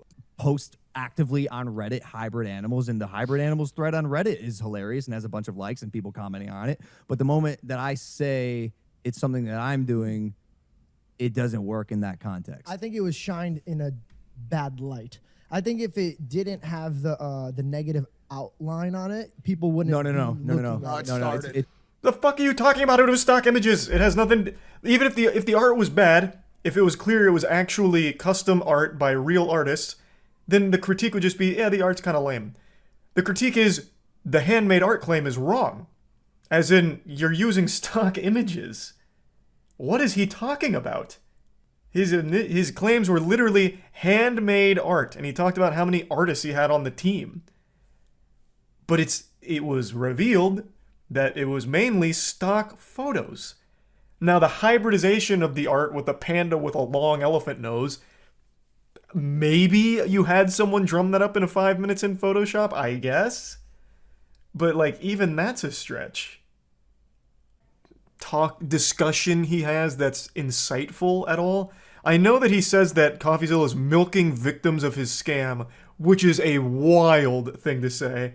Just get over it. You lost money. Stop milking it. That is what. Where is that actually? I'll pull that up in case any of you haven't seen that. Where in this podcast is it? At each other. When all this broke, when we were in Qatar, I'll kind of remember this. We were in the spa one day, and I saw the pain in your. And this, like I said, this is not going to turn into a fucking victim thing. I just want to point this out. I saw this pain in your face, bro, and this like emptiness in your fucking eyes when all this was breaking. So that wasn't the milking it part, but that was embarrassing. Jesus Christ, Mike. Logan, when we were in Qatar, in that spa, surrounded by topless women, drinking expensive champagne, I looked over, you checked your phone, CoffeeZilla made a video with your name in it. You knew it was about CryptoZoo, and I saw, through the windows of your soul, I saw your heart broke, Logan. So I did what any good friend would do. I put your whole sack into my mouth, and I didn't want to, Logan. Trust me, I didn't want to. But I put it in my mouth where it was nice and warm, and I knew I could comfort you in this time of need. And I'm not trying to make it seem like the victim, but you ruined our entire vacation, CoffeeZilla. All of it. Ruined it. Ruined it. Is one of the most painful fucking things in the entire world. It's terrible. Where Coffee fucked up is by targeting me as some malicious, evil supervillain. If he had told this story objectively. Did you watch the video? I have to wonder. I actually thought he did a really great job of talking about the other ones as being the really malicious, evil supervillains and you being the bumbling buffoon. You played the comic relief of the scam, Logan. I have to wonder if he even watched it. Coffee focused very heavily on Crypto King and Eddie. You were just the dummy. Like the actual fucking dummy. There's the resub harmonica and jelly. And told the story. It was as objective as it could be. Vilifying me. Regardless, we're still making this right. But in my opinion, that's where it got twisted and hurt the most. Dude. I'm sitting in the seat solely because of my fans. I love them. I'll take any picture you want. Unless I'm at dinner. That's my one rule. Come on these. You love your fans so much, give them their money back. Easy. Your fans mean so much to you. Wow, you do so much, you take a picture when they ask, holy fuck, what a saint. Give them their money back. Prove it. Give them their money back. But, like, let's say it is 5 or 6 mil. Logan Paul, with Prime alone, makes that in, like, a week. People are fighting each other in the UK for Prime. He could absolutely afford just to give that back. Be like, you know what, guys? I really do, like, care about you. This isn't just lip service. This wasn't supposed to be a scam. Things got out of control. You lost money. Real people were hurt. And I can't live with that anymore. I'm giving you your investments back. And since it's on the blockchain, you have the ledger. You can easily see who invested what so you don't get scammed by people pretending to be investors. And you could easily just give them it back and make it whole. But he won't. He could afford to, though. 100% he could afford to. No, but Charlie, he takes pictures with his fans. That's a good point. A picture's worth more than the millions of dollars that they've lost. Hey, babe. I know I lost money with Dink Doink from Logan Paul last time. Well, I did it again with CryptoZoo, but I got this dope-ass picture with him. Like, look at how happy we look together. What do you mean you're leaving? Not kidding. The guy's good. He's very smart. He's very smart. He manipulates and twists the truth just the way he wants to get his people to believe a certain thing. He's good. I think it's marketing in a way, hiding behind the veil of, I don't make money off this platform. I'm doing God's work. I'm doing justice. By the way, go sign up to my Patreon. Go join my Patreon. We're gonna. Which fucking goober laughed at that? Like, this is a bad point anyway. He should be making money from his work. Not to quote the Joker, because that's turbo cringe, but if you're good at something, don't do it for free. Like, he's the best goddamn investigator the platform has. He should be making money from it. I don't see how that's a critique. What's the criticism there? He did these investigations and he makes money. He can't be trusted. And that's where this also gets tricky, because I'm not sure what he's fabricating, or if people are genuine about what they're saying, because he doesn't verify backgrounds or, like I said, substantiate any evidence. So he's probably. Do you not believe there's victims? Put people who have lost here on a pillar and highlight them. That's what I would do if I were him. I'd milk the shit out of this, and like I said, he's probably going to. He's good. He's very good. They're called victims, Logan. Part 6 is the more he says, and the more he continues to spread this misinformation that this was any sort of con or scam, the more I have for the lawsuit that I am filing. The defamation. I do. The disconnect in his brain is wild, because he puts it on this lens like the guy, CoffeeZilla, is just someone that doesn't like him, as opposed to a guy who investigated this fully. So he truly believes that everyone that he showcases and every story he tells has to be by a paid actor, and can't comprehend that real people lost a lot of money from his project. Or maybe he can and he pretends to be stupid. Couldn't really tell you. But yeah, he just talks about the people losing money as being milked, or them milking it. Yo, you got scammed. Get over it. I think I really do think Stan's had the best take on it. Like, if he was Logan Paul's guy, he would have advised to just ignore it. And he's absolutely right. I thought the right play would just be make everyone whole again, refund them. I think that's the morally correct thing to do. But if Logan just wanted the easiest way and just to get out of this as quickly as possible, if he never said anything, he would have been fine, actually. But now he's posted this on both of his main platforms, Logan Paul channel and now Impulsive. All of his audience is now aware of this. Now they've probably watched CoffeeZilla's video, and with all of that evidence, they're going to look at Logan Paul and be like, fuck, this guy hasn't proven his innocence at all. He hasn't even mentioned any of the claims. So he really fucked himself. If he had just ignored it, his audience would have never known, never cared, and he would have been in the same situation. He would have been fine. His fans are definitely not watching CoffeeZilla's video. I disagree. So I actually think, since now he's posted it 2 times, they're going to be like, what is he talking about? What are these scam allegations? I bet it's a bunch of baloney, a bunch of fucking barnacles. Logan would never do that. Let me see what this is. And they'll watch it for even a second, like hate watch it. But then Coffee immediately starts making points, and they're like, interesting. His audience, no. I don't know. Maybe I'm now skewed on what I think his audience is after the CoffeeZilla videos, because everyone that he interviewed that got scammed for a lot of money was not a kid. They were young adults. So no, maybe I'm under the false idea that his audience is older than they are. I always thought he had like a Disney Channel audience, but after the CoffeeZilla investigation, I became convinced they were older. Plus, he's in the WWE now, which is mainly older audience. So I don't know. Maybe I'm wrong. I could be wrong fully. What I wanted is for him to actually tackle the evidence. I would really like to hear from his side, if there is one. Right now, I'm starting to genuinely doubt he has any legs to stand on there on this situation. But who knows? You didn't see him push Prime at the end. You look like a... Yeah, Prime needed an extra push. It's only on his goddamn phone case on the table, them drinking it constantly, them fiddling with it constantly. Yeah, it needed that extra push. Yeah, surely I needed to see that. It really takes a lot to surprise me with stupidity in this day and age, because we have easy, unlimited access to the loony bin called Twitter 24 hours a day. It's like a zoo, like a little SCP containment facility for all of the dumbest and weirdest creatures that evolution and inbreeding has ever produced. And yet today, I watched a video that left me stunned by an evil imbecile. I'm sure a lot of you have already seen this because it went viral earlier this week, so I'm definitely tardy to the party, but I'm just seeing it now.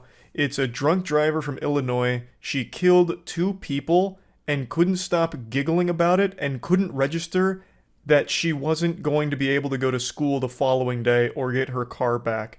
So there's body cam footage that has now just come out, even though this incident took place last year. She received 14 years for this, which I think is just not enough. I've been very vocal about my disdain for drunk drivers. I hate drunk drivers more than Garfield hates Mondays. It is a purely unforgivable act. It is selfish, dangerous, and there's no excuse for it ever. especially in today's society where there's Uber, Lyft, a taxi, calling a friend. You can easily find transportation to get home that doesn't involve putting everyone's life at risk on the road. And this lady killed 2 people while drunk driving. Just normal, innocent people that did nothing wrong, and not only did she kill them, she couldn't stop laughing about it, just having a giggle fit like she was in a tickle fight. The body cam footage released, and it is disgusting. Keep your head straight. Okay. Head straight. I told you it's hard. I'd rather do the walking. Okay, go up. Keep your head straight. Just look up with your eyes. She's reacting to a fatal accident like a child reacts to a clown at a birthday party. And she was informed that 2 people involved here died. And she truly just couldn't give less of a fuck about any of that. Oh, hey, you never answered me about my car. Like, I have school tomorrow, so how do I get my car for tomorrow? Well, your car is totaled. It's what? Your car is totaled. Totaled, wrecked. So they conducted field sobriety tests, all of which she failed because obviously she is completely hammered. They then get to this point in the video where the officer and her are in the room and she doesn't like the silence, so she says that she's going to start singing. So she starts flexing the golden pipes with some of the worst fucking singing you'll ever hear. It's not really singing, it's more like some kind of Gregorian chant if it was being farted out of a walkie-talkie, and she starts dancing like she's in some kind of trance. But regardless, she starts boogieing down and singing. She's treating this whole situation like she's at fucking Mardi Gras. Like it's like she's celebrating that she had just killed 2 people as if it was some kind of fucking sacrifice, and she's happy about the whole situation. It's not even that she's not registering it. She actively doesn't care, which is completely different. Yes, she is beyond drunk, clearly, but she is aware of what has happened. He has told her multiple times. She understands why she's there and just actually doesn't give a fuck. Okay, so how do I get it to your school? You don't. So I don't go to school tomorrow, is what you're telling me? You brain dead fucking worm. Obviously you're not going to school tomorrow. You just killed 2 people in a drunk driving accident. This isn't GTA where you can just reset and undo what happened here. You took 2 people's lives away because you're a fucking ridiculously stupid idiot. Like, holy shit. And the only thing that she can even process is that this might be an inconvenience to her because she has school tomorrow and she doesn't want to miss class. No, ma'am. You want me to be honest with you? You're going to jail. You don't have a bond. You killed 2 people tonight. I don't think you understand that. You do not have a bond. You are not getting out of jail. Your car is property of East Peoria Police Department because it's a crime scene. It killed 2 people tonight. You are clueless with that, clearly. I've already explained this to you. You're going to jail for reckless homicide tonight. You're going to jail for aggravated DUI for killing 2 people. That's what's going on. So no, you're not going to school tomorrow. You're not getting your car out of impound. Can I have a Tuesday for my night class? How this officer didn't just stand up and flip a chair over out of frustration is beyond me. Just watching this had me want to flip a table like I had just lost a game of chess and got upset about it. He just laid down all of the brass tacks here, explained the situation for the fucking 50th time already, and once again, she still only cares about her standing, about being able to go to class. So then she says, well, what about Tuesday? You know, like, as if she thought she'd only spend like 24 hours in jail or something after killing 2 people. Like, okay, you know, I'll do the time for the crime. Oh, okay, I get it. Punishment is necessary. So 24 hours, right? Tuesday I can get my car? We can just go ahead and magically put my car back together even after it's been totaled after my drunk driving accident that took away 2 people's lives? Yeah, do we have a Magneto on board who can fix my car up so that I can get the class on Tuesday? Did you just hear what I just told you? You said I'm not going tomorrow. I'm talking about Tuesday. Did you hear when I said that I'm going to jail tomorrow. You're going to jail when we're done here? Yes. Did you understand what I told that you killed 2 people tonight? Yes. I'm just wondering when I can go to school. Okay, we're done. Once again, she is hearing him loud and clear. She is acknowledging that she is hearing that she is responsible for the death of 2 people. She just doesn't care. They could have brought the corpses in, and she probably would have let out a hearty belly laugh like Santa Claus. She doesn't fucking care. She didn't know them personally, thus their life is meaningless to her. The only thing that matters is now it might be somewhat of an inconvenience because she thinks she might not be able to go to school tomorrow or even on Tuesday now. So now she's starting to get a little panicked because, oh, she's going to miss her fucking Tuesday night class. Not because she just killed 2 people, it's just she's going to miss her Tuesday night class.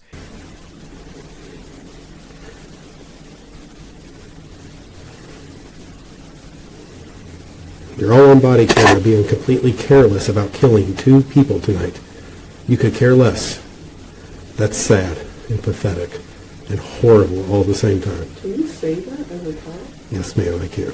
Okay, so can I ask when I can go back to school? I'm not the officer on the scene here, but I can answer the question for you. 14 years, and you can go back to school. And hopefully, if you do go back to school in 14 years, everyone bullies the shit out of you and never lets you forget this moment and never lets you forget what you did. I don't think you should be able to go back to school in 14 years. I think that is way too lenient of a punishment for what you've done. I think the sentence should have been much longer here, for sure.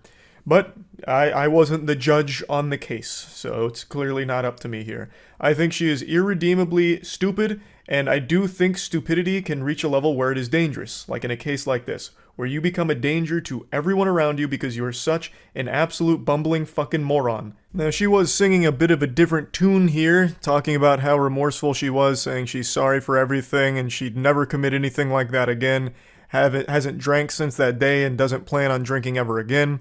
However, the judge was implored to just impose the maximum 28-year penalty, which I do completely agree with, but unfortunately, she only received 14 years. I also find it very hard to believe that now she's starting to feel remorseful, only now that she realizes she's not only going to miss school for those couple of days, she's going to miss school for 14 years. I still don't believe she has any level of remorse for the victims here. I truly don't. I understand she was drunk, but I used to get drunk a lot, and if you told me I so much as pushed somebody and hurt them, I would have been inconsolably upset that I was responsible for something like that, even while fucking inebriated. Like, it's not like when you're drunk, all of a sudden you become a callous statue that can't process emotion or process any level of information. Because she acknowledged multiple times that she understood 2 people died from what happened. She just still didn't care. She kept singing and dancing and just talking about school and how it might be an inconvenience to her. So I really do think that even while sober, she just doesn't fucking value anyone's life that she doesn't personally know. I know this is me getting very like armchair psychologist about all of it, but it's just the impression I get from the body cam footage as well as reading the rest of the story. I think she is irredeemably stupid and evil and dangerous. So just wanted to talk about this story a little bit. That's about it. So yeah. I've said for months now, many moons, that Andrew Tate is one of the most entertaining clowns the internet has to offer. But today, the circus finally closed. Andrew Tate and that zit that has latched himself on to Andrew Tate like a leech, Tristan, his brother, have both been arrested on human trafficking charges. The clip of Tate being escorted to the police vehicle instantly went viral, and I really love how the officers are dressed in this video because it looks like they're ready to fight the Teenage Mutant Ninja Turtles, but then it's just this goofy goober Andrew Tate. Now, this isn't Tate's first rodeo with human trafficking charges, but last time he just blamed it on swatting, calling it all just fake and a hoax, and all the meat riders that attached themselves to Andrew Tate's butthole like a hemorrhoid of course wrote this off as corruption and a bunch of baloney, but now it's happening again, and this one seems a lot harder to just dismiss. But you know what they say, fool me once, shame on me. Fool me twice, well then you're just breaking out of the matrix, am I right, hustlers? The Hustlers University is what Andrew Tate is most famous for. You pay $50 a month for a Discord server, which is the most pathetic thing on the planet, and I think adds to the comedy of Andrew Tate and all of his fans. And in that godforsaken Discord server, it acts as like Alcoholics Anonymous, where people just hype each other up and tell each other their problems with not getting laid or not being financially stable, while getting lectures from people that aren't even Andrew Tate on the most basic stuff imaginable. They hype themselves up as top G alpha males, but they're pissing away $50 a month to learn basic drop shipping techniques and how to do push-ups. I'm gonna let all of you in on a secret. Even the people that are very successful that like Andrew Tate are not stupid enough to be paying $50 a month for advice you can find on WikiHow. It is so embarrassing. It's a scam, and you're not in on it. You're the victim, and yet you're so brainwashed you continue to swallow his whole meat for it with a smile on your face. He is preying on insecure men, and he is doing everything he can to keep you a virgin. When you're a virgin, you're a Hustlers University student. When you're a virgin, you're an Andrew Tate supporter because he's feeding you things you want to hear and you're taking it as, you know, telling it like it is. Meanwhile, you're unhappy and still not getting laid.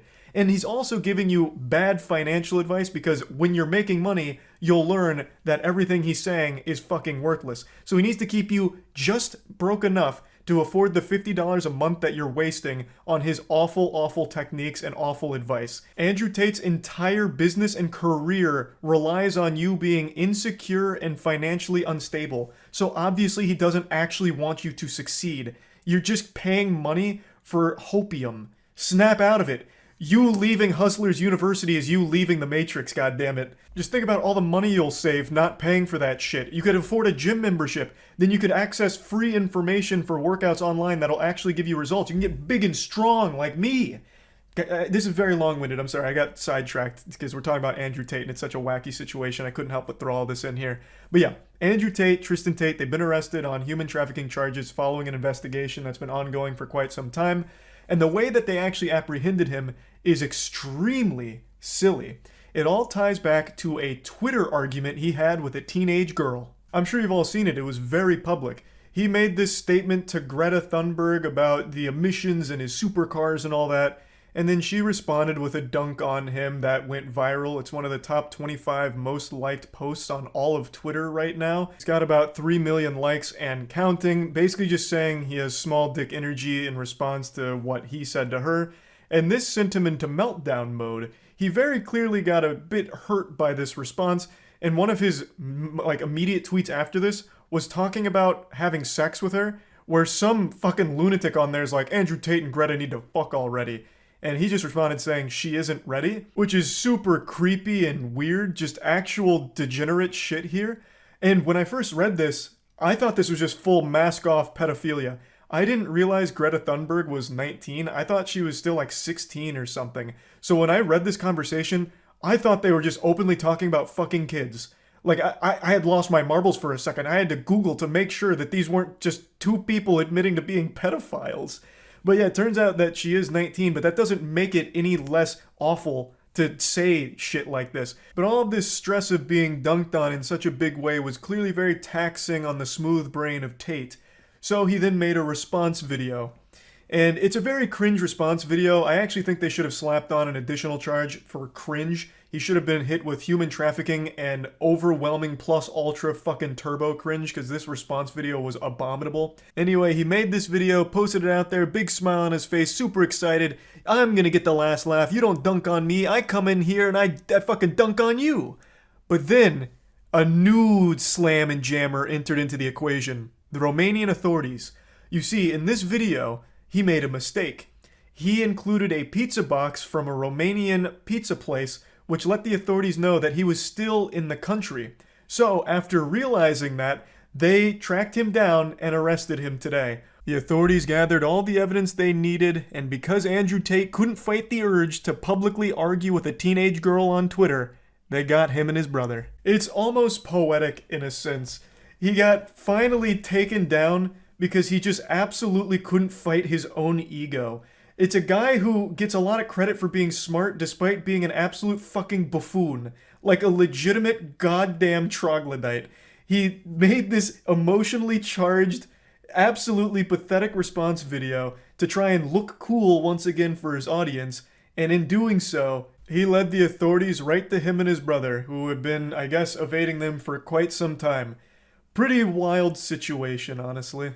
He begged, he whined, cried, threw a tantrum, demanding he get his Twitter account back, and that ended up being the thing that put the final nail in his coffin here, it seems.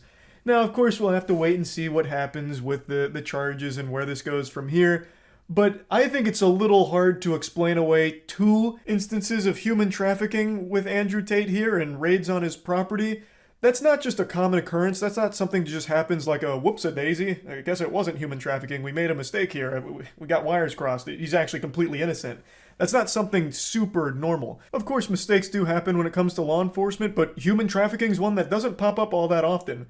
And I know a lot of people like to say it's just because Andrew Tate was so powerful and telling it like it is. He was revealing the truth and breaking out of the Matrix. What the fuck are you talking about, you goddamn idiot? All he was saying is like, oh, you need to treat women this way, and they're gonna treat you this way, and you'll get pussy this way. And you need to do this kind of drop shipping in order to make this kind of money. Like, that's not exactly something that the government's gonna have a huge issue with. Him feeding you bad information on getting pussy and bad information on making money. Like, he's not revealing any kind of crazy secrets that the government would try and come after him for. He's just an internet asshole. He's just a troll who found a way to milk money out of insecure dudes. That's not something that the big eye in the sky, you know, the man behind the curtain's gonna come after him for to silence him with false charges. This isn't some giant espionage movie. It's all pretty simple to follow stuff. Like, if you stop to think about it for a couple of seconds, it just doesn't make any sense why they would come after him if there's no real charges or any, like, real stuff, shady stuff going on. But yeah, the human trafficking charges are extremely concerning now. It's some very serious shit, and I've already seen some extremely hard cope from Andrew Tate's fans saying that human trafficking's not even a big deal anyway. Like, it's blown way out of proportion, or, you know, it's not a real issue, which is super alarming to read. Like, goddamn, to think human trafficking's not a big deal is mind-blowing. Very brain-dead stuff. But again, we'll have to wait and see what happens now going forward since he's been arrested. We'll see what comes from it. But I still find it to be a wacky situation, and, you know, it's a little odd that it's happened twice now. So, yeah, pretty crazy stuff that I thought was important to talk about, and that's about it. So, yeah. Wow. What a crazy day this has been. So, I'm sure pretty much all of you that clicked on this video already know about what's happened with the Dr. Disrespect situation.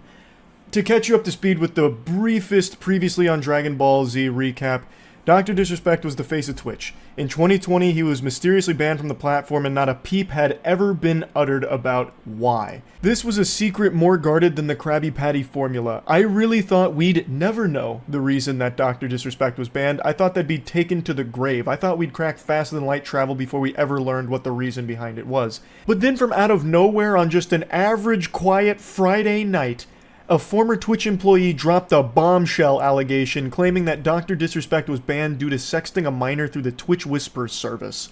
Now, there was never any screenshots or evidence provided to support that claim. However, some other parties came forward saying that they had all heard a similar reason behind the ban. Dr. Disrespect then made a response to that statement, which was less than satisfactory for most people with a functioning frontal lobe because he talked very vaguely about it and didn't actually outright deny the claim at all. So then he made a follow-up statement which aimed to provide a little more clarity, but it was still pretty vague, and both of these seemed to have like a lot of legalese talk to him to try, like, kind of tiptoe around the topic itself. So both of his responses, like the tweets, weren't received overly well. It was like he just kept stepping on a rake like in a cartoon and hitting himself in the face. He wasn't doing himself favors with his statements. But then the credibility of the source of behind this allegation started to be called into question because people did digging through their Twitter and found out they'd actually been dangling this carrot in front of their audience about they know the reason Dr. Disrespect's been banned, and if you buy tickets to their concert, they might reveal it. So then people started to question that, and then today, Dr. Disrespect released another statement where he admitted to the claim of talking to a minor through Twitch Whispers inappropriately. However, he denies that there was any real intent behind the messages, which is a crazy thing to say. Like, if any of you have watched To Catch a Predator, you'll recognize that tactic, that little maneuver right there, because that's something that was pretty frequent on that show. When a predator went down and talked with Chris Hansen, a lot of them said that same thing pretty much. Like, oh, no, I didn't mean any of that. I was actually just teaching them a lesson about talking to strangers and the dangers of it. There was never any real intent behind the things that were said. Like, that's a very weird thing to try and say. So let's just go through his statement first, though. The Twitch ban. Hello, I'd like to make a statement. Let's cut the bullshit. As you know, there's no filter with me. I've always been upfront and real with you guys on anything that I can be upfront about, and I'm always willing to accept responsibility, which is why I'm here now. First and foremost, I do want to apologize to everyone in my community, as well as those close to me, my team, and everyone at Midnight Society Game Studio. For those that don't know, I forgot to mention this in my lore exposition on this. His company that he founded, Midnight Society Game Studio, which had been working on a game with him for a long time, announced yesterday that they were going to be terminating him after they conducted an investigation, and after they assumed his innocence, found something through their investigation that made them uncomfortable keeping him around, so they let him go. So that's why he's mentioning them here. A lot of people have been left in the dark about what happened yesterday with Midnight Society and I, and we made the painful decision collectively to have me step down. Our team is full of incredibly talented and good people that have high career ambitions and families. I'd never want to jeopardize the culture we have carefully crafted. Now, before getting into the rest of this, I do want to mention, Midnight Society themselves said that he was terminated. Here he's saying that he stepped down like it was a mutual decision. I don't know if this is like a you can't fire me, I quit type of situation, you know, turn in the badge and the gun and go your separate way as a lone wolf, or what? Like, there's just a bit of a discrepancy whether he was terminated by Midnight Society or if he himself and them left on good terms where he agreed to step down. Ultimately, the point is, he's no longer associated with that studio anymore after they conducted their own investigation into the subject. Everyone has been wanting to know why I was banned from Twitch, but for reasons outside of my control, I was not allowed to say anything for the last several years. Now that 2 former Twitch employees have publicly disclosed the accusations, I can now tell you my side of the story regarding the ban. Were there Twitch whisper messages with an individual minor back in 2017? The answer is yes. Were there real intentions behind these messages? The answer is absolutely not. These were casual, mutual conversations that sometimes leaned too much in the direction of being inappropriate, but nothing more. Nothing illegal happened, no pictures were shared, no crimes were committed, I never even met the individual. I went through a lengthy arbitration regarding a civil dispute with Twitch, and that case was resolved by a settlement. Let me be clear, it was not a criminal case against me, and no criminal charges have ever been brought against me. Now, the doc actually edited this statement twice. So initially, he posted it with the word minor in it, saying, were there messages with an individual minor? The answer is yes. But then shortly after he published it, he edited the word minor out of it. So he removed that. He redacted it like a fucking CIA document, trying to bury it, just snapping it out of existence. So then it read, were there messages with an individual? The answer is yes. But people were quick to notice the edit, and you can actually check edit history on Twitter, which I didn't know you can do, but you could clearly see that the original no longer matched the current one because he took the word minor out. So when people caught him red-handed, he just edited it one more time to put the word minor back into it. Now, there is a lot to say about just that small chunk right there, but I'm going to finish reading the statement first before we really dive into the weeds of it. Now, from a moral standpoint, I'll absolutely take responsibility. I should have never entertained these conversations to begin with. That's on me. That's on me as an adult, a husband, and a father. It should have never happened. I get it. I'm not perfect, and I'll fucking own my shit. This was stupid. Now, with all this said, don't get it mistaken. I've seen all the remarks and labels being thrown around so loosely. Social media is a destruction zone. I'm no predator or pedophile. Are you kidding me? Anyone that truly knows me knows where I stand on these things with those type of people. Fuck that. That's a different level of disgust that I hate even hearing about. Don't be labeling me as the worst of the worst with your exaggerations. Get the fuck out of here with that. But I think I've said what I needed to say regarding the ban itself. That's it. That's why Twitch made the decision in 2020. To my team, community, industry friends that have supported me, I apologize. I wish I could have said all this sooner. You guys have always shown me and my family love and support throughout all these years. We love you guys like you can't imagine. I have the best community and circle. If any of this has made you uncomfortable, I get it. You don't have to support me anymore, but just know you have always been greatly appreciated. Trust me when I say this. To all my haters that live and breathe social media with zero real-life experience, I don't give a fuck about you. Finally, if you're uncomfortable with this entire statement and think I'm a piece of shit, that's fine. I'm not going anywhere. Actual Wolf of Wall Street energy. I'm not fucking leaving. And I'm not the same guy that made this statement all those years ago. I'm taking an extended vacation with my family as mentioned on stream, and I'm coming back with a heavy weight off my shoulders. They want me to disappear.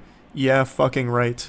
He tries to close this statement with a really hard, cheesy 80s action movie one-liner. They want me to disappear. Yeah, fucking right. Granny shifting, not double clutching like you should. You're lucky you didn't blow the welds off the intake. I'm not leaving. It's really kind of ridiculous to put that there with accusations like this. These are super serious. Like, this isn't something people take lightly at all. In his own statement, he has openly admitted to messaging a minor and had conversations that were inappropriate, or as he said, leaned into being inappropriate. Now, what's not clear, and what a lot of people are coping with, is that maybe Dr. Disrespect didn't know the age of the person he was communicating with, but I truly feel if that was the case, Dr. Disrespect would have mentioned that, saying that he had those communications with this person that he believed was of age but turned out to be a minor. I think if that was the reality of that situation, if he truly communicated with someone that he thought was of age but turned out to be a minor, I think he would have mentioned that in this statement, but he didn't. He didn't say that he was under the impression he was communicating with an adult. He just says that he had conversations with an individual minor. He doesn't say anything like, oh, they were actually one day away from being 18, or I really thought they were, in their 20s, or anything like that. And I think if that was what happened, it would have been mentioned here. I really do. But there's no mention of that.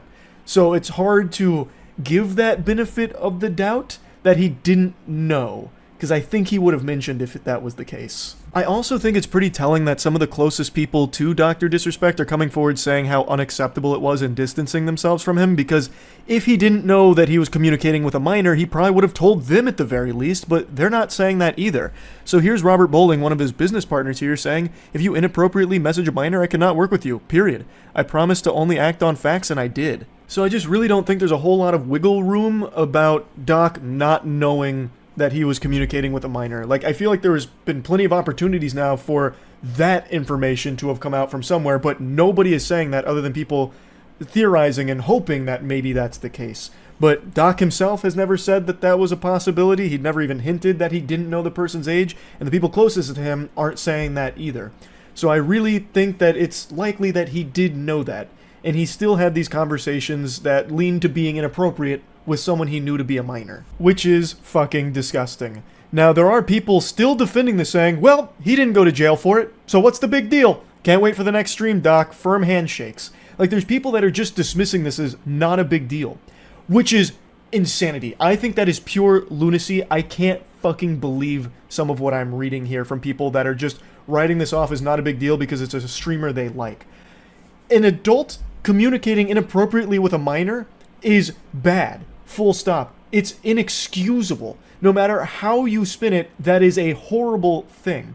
Now, he may not have met up with the minor in question. However, was that his decision? Was he the one that decided not to meet up with him? Because with the information that's been come out, now, again, keep in mind, we don't have access to the chat log, like the conversations that took place, but from all the sources that have come out from, like, Bloomberg and all of that, it sounds like the conversation they had did talk about meeting up at TwitchCon. So, that right there shows pretty real intent to meet up with this person. And who knows, maybe it was the minor that ultimately got uncomfortable with this whole thing and called it off, not the doc.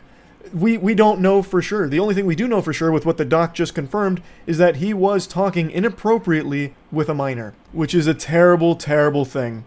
And even his closest friends are saying they can't defend it, it's inexcusable. And they're right. It is inexcusable. But there are still people trying to defend it, as pathetic as that is. And Dr. Disrespect claims that he's going to come back at some point. And I have no doubt when he does, he's still going to have a massive audience. I can already tell, based on the amount of people jumping through hoops trying to find ways of justifying this and spinning it in ways where he doesn't look evil. Which is impossible, but they're doing their best. So I know when he comes back, he will probably have tons of viewers and tons of donations out the fucking wazoo, saying things like, keep your head up, Doc, don't let cancel culture get you down. It's just a fucking cancel culture mob that came after you. You're a victim of that mob, that's it. Which is just so unhinged. He has openly admitted, in his own words, to inappropriately talking to a minor. It's just craziness. So, that's the update to this whole Dr. Disrespect ban situation. That's really about it. So, yeah. EDP445 has issued an apology for the cupcake incident from 2 years ago. Not exactly the quickest response time, but it's a little bit faster than Valve responding to Team Fortress 2 issues. So, I probably don't even need to give you the lore dump here. The story of EDP445's fall from grace is a more well-known story than Little Red Riding Hood by this point. But just in case, 2 years ago he was caught in a child predator sting operation, which also unearthed a lot of other repeated instances of him being inappropriate with minors in his community.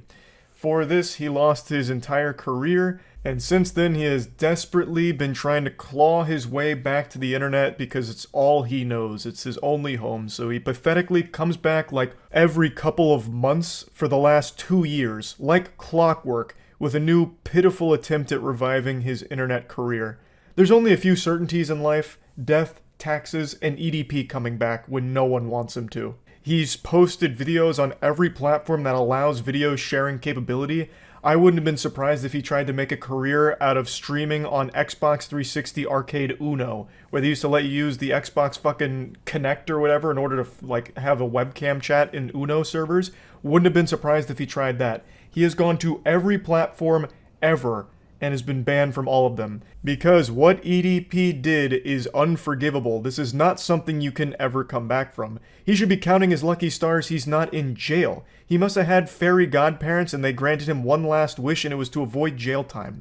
The only reason he's not there is because the investigation and all of the evidence was conducted online, so authorities usually don't use that in like actual prosecution or anything. So he must have collected all the fucking Dragon Balls and made a wish, and Shinron kept him out of jail. Because the amount of proof and evidence of not only the cupcake incident, obviously, where he actually went in person to meet a child for sex, not only just that, but like a repeated history of having similar circumstances with being inappropriate with kids, all of this very well documented. The fact that all of that exists and he's not in jail is beyond a miracle for EDP. And now he is once again doing his standard song and dance, trying to get back his internet career and find redemption. He's made a couple other videos in the past addressing it loosely, like where he's like eating a cupcake, so literally leaning into being a pedophile, I guess, and acknowledging it. And then only a handful of months ago, he made a statement on his website that was perhaps one of the wildest ideas ever cooked up by a human brain. He said that the whole cupcake incident, that whole scenario, was actually all acting. He was hired for an acting job to play a pedophile, and he committed to the role, and he had no idea it was going to be used as like a legitimate thing. He thought it was all just a Shakespearean play, basically, just part of, you know, the acting craft. But this is the first video he's made where he's apologizing and talking about it, like actually talking about it. And I've seen a lot of people saying, oh wow, finally, he's taking accountability, he's starting to, you know, grow now, and you know, maybe he can move on from this. What a bunch of hooey. That is a load of fish paste. He doesn't, in his entire 8.5-minute apology video, he doesn't once refer to what actually happened. When he's talking about being caught in a child predator sting operation, he calls it that YouTube shit. I want to take full responsibility for my actions that happened on April 21st, 2021. The entire YouTube shit that went down, the entire YouTube incident, you know what I mean, that went the fuck down. I'm not even going to get into it. You guys already know what the fuck happened. I'm taking full responsibility, full accountability for my actions. He doesn't even say what he did and what he like is guilty of. He just loosely refers to it vaguely and brushes it off quickly. That is the opposite of taking accountability. He doesn't even fucking address it directly. Now, he states one of the reasons for the tardiness behind this apology is because he's been in talks with lawyers over the last couple of years about what he can and cannot say. And I'm just going to slap down the Phoenix Wright objection. I'm calling baloney, because if he did have a team of lawyers behind him after all these years, I'm assuming they would have advised him to not make any of the statements he's made over the last couple of years. Especially the one where he faked emails to try and confirm that all of this was actually just an acting moment. It was all just a ruse. It was supposed to be a movie, not real. It's all fake. Or the other statement he made about how it never happened in the first place and just outright denying it. I feel like if there were lawyers behind him for the last couple of years, they would have told him, do not do that. But let's play ball with that idea for a second. Let's assume he's being truthful. If the lawyers have told him to not mention any of the specifics of the incident, then you can't come on this video and pretend like you're taking accountability or responsibility. If you're not willing to actually tackle what happened and what you are guilty of and actually talk about it directly, then you can't pretend that you're somehow taking accountability or responsibility in the situation. I didn't want to talk about this apology video because I don't think there's any value here. I've already made a few videos talking about EDP over the last 2 years with every attempt he's made to try and come back to the internet, and this is just another one of those, a desperate Hail Mary to try and monetize an internet career again because it is all he has. It is the only home that he knows. So he keeps trying, but this is just not something that you can come back from. Taking the proper measures and the proper steps forward to seek out help, to try to, you know, get my head on right and to make sure that, you know, in the distant future that I do not hurt, you know what I mean, my loving, caring, supporting friends and family, because they are the ones that hurt the most. They are the ones that suffer the most. No, they're not. The actual victims are. What do you mean? Yes, of course, they did get caught in the crossfire here from everything you did online, but you should really be apologizing far more to the actual victims. Not just the cupcake incident, but the actual children that you've been inappropriate with over all the years. He mentions that he's getting help to try and, like, not be a danger to children anymore, which is good, taking those steps, but even if they do cure the pedophile, it doesn't mean that you can come back as some kind of content creator again. You cannot have an internet career again after what you've done. Period. Full stop. There is no coming back from that. I do find it very upsetting that when he does make these attempts at comebacks, he does usually find an audience of delusional weirdos that downplay the severity of what he's done in his past, talking about how, like, pedophilia is not even a big deal and there wasn't any real victims, which is categorically false. He may not have actually met a child during the cupcake incident. It was all a sting operation, but there were very real victims to EDP that most people seem to forget. Actual children he was being inappropriate with. There are victims. Like, it's not just that one time with the sting operation, the fucking Chris Hansen have a seat to catch a predator moment for EDP. There was many more. It's just not something you move on from. Now, he does mention at the very beginning of the video that he's come close to, like, hurting himself and ending it all over the last couple of years as a result of everything that happened with this whole situation. And he mentions that he's extremely remorseful for all of it and recognizes that it's all his fault. And he also mentions that his family has been harassed a lot from all of this. And overall, yeah, it's sad to hear that, but again, it is all your fault. You can't come back to the internet after all of this. You are a danger to children. You preyed on kids in your audience. You can't come back online from that. You should have been in jail, but got extremely lucky to avoid that. So you should have been satisfied with just being able to stay out of jail and completely cut ties with the internet. Buckle down in the real world and just do something else and never come back online. Now, I understand over the last 2 years he has tried getting other jobs, but some people have recognized him and felt unsafe because, shocker, child predators are a danger in society. So he did lose his job, his other couple of jobs he's had over the last couple of years, but that doesn't mean you just quit and then just go back to the internet to try and monetize there for your career. You cannot come back from what you did online, period. So you should have just kept trying to find a job that you can hold down where people aren't going to recognize and harass you, and just stay pursuing that. He also does mention that the reason he's making the apology is because he wants to eventually have redemption online, which I think what he's done is irredeemable. I really do. I feel like most people probably do as well. It's an unforgivable act, but he keeps trying. And I don't even think this apology is genuine. This feels once again like another plan of his to try and crawl back online, because he has done it so many times before. This is not really taking accountability or responsibility. He keeps saying that it is, but he can't even address the actual issue itself. And, like, not only the cupcake incident, he doesn't even mention the other victims outside of that either. So he doesn't actually even take any accountability or anything like that. So I don't even think it's coming from a place of, like, genuine remorse or anything. It really seems like it's coming from a place of desperation to find a career again online. So yeah, that's about it. So yep. I was going to wait a little while to talk about this because I have a sneaking suspicion this won't be the last desperate marketing attempt we'll see from this film, but I just can't resist the urge anymore. It's like trying to hold in a sneeze, just trying to fight my desire to make fun of what I just saw a couple days ago. To set the stage, Pixar has released a new film and it's become the second worst opening in all of Pixar history. It's looking to be a bit of a flop here. And there's a very good chance that you haven't even heard of the new Pixar film. It's called Elemental. It really flew under the radar. The marketing budget had to be like 5 popsicle sticks and like word of mouth. I don't really know what they were thinking here or expecting because most people didn't even know this was on the horizon here. There was about as much hype for Elemental as there is going to the DMV. Most people didn't even know it was coming, and the ones that did just didn't really care to go see it, so it's not performing super well. And it appears that the higher-ups at Disney are starting to panic. So they're dusting off the oldest tricks in the marketing book here to try and convince people that the film is popular and worth going to a theater to see. Because a lot of people would probably choose to go to a fucking dentist's office as opposed to going to a theater to see Elemental right now. So they're trying everything. And that's when they came up with this absolute shining stinker of a viral marketing campaign idea. Save it for the wedding. Hey! Yo, yo, yo!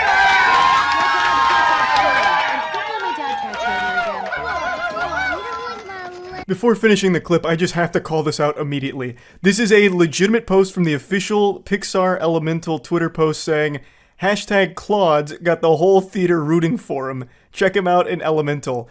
And this is like supposed to be one of those POV things in a theater where sometimes you'll see a viral video during a big moment in a movie where someone gets their phone out to film the audience reaction. Like, you know, here's how the audience responded to Tony Stark coming back from the dead, and the crowd's going crazy like, whoa, yeah, Tony's back, wee! And it's supposed to like capture that moment. That's what they tried here with this film. This is supposed to be like authentic, like look at how hyped the crowd got to see Claude from Elemental. Which makes no fucking sense, because this film is brand new. It doesn't tie into anything. No one would know who the fuck Claude is going into this film. And yet, for some reason, we're supposed to believe that the entire audience just blew up. Like, this sounds like they just watched their home team win the Super Bowl. All just because they got to bear witness to Claude popping out of some pot? It just doesn't make any sense, but I love how they try to pass it off like, man, look at how everyone loves Claude. They can't get enough of Claude. Look at him go crazy. And then it's just like stock cheering sound effects you can find on like any royalty-free database for stock sounds ever. It's beautiful. Like, this reminds me of that Morbius clip where someone made a fake Morbius voiceover from the theater where they were filming the screen and then he says, "It's Morbin time." And the crowd goes like, yeah, yeah! And since barely anyone had seen that film since it was such a box office disaster, a lot of people actually believed that that line was in the movie. Even to this day, they still think that that clip that went viral is real. And he actually says, "It's Morbin time." I mean, sorry to ruin Christmas for you, that's actually not there. That was just made as a joke. Where it's supposed to be like, look at how great Morbius is. More billion fans all over the place. The biggest franchise of all time. And that was just supposed to be like a joke, like cheering thing for that line. That's not real. But Disney's taking that energy and trying to use it as an actual marketing arm for this film because it's floundering so hard in the box office. So let me just play the rest of it real quick before we go back to talking about it. Anyway, June Bloom is coming, and you just got to be my date. Cause check it out. All grown up. And I smell good. What in tarnation? That's such an abrupt chaos ending there. That reminds me of like a scene out of a disaster movie. Like a Roland Emmerich film in like 2012 when an entire city blows up and everyone's screaming all at once before they all die. That is just like almost haunting. But anyway, yeah. The crowd's apparently going fucking nuts for Claude here. And I love that they even have like the stock baby giggle sound effect, like they pulled out all of the stops. This couldn't have taken more than 15 seconds to make, and it actually might have just been made by one of the higher-ups' child during like study hall at middle school. They're actually using it. They're legitimately trying to pass this off as a real thing and marketing for the film. I fucking love the caption, "The theater when Claude finally shows up in Elemental." Nobody knows who Claude is. Why would they be sitting there waiting on bated breath, counting down the seconds for the moment that Claude finally graces them with his presence? This is a complete new property, a new character they've never seen before. Why would they blow a gasket in excitement for it? This isn't like a moment in a beloved franchise or like a cameo fan service moment, you know, like Across the Spider-Verse where people will point at the screen and be like, "Oh, holy shit! That's Spider-Man Turbo X5 from that 2008 obscure fanfic Tumblr moment. They listen to us!" Ah! Like, no one's doing that for Claude. It's not happening. I also can't help but just love that they even go a step further. Instead of just like pretending that people gave a fuck about Claude, they then go even further where they start making like sound effects as like the spectators during the film. The most annoying audience reactions ever, such as like, "Ooh," when he's like flirting with the main character here, I guess. Like, nobody does that. Like, that's so rare. What the fuck? Just a complete brazen disregard for the audience intelligence to try and convince people that this is real it's admirable. I can't help but be impressed that they're actually trying this on TikTok. But I can't even blame them for trying. I don't even hold them at fault for this, because a lot of users on TikTok suffer from legitimate brain rot. That's going to be a studied phenomenon in 10 years. Mark my words. Put it on your calendar. 10 years we're going to be studying the effect that TikTok has had on the brain and the development of children and people across the world. One of the biggest goddamn trends on TikTok for a while, a couple years ago, was this, where it was like pretending that your hand just went through your other hand, and it blew so many people's minds. That one thing I just did right there has like 10 billion views across all the people that did it on there. So I do believe that this probably wasn't the worst idea for Disney Pixar, to try and convince them that, like, oh man, people must really love Claude. I kind of want to get in on that hype. I don't want to feel left out. And look at how the audience responded to him. Claude must be fucking amazing. This is the second coming of Christ. I might need to get to a theater now to see this. Mom, Dad, let's go. We gotta go to the theater right now. Claude needs us. We gotta see Elemental. Quick, what's the next showing? like, I gotta get in on the hype. It might work. And maybe it has, because yesterday there was an article that came out saying that Elemental is actually making a bit of a resurgence in the box office. So it's still a massive net loss right now. It's got about 166 million total box office off of a $200 million production budget, which you usually double for marketing, but in this case, probably not. They didn't really market it much. So even still, it is in the red, but it's starting to bounce back a little bit. Thanks largely to Claude, I imagine. Claude's doing a lot of heavy lifting for this film, I guess. That just goes to show you the power of Claude. When you bet on Claude, you're guaranteed a win, it seems. Now, I know Mickey Mouse is going to public domain pretty soon. They're going to have to retire Mickey Mouse pretty soon for Disney. Maybe they'll just pick Claude as the next, like, actual Disney mascot. Like, the face of Disney might be Claude within the next couple of years. So I'm seeing a lot of potential with the character. We can clearly see how much people love Claude. Like, goddamn. You know, maybe I'm wrong. I fully admit there's a chance that I'm very wrong, and this is all a very real audience reaction to seeing Claude. Maybe that's just how we as human beings are programmed to respond to something as perfect as Claude, right? I haven't seen the film yet, but I gotta be honest, that marketing tactic's almost working on me. I kind of want to get over there real quick to see, how great Claude is. He's not even the main character of the film, and I guess he really steals the show. But yeah, anyway, I just had to talk about this a little bit. I'm curious to see if they're going to do any other Hail Mary marketing plays for this film if it continues to not do well in the box office. So yeah, excited for that if it happens. That's about it. See ya. I mean it when I say I didn't really want to talk about today's topic. It's just some medium rare internet beef that I think is just kind of worthless to go over, but so many people keep bringing it up to me that I feel I should at least talk about it to some extent. So I'll go ahead and cannonball into the septic tank and doggy paddle around for a bit. The main topic involves a banned YouTube creator that I'm sure you've all heard of before. His name is Sneako. A lot of people compared him to like a diet Andrew Tate. He recently got banned, and he still does make content elsewhere. And recently he started targeting me because I made jokes about his friends on the Fresh and Fit podcast, whom I think are beautiful clowns that do some very silly stuff that is entirely entertaining to make fun of. But Sneako didn't see it that way because he's a very sensitive guy, and he started writing their wieners to try and defend a blatantly outrageous story that one of them told about meeting a basketball player at a party, then being invited by that basketball player to a mansion and then fucking a ton of girls at that mansion thanks to the basketball player, which sounds like something a Tumblr account would have made up, and ending with "and everybody clapped." It was such a goofy piece of fan fiction, it felt like he was begging to be humiliated and made fun of, so I started throwing some balls at the clown and dunking them in the tank. I made a video talking and joking about it, and Sneako saw this and he wasn't too happy, so he got offended on his friend's behalf, which of course is a very alpha male thing to do. I know Sneako doesn't like that nomenclature. He never calls himself an alpha male and thinks that it belittles him, but his fan base is and has been red-pilled and thinks of him as like a no-nonsense kind of guy who tells it like it is, a man's man. And yet Sneako cries more than a 12-year-old going through puberty and has very public temper tantrums like a child who didn't get the Spider-Man toy they wanted for Christmas. So he was upset because I was making fun of them.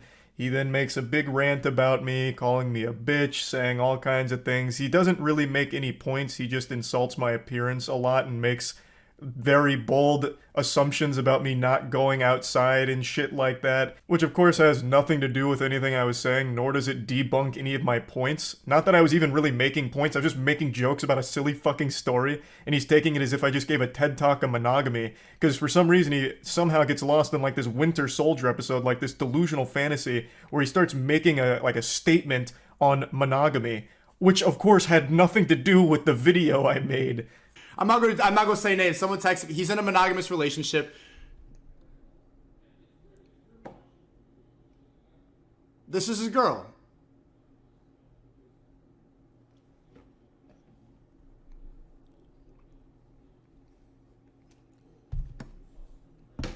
So there you go. I mean, I told you, like, I could hear it in your voice. The fact that someone doesn't have to abide by those rules. Someone could go and fuck a lot of bitches. That it's so foreign to a lot of people's ideas, because when you get brainwashed, when you get told that monogamy is the answer. What the fuck are you even talking about? What does this have to do with anything? What does bringing up a picture of me and my girlfriend have anything to do with anything that has happened? And where is monogamy even coming from? You're fighting an invisible enemy right now. You're fighting ghosts that aren't real. Like, none of this had anything to do with the video itself of me joking about a stupid fucking story that this guy told. Like, it's so weird, and he's been mad ever since, as I understand it. I, of course, don't really watch him, but I keep getting updates on Sneeko not being happy, wiggling his finger, saying, I don't really like this Charlie guy anymore for this. Now, like I said, because so many people keep bringing this up to me every day, I felt obligated to at least, you know, talk about this a little bit and engage with the drama, even though I don't really want to. What I do want to talk about, though, is the Black Friday Moist Global merch sale, baby. A lot of great merch on moistglobal.com is a lot of money off right now, so go to moistglobal.com to get some fucking beautiful items, and we even have some really fun, goofy ones that are in stock right now, such as this wonderful Happy Coat, which is kind of like a bathrobe. It's fantastic. And we also have some Yu-Gi-Oh! Inspired designs available right now as well, which are just fun items, and once all of these are sold out, they won't be restocked, so if you're at all interested, go to moistglobal.com, the link's in the description. I'm gonna keep this on for the rest of the video. The only thing I'm missing now is a cigar, so really get into character here. I'm gonna go ahead and talk a little bit more about this. I am pretty familiar with Sneeko, probably more so than a lot of his more modern fan base is. I first became aware of his content when he got mad at me a couple years ago because I was criticizing a movie called Cuties. For those that don't know, Cuties was a movie that went to Netflix, and it was basically just softcore child porn. It was a movie that focused on twerking and a coming-of-age film that used real children in real positions of, like, sexualization, where during, like, a twerking contest, they'd have cameras that would go, like, right into their ass and zoom in. It was fucking disgusting stuff.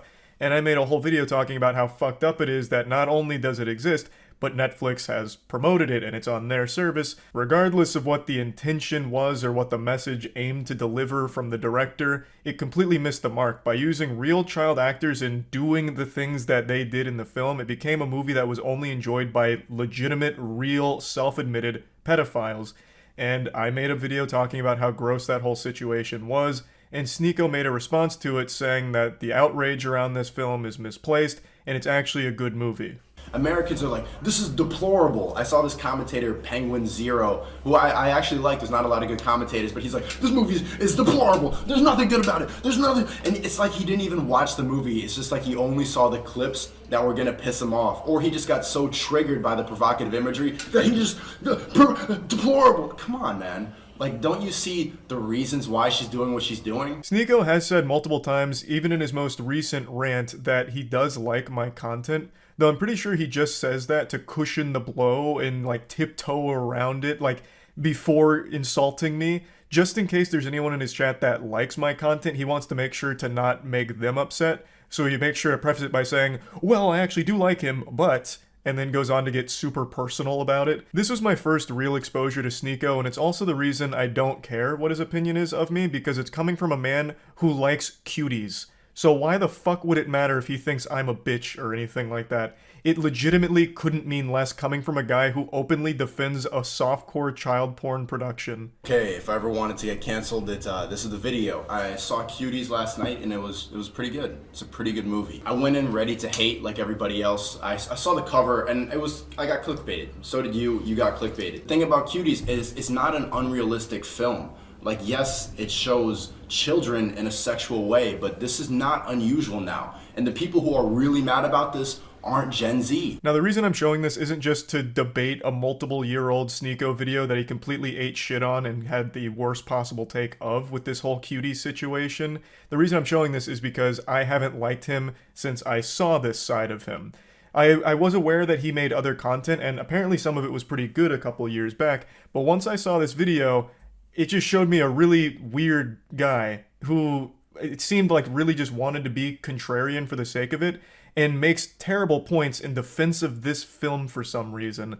Like, even in your own video, you openly admit right there that yes, it sexualizes children. Full stop, that's not okay. That's a problem. Like this girl, at one point she takes a picture of her vagina and posts it on Instagram. Kids naturally just rebel. I like this movie because it's extremely provocative, but it's realistic. A major criticism of this film was that it's child porn, that they were just showing these kids and that it's gonna bring a bunch of pedophiles in. I don't think so. I don't think so. Not more than anything else that's on the internet now, or not more than beauty pageants in America, which still exist and are exactly what you see in the film. Do you go to beauty pageants to watch the kids, Sneako? I certainly hope not. Just because the beauty pageants, which are fucked up, completely agree, just because those exist in the real world doesn't mean that that's justification for this movie. I feel like that should be obvious. You can't use this whataboutism like, oh yeah, Cuties has a lot of sexualization of children, but what about, you know, child beauty pageants? I mean, those are out there in the real world, so what's wrong with Cuties being on Netflix? I won't show you any more from this video, it's dog shit all across the board, but there is one more thing I'd like to highlight. Even when Sneako started to rise to popularity, I didn't pay too much attention because, again, in my mind, he will always be that guy that for some reason fights for this film, which is just fucking weird. So he's always just been kind of a weird person to me that I don't pay too much attention to, but I couldn't help but take notice of one of his more recent viral clips where he openly defends getting cucked. So I wanted to break this down, like, because this was, imagine seeing the girl you love, like, get fucked. You love her? Yeah, I do. I love her. I was about to say I love this bitch. I'm like, nah, let me not say that. I love my wifey, my queen. And you allowed the love of your life to get fucked by another man. What happened to the other agreement? I'm crazy. The first time, as soon as I saw like 3 pumps in, I just got up and walked out. I'm just like, I can't do that. Like, feeling traumatic thoughts, like seeing her with another person. It's a lot. But I think it's something everybody should do just to test. You know what? It is a legitimately super sad thing to sit there and listen to because Sneako is very clearly bothered by that whole situation, but is trying to play it off like a deeper message, like, no, this is actually a good thing, and in fact, I recommend every guy out there try letting their girl get fucked by another man. Then you'll know if it's real, if this is the person you want to spend the rest of your life with. It is fucking tragic to listen to. Now, I want to be clear, I have absolutely no problem with open relationships. I think everyone should be completely within the right to handle their relationships however they see fit and whatever makes them happiest. Contrary to what Sneako thinks about me, I have legitimately no issue with open relationships at all. But what Sneako's talking about here isn't so much an open relationship, it's cuckoldry. You have watched your girl get fucked in front of you on at least 2 occasions that he talks about here. And you were right next to her, watching her get fucked, and one time you were so upset about it you had to leave the room after the 3rd pump, you said. You're clearly not really alright with this situation. You're for some reason forcing yourself to be okay with it. Like, I'm not trying to sit here and be an armchair psychologist like you try to do against me during your rants, but it really seems like you don't like it. And yet, for some reason, you're also trying to celebrate it and promote it like a good thing. It's just super sad. Like, if you're fucking other girls and she's fucking other guys, that's one thing, but you being in the same bed that she is fucking another man in and watching her, and then even talking about how, like, upset you were about how much she was moaning and the deep eye contact she was making with the man she was fucking in front of you, like, you're not really okay with it, it sounds like. So stop trying to pretend to be, and stop trying to make it seem like this is a good, healthy thing for everyone that everyone needs to try. It's just pretty sad. So this is always in the back of my mind when he starts critiquing my relationship, or really any relationship for that matter. Like, what really gives you the right, especially when you're clearly in a very complicated situation in your own mind with your relationship? So, like I said, I didn't really want to talk about this, but he apparently keeps shitting on me and making a big hoopla about it, and people keep bringing it up to me, so I felt like I should at least address it in some capacity. So this is me talking about it, and that's about it. So yeah. I have to talk about these text messages. I can't help it. What do you want from me? What do you want from me? I'm only human. These are extraordinary in like the creepiest way imaginable. I usually don't like to do the same type of content back to back, and yesterday I covered some text messages as well, but I can't resist the urge. It calls out to me, the void beckons, and I have to speak on these. So, the context. A lady had an old co-worker whom had been fundamentally stalking her for quite some time. Her and her husband had dealt with this individual for a while, and decided to share some of the unhinged messages that they had been sent by him. There was a lot more that happened besides these text messages, but that's what was shared and what I want to go over. Buckle your seatbelt here, because this is about to be a pretty intense ride. This is a good read from cover to cover, if you like lunacy. Hey, I hope your weekend has started nicely. I apologize it took me a few days to feel like I could say this. No need to apologize, goober. I get it. Had to muster up the courage here. Hype yourself up in the mirror so that you could really let the demon out. You need to break up with blank, and then agree to be my girlfriend, with intentions to be my wife. And let me explain why. So he's basically acting like a car salesman here, trying to drive the hard bargain. It's like an episode of Shark Tank. I'm seeking a wife for 10% equity in my cock. I have no doubt he also had a PowerPoint presentation prepared for this, but unfortunately maybe it didn't attach, so it didn't send. I can provide more for you than he can. The independent woman facade you engage in wouldn't be necessary with me. I make more than enough money in my job in order to take care of you and provide you with a lakefront house, which I know is a desire of yours. I can provide you the free time that you often post about and yearn for to engage in your favorite hobby, ceramics. All I ask for you is your devotion in return. I know I am perhaps not physically desirable to you, which is why I plan to compensate with the lifestyle you often talk about wanting to provide yourself. You can really feel the fedora through these messages. It smells of such potent desperation. It's also very interesting that he calls attention to not being physically desirable to her. It's an interesting negotiation tactic. Excuse me, madam. I know you may not be physically attracted to me, but here's how I can make up for my face looking like turbo ass. I know if you could be given an opportunity, you would take it because you mostly desire to be able to experience freedom in life. It is something painful for me knowing you could have everything you wanted if you would simply agree to be my wife in the future. I could also pay off your student loans and car loan, which I know you've expressed desire to have those completed in the next 6 years. I could do that today, with a simple call to your loan companies. All I need from you is to immediately move to my property and begin your new life with me. Jesus Christ, that is concerning. I can pay off all of this. Just come join my cult. And I promise I am not a rapist or a creep.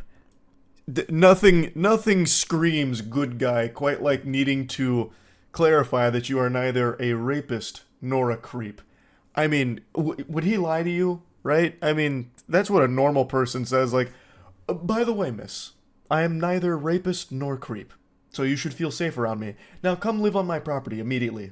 I am not going to imprison you, or shackle you, or enslave you to a basement. Well, alright, breath of fresh air. I was a little concerned about that, but now, luckily, he explained it. Now there's no reason to feel alarmed anymore about that being a possibility. You are free to continue your friendships with your womanly friends and your relationships with your family. I would never take this from you. I would never force you into sexual situations you do not want to be in. I know it must sound so strange hearing this, but I feel I must make it clear to you that this is a dream opportunity that will not harm you in any capacity other than dropping your current life, boyfriend, and job, and immediately begin pursuing your hobbies while we plan our wedding. I've got a sneaking suspicion that this guy would absolutely shackle her and imprison her in the basement. But I imagine she wouldn't be alone down there. There's probably quite a few other victims that he has in that basement. This is a fucking unhinged creep. Now, it's important to mention that this isn't just some random person sending a bunch of nonsense. This is a very credible threat to the safety of this woman. So, according to the husband, they had been dealing with this individual for quite some time. And they even went to court over it. There's a lot that this individual has done aside from just these creepy messages. And it had been a huge problem for them for a while. This is a really dangerous person to be around. I hope you're not overwhelmed. I know we have not spoken very much in the last 6 years we've known each other. I've always known you were supposed to be mine as soon as I met you on March 3rd, 2018. He's got that shit marked in his calendar as the most important day of his life. I've never once inserted myself into your life. I haven't pestered you for your phone number, and we have an occasional chat on Facebook now that we're not in the same office anymore. I've been satisfied with this level of acquaintanceships for years, and I understand that you have been with blank since 2012. I understand you were committed to him prior to us meeting, but blank, you must agree that we have something special. We share so many interests, and we were always able to have great natural conservation. When we would attend lunch together during the workday, it was an effortless and relaxing experience to share those 40 minutes with you once or twice a week.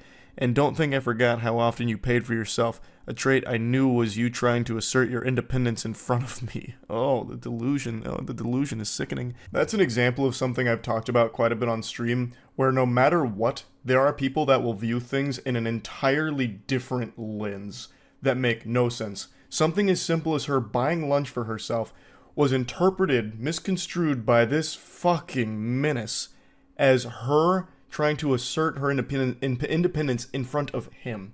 So it's just like this honestly scary situation where something totally innocent, like just buying yourself lunch, has now completely been lost in the sauce of this dude's noodle, where he thinks it was all about him. It's so weird. I knew then you were trying to show me that you'd love for someone to take care of you. I'm ready to settle into a family-oriented life, and I recall you saying you would have children if you had the financial capital to do so. I know you desire to be a mother, despite your current male partner not wanting them. You would make a wonderful mother to our children. I would ensure you had everything you needed to live the family life of your dream. Wow, I just had a voice crack. That was a big voice crack, too. This man's serial killer stalker Riz just attacked my vocal folds. And I know you love to travel. Before we settle down with children, I want to take you to your dream destination list. I've kept track of all the places you've mentioned over the last few years that you'd like to visit. You always share such a beautiful landscape photos. He's like the Zodiac killer here. I bet if this wasn't over Facebook Messenger or whatever, it would have been sent via postage, letters in the mail, using cutouts from magazines for the letters. I want to take you to Japan, to Thailand, to New Zealand, to Greece. Yaw! It's like that classic one. Oregon! Yaw! Fucking the Dean scream. And after that, we'll go to the opal mines in Australia for your dream ring, and then I'll take you to all the waterfalls the islands have to offer. How does this sound? My proposition is serious. You know I am a serious man. I'm turning 45 years old this year, and you are turning 32 years old. It's time to start making decisions about our familial life and how to enjoy our remaining years. Please know I have never offered any woman this proposition. I have a very secure career that I enjoy and will do whatever it takes to maintain in order to have your companionship, sexual prowess, and motherly raising of our children. I will give you everything you desire, as long as you agree to be my wife and raise our children. A very strong negotiation overall. I wonder how she'll respond to this in the Shark Tank. Hey, blank. I wanted to acknowledge that I received your message. It's really long though, so give me a minute to read and respond. That feels more like she's very afraid and is doing this out of pure obligation, like buying time, to figure out how to handle this without setting this guy off on like some kind of rampage, like this violent outburst, which is smart on her part for sure. To like very gently navigate this, because it's a scary situation having a stalker like this. Good morning. I am still awaiting your acceptance of my proposal. I look forward to hearing from you. Oh god, he's dropping the hammer now. It's all business, and he's not taking no for an answer. Good morning, goofball. I'm going to be perfectly honest, I don't know how to respond to this. I don't mean this negatively, but I honestly don't know whether or not to take this seriously. What I mean by that is, I don't know if this is a joke or not. You said this is quite out of left field, so I'm not exactly sure how to respond to you. This proposition is very serious. I have to make serious considerations about my familial life as I'm ready to establish this. I know I can offer you much more than your boyfriend can. It has been 10 years, and he still has not provided you with those things you desire most. I am a better provider than he is, and I will ensure your needs are met. Please, I would appreciate you taking this seriously and giving me a date and time I can come collect your items and move you into my house. It's in northern blank. This guy is already convinced that it's a yes, and now he's just trying to figure out when he should schedule the college hunks hauling junks to come collect all of her shit to move in with him. So now she fully responds to this. Surely you have to understand I can't agree to something like this. My life is my life because I've built it this way. I am not a damsel waiting to be rescued. While yes, I would enjoy an easier path to achieving the lifestyle I want, I don't mind working for it, and frankly, I'm insulted that you perceive my career to be a choice I'm settled to because I have not found the right man. Most importantly, it's another level of egotistical to assume I would dump an 11-year relationship in an instant for a fantasy pipe dream of yours. I mean this seriously. I'm not interested in your proposition. Trading my life for materialistic items and to be breed mare is not something I ever intended to do with my time. I don't know you. You don't know me. You have a limited glimpse into my life through my social media posts. What you see online represents a fraction of who I am as a person. We were co-workers and nothing more. I made this very clear to you in the years we worked together. I was in my relationship prior to even working with you. Yes, you're right, you never crossed that boundary, but instead you spent the last 6 years building a fantasy and dream life in your mind in which you think I would trade my value as a human being for a lake house and free time for pottery. I'm not sure how you became convinced this would be enough to make me leave the life I have built, but I need to assure you it's not. Please do not ask me this again. I am not interested, nor will I ever be interested in being your wife and child bearer. So she lets it all hang out here. She pulls no punches. She sets the record straight and says it right to his face. Well, as close to his face as anyone will ever come through text messages here. Breedmare, now there's no need to insult me. I am not propositioning you to live in solitude and to raise children alone. I want a family. I want you to be my wife, specifically, and I want to build a family with you. I thought you were intelligent enough to understand how great of an offer this is. Buddy, she is intelligent enough to recognize that her life would be in danger saying yes to you, you absolute maniac. You fucking weirdo. She is extremely smart to say no to this, as pretty much everyone on the planet with any level of survival instincts would. You're weird, you're dangerous, you're creepy, you're a stalker. Everyone's going to be saying no to you. I know you're primarily saying no because you don't find me physically attractive. If I looked better than your boyfriend, I have no doubts you would emphatically tell me yes. I didn't know you were so shallow. Oh, now he's going full nice guy mask off mode, even though he wasn't really putting up a nice guy persona in the first place. You would learn to be physically attracted to me just as I learned to be physically attracted to you after you gained 60 pounds. You look much better when you are staying in the 150 to 200 pound range, yet I never said a word to you about the fact that you gained so much weight because I realized you were perfect otherwise. I realized your looks didn't matter when your soul is what I wanted to spend time with. He probably wants to suck her soul out of her body like Shang Tsung. Like, this is a threat to her life, and she is absolutely making the right call, trying her best to get away from this guy and shut it down as hard as possible. It is simply a trade for a house and free time. Oh, the barter method, of course. I am offering you the very thing you constantly talked about and post about, the freedom to enjoy your existence without stress and anxiety. There would be more stress and anxiety with you because you are actually dangerous. It'd be a constant, guessing game of whether or not she's going to survive through the night under your roof. This guy is fucking scary. And he makes it seem like so simple. Simply in return, we are married and have a family together. Yeah, I mean, that's small potatoes. That's nothing. That's no big deal. It's a great trade. You get a house and you get the weirdest man in the world. A win-win. You would learn to love it because our home together would be so peaceful and joyful. However, perhaps you're right, and you are not the woman I thought you were. You're attracted to a low-life loser who filed bankruptcy at 25, hid his credit card debt from you. You pay his bills while he job hops because he doesn't know how to stay at a job for longer than a year. You cried constantly at work and had panic attacks not knowing where the money was going to come from. And what did you do? You worked a second and third job to make ends meet while he piddled away at putting in applications and not manning up to do what he needed to do. Why are you choosing this weak boy over me? I am mature, career-oriented, family-oriented, and I am a devoted partner. I would never force you into a position to make up for my shortcomings like your boyfriend does. I am better than him in every way, and yet you still choose him.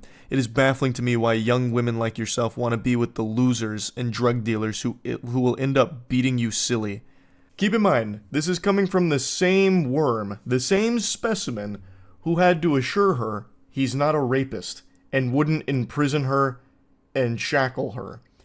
I think this guy is the one that most likely would beat a woman silly, because he has all of the red flags you could possibly fucking imagine about a man. I'm going to fast forward through the second paragraph meltdown here, which is just a teary-eyed tantrum with him shaking his fist saying, I thought you were different.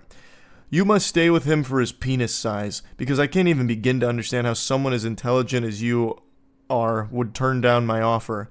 A luxury life free of stress turned down for a life of second guessing and financial strain? Why? What good reason do you have to turn down my offer?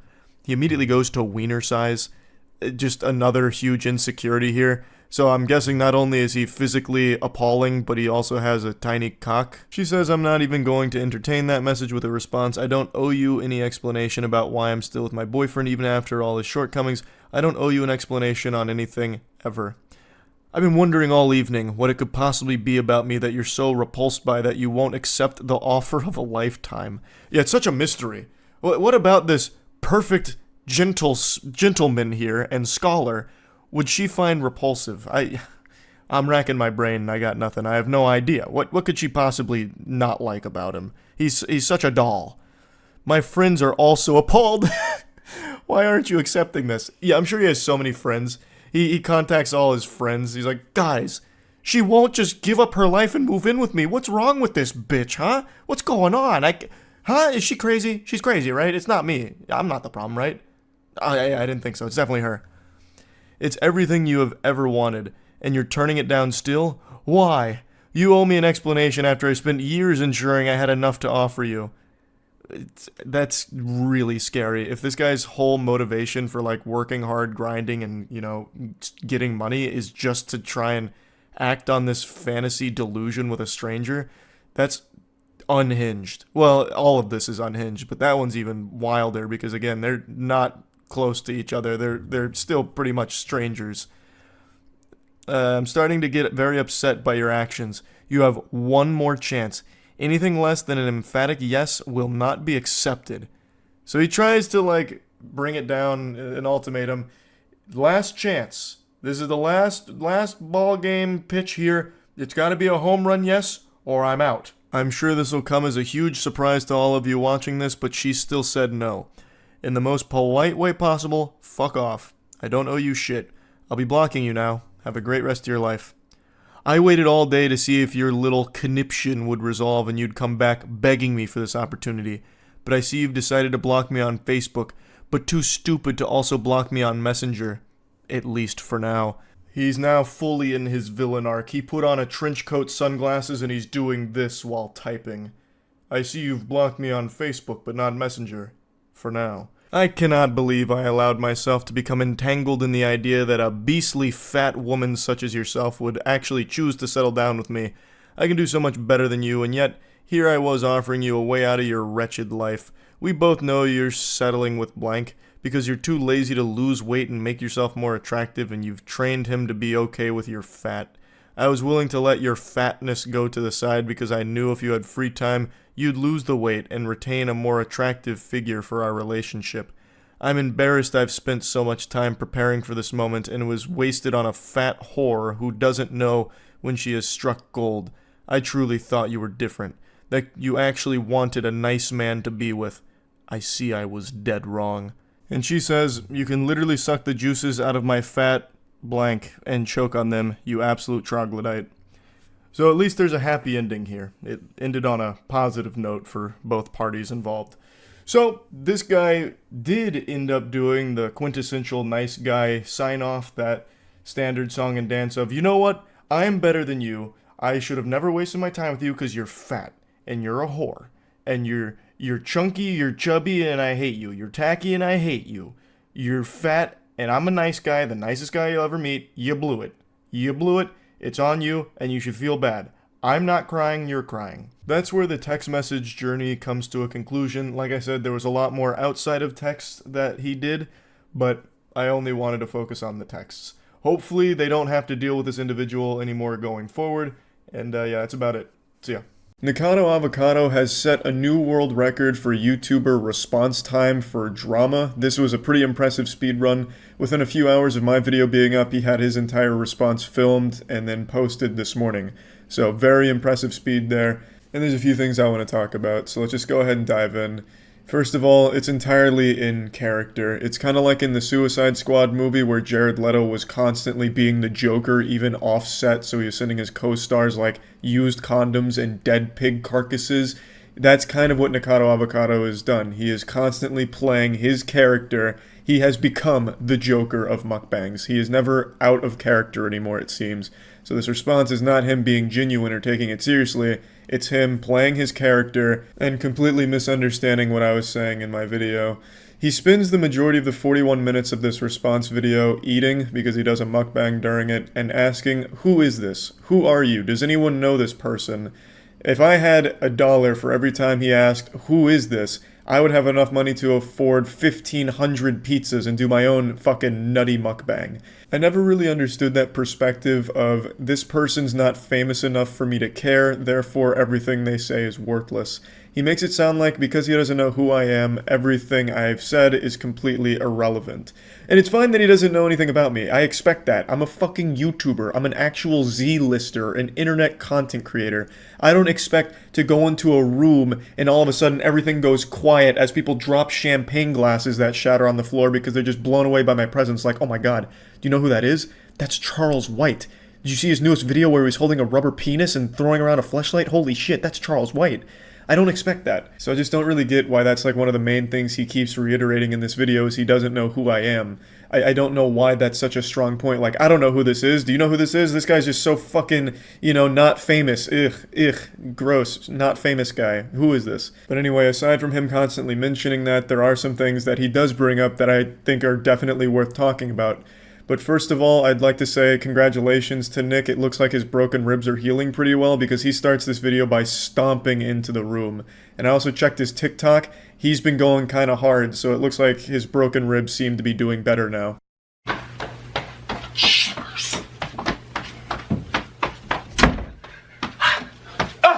Fiddlesticks! Who is this?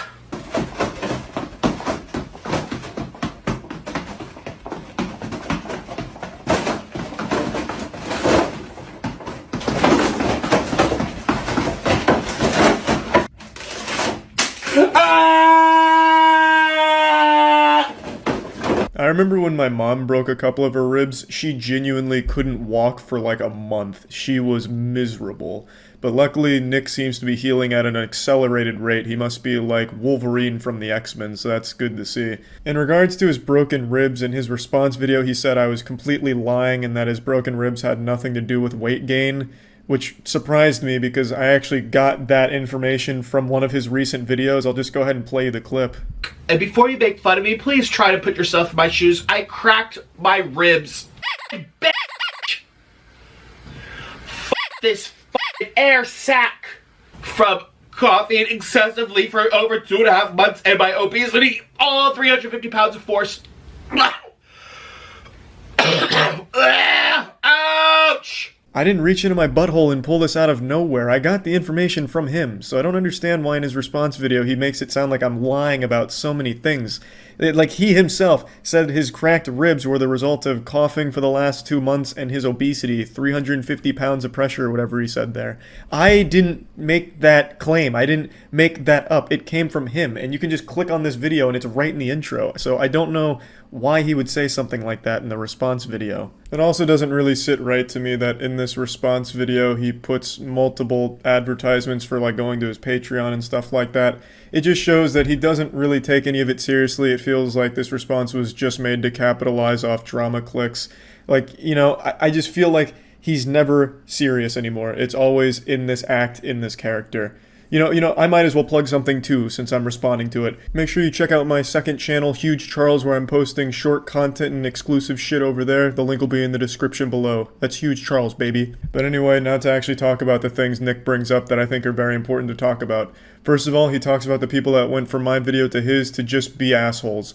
I always openly condemn this, and I should have again said don't go harass him because it looks like people need a constant fucking reminder to not fucking harass people. You're not some kind of internet vigilante fighting for justice. That angry comment you left on Nick's video isn't going to help him. You're just being a fucking douchebag. And I completely sincerely apologize for overlooking the fact that I need to remind people how to behave online.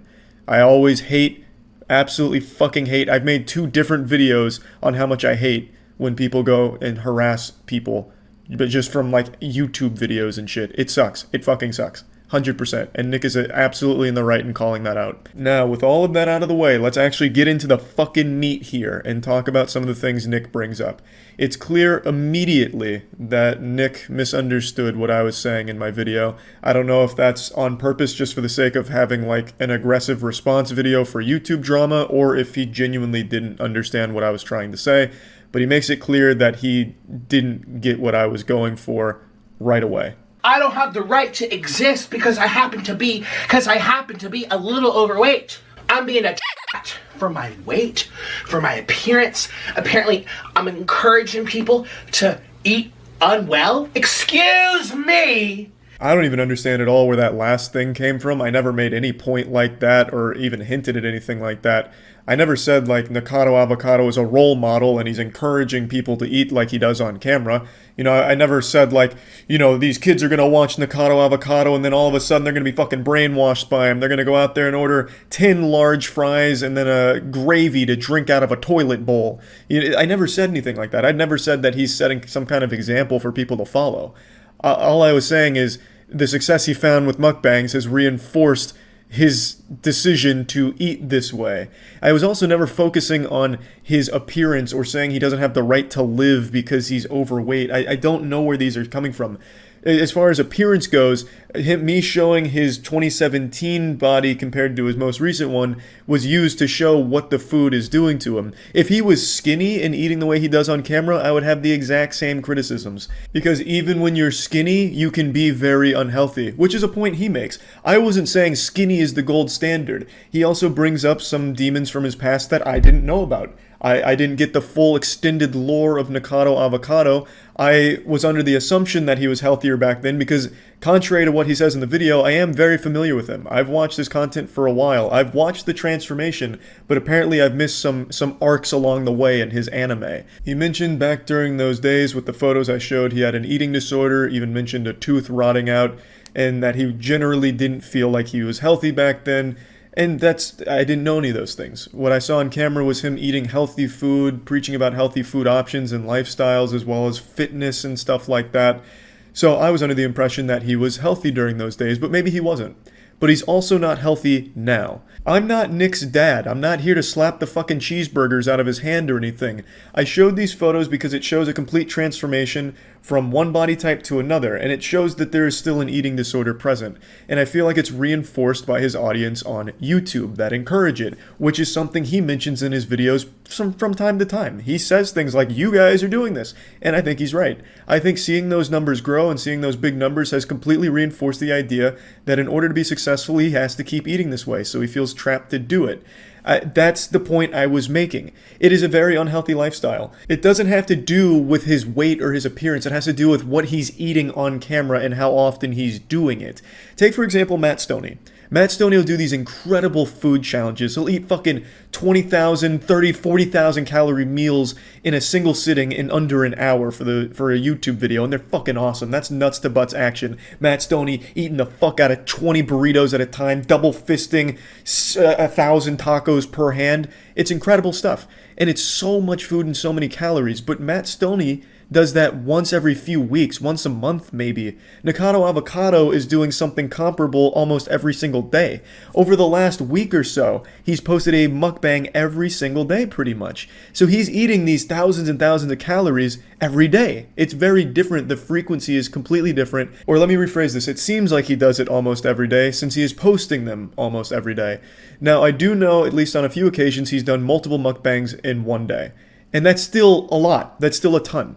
So the point is, it's very different. I'm not targeting Nikocado Avocado because of his weight or anything. I was talking about him in this whole situation because it feels like his audience has reinforced his eating disorder, which is taking a negative effect on his overall health. If Nikocado Avocado did not find success on YouTube and be known for eating such massive meals, he would not have gained the 200 pounds in 3 or so years.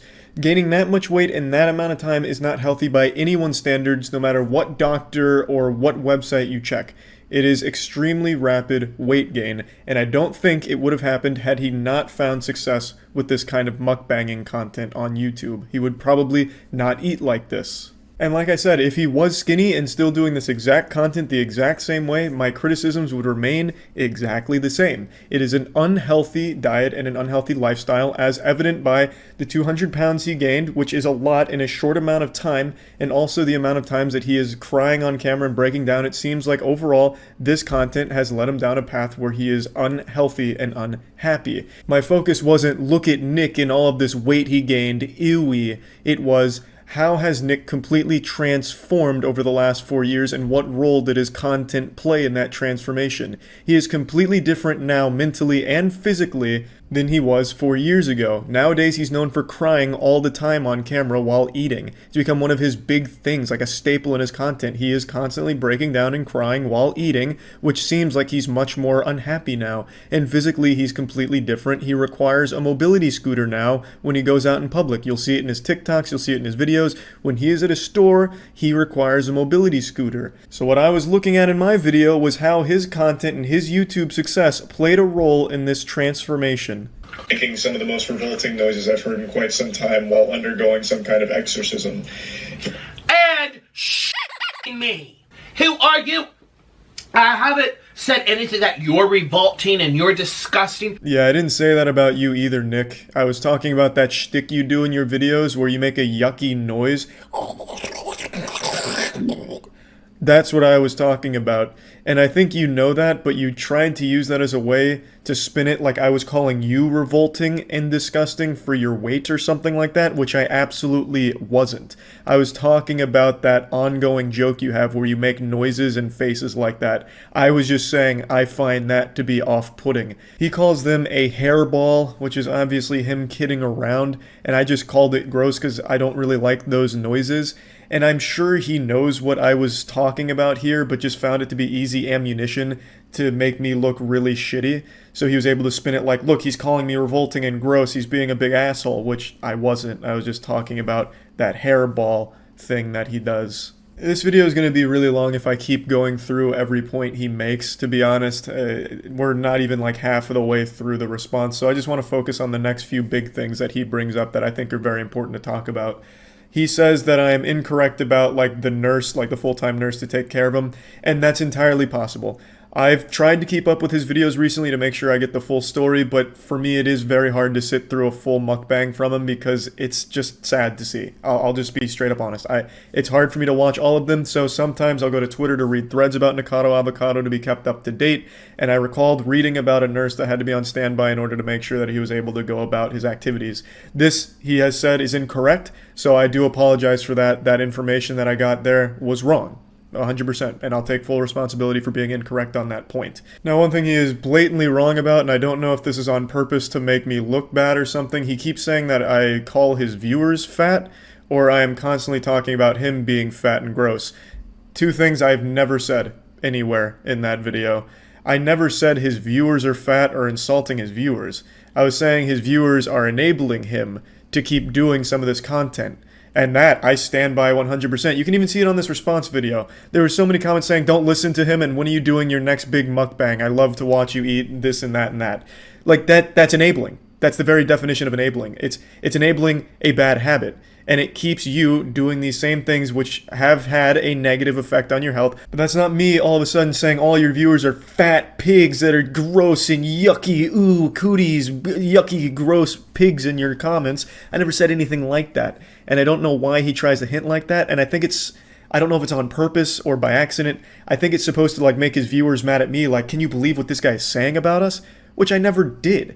What I was saying about your audience is that they keep you doing these unhealthy things, which they absolutely are. I wasn't calling you gross. I never said any of that. I said that they are keeping you doing this unhealthy kind of content, which you've done for a few years now, which has negatively affected your health. And I'll say it again, because that was the point of the video, and that was the point I was making. It's not all your audience's fault. You are making the conscious decision to continue this content and really focus on those numbers, but they do obviously play a role in it. The next thing he talks about is this machine that he's had in every thumbnail for like the last 2 weeks. He says he's actually had this since he was a kid, and it's nothing new, unrelated to mukbangs and all that. Okay, fair enough. Let's say that's true. Maybe it is. It probably is. I don't see why he'd lie about it. But then why all of a sudden now are you putting it so prominently in every thumbnail and every title talking about being disabled and doing a disabled mukbang? Why are you just now showing this off then? It leads your viewers to believe that the situation's a lot more dire than it is, and you're doing it on purpose. You're trying to garner more sympathy out of the situation by having this machine here. It makes it seem like your health is on a really rapid decline. And I think the reason you're doing that is to get more views on it, because when people see that you're in distress, they want to see what's going on and want to make sure everything's okay. So if you truly have had this machine for that long, why are you all of a sudden now showing it off like this in the context of being disabled?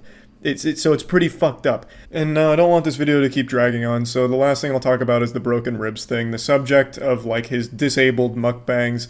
As I mentioned, he's been kind of jumping around just fine. In this video, he comes stomping in, jumping around just fine. He's not coughing at all in this video, which he's coughed in all the other ones, and then like cried out in pain, like yelling about how much pain he's in. On TikTok, he's doing just fine, moving around, jumping, stomping. Either way, that whole situation seems to be all honky-dory now, so that's great. Anyway, I just wanted to talk about this. I feel like he completely missed the point of what I was saying with my video. I wasn't trying to call him all kinds of disgusting names or anything like that. I don't even know where he would have gotten that from. Maybe just a complete misunderstanding. I'm not sure, but either way, I still find the entire situation sad. His response didn't change my perspective on everything going on over there. I still think it is all a very sad situation. I feel like if Nikocado Avocado was not a successful YouTuber, he would not be doing these kind of mukbangs or eating this way. I feel like that's only there because of the success he's found with these videos, and his response did not change my perspective on that. It didn't change my opinion on it, and yeah, that's about it. So yeah. There is no demographic more lucrative than insecure, lonely men, desperate to prove that they can be the alpha male they were destined to become. So we've been seeing a lot of these alpha male boot camps spring up rapidly like weeds in a garden, and I've already covered one of these programs extensively. However, I just found a new one that is equally as embarrassing that I have to just point, laugh, and shoot spitballs at. This is the Unbreakable Man experience. I'm strong. Move forward. Move forward. Move forward. I'm a man. Forward. I am. Move I am a man. I am a man. I am a man. Just to dispel the rumors, that's not me in the video. I know he's got long hair, a beard, and a white t-shirt, but there's millions of people on the planet that dress like a cartoon character like I do. It's not me, I swear. If I wanted to run around screaming I am a man, I'd be doing it with Matt right now in the back of a Walmart parking lot, not in the middle of a abandoned CrossFit. I am a man! I am a man! Move forward! I am a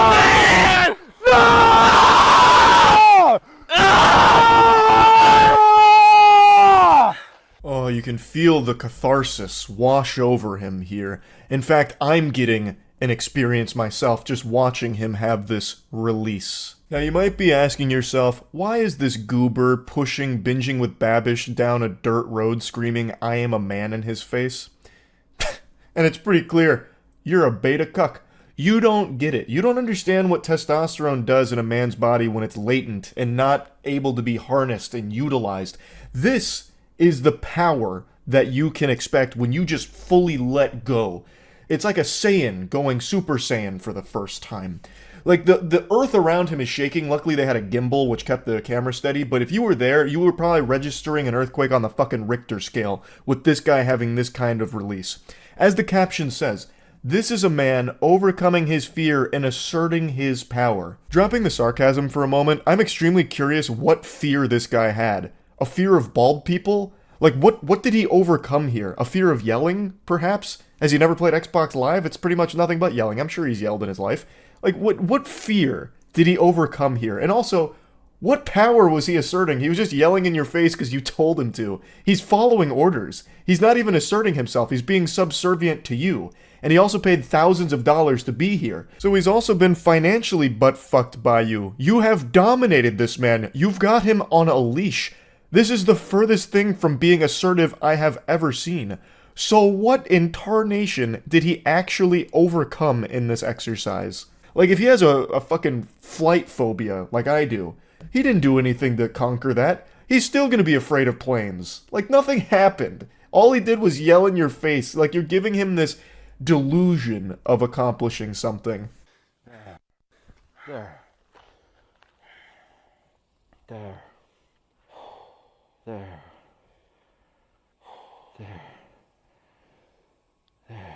The caption on the video was correct, though. You won't believe what happens at the end. The two share a passionate kiss and make love by candleside.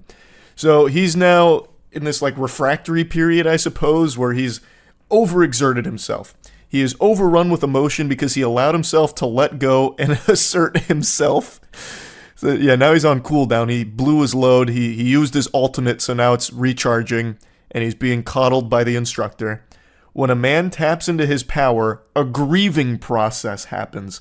This is a natural release of the old self. And the new self is 10 times more pathetic and 5 times as broke, since you're thousands of dollars in the shitter for this worthless experience, this worthless 3-day camp that you've attended here. Honestly, grieving in this situation does make sense though, because you've wasted thousands of dollars now in this position, and it's all caught on video too with this embarrassing moment. Like, this is undoubtedly something that you're going to be getting red in the face over for years to come when you reflect on it. And what a pseudo-intellectual statement that when a man taps into his natural power, a grieving process happens? In what universe? Ugh, I'm too powerful. The world wasn't ready. My natural power. It's overwhelming to mere mortals. I shed tears for them. Now they'll have to be in the presence of the alpha male. I have awakened.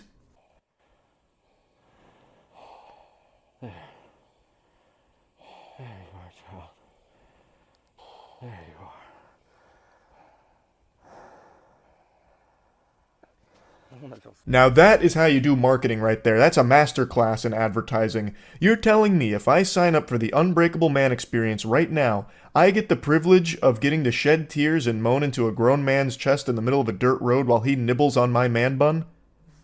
What? I'm ready. I'm out the door. I've got the credit card and all the wacky numbers on the back ready to give it to you. And what's that? It's only $3,500 or 3 easy payments of $1,250? I'm losing money not signing up for the Unbreakable Man experience. Now, before diving into why I might want to sign up for the Unbreakable Man, I do want to say that I recognize that yelling and screaming and just like going hog wild does make you feel better sometimes. Like having that big release is actually sometimes pretty helpful to just dump emotions out there. But the beauty is, I can do that for free. Everybody can. I would never pay $3,500 to have a self-proclaimed guru tell me to hoot and holler at this boys' summer camp for the band club. Why in the fucking world would you be paying for that? It's such an unbelievable waste of money that's preying on the gullible people that are desperate to have something in their lives turn around to improve their situation, not realizing that they're only falling deeper and deeper into a bad path. They're being led by scammers who are just taking money out of their piggy bank and getting nothing of value in return for it. It's fucking sad. Like, I do legitimately feel bad for the people that attend these courses. They're not in a good spot, and they just want something better for themselves, and they buy into this brainwashing from these absolute fucking heathens that are telling them that this is the way. This will unlock your true potential. This is how you become an alpha. Right now, you're a bitch, but with me suckling on my bosom and giving me doubloons, I can change that for you. And they're so desperate that they do it. It sucks. Like, it really does make me feel bad for these individuals. You know, maybe I'm being a little too harsh on the Unbreakable Man. Look how effective this sounds. It gives you the step-by-step process to take command of your inner world. So it's going to give you a fucking domain expansion, I guess. Optimize your mind-body emotions. Eliminate negative beliefs with the Mindset Mastery formula. Take decisive action in life with the Clarity formula. So many formulas here, Plankton's head would be spinning. Get results you want in life using our gamification process. Though gamification would be pretty hype if they just start turning you into the fucking Hulk or something, blasting you with gamma rays. And reclaim your authentic self by teaching you how to tap into your masculine nature. Important. What I'm about to tell you next is vital to your success. You can't do this alone. caps locked. That language right there is extremely manipulative. You can't do this alone. It's trying to convince whoever is somewhat on the fence about this that no matter what they do, you can't handle your problems without them. And you can't have access to them, the people that can solve your problems, these gurus, without paying them. It's your only option, because you can't do it alone. It's trying to get them to feed off of them immediately, so that way they're not independent. It's aiming to take away the men's individuality so they just buy into the herd like sheep, so that way they can only rely on the Unbreakable Man Network and the ghouls that run it. So that way you can keep being exploited for more money and hosed down the line for it. But check out these cool perks you get. Access to the online Brotherhood portal? Jeez, man, that sounds really familiar. It's almost like every single one of these scams offers that exact same fucking thing. That's odd. That's so odd. But you get 3-month access to the exclusive online network. You don't even get it for life, by the way. You just get fucking 3 months of it. That's like an extremely expensive subscription plan there. And then you get the Unbreakable Man training system. And of course, on-demand support from high-value men in the online Brotherhood. Pay thousands of dollars and get access to a couple of YouTube videos and maybe a Zoom meeting, maybe even like a Discord group. Holy shit. Now that is bang for your buck. What an unbreakable man you'll become with all of those videos in the palm of your hands. In the heart of every man there is a calling. This is a calling to serve a purpose greater than himself. Yeah, and that purpose is to give all of your money to these scammers. That's the only purpose you serve in their eyes. That's all you're good for to these people.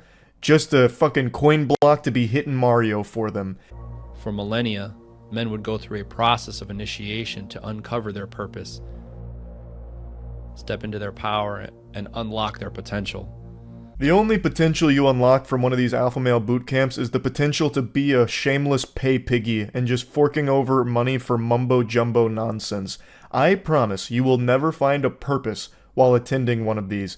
Paying thousands of dollars for some Discord servers and a 3-day vacation is not going to do anything to improve your life. You're just going to be in a worse place than when you started. You're going to have less money and more shame.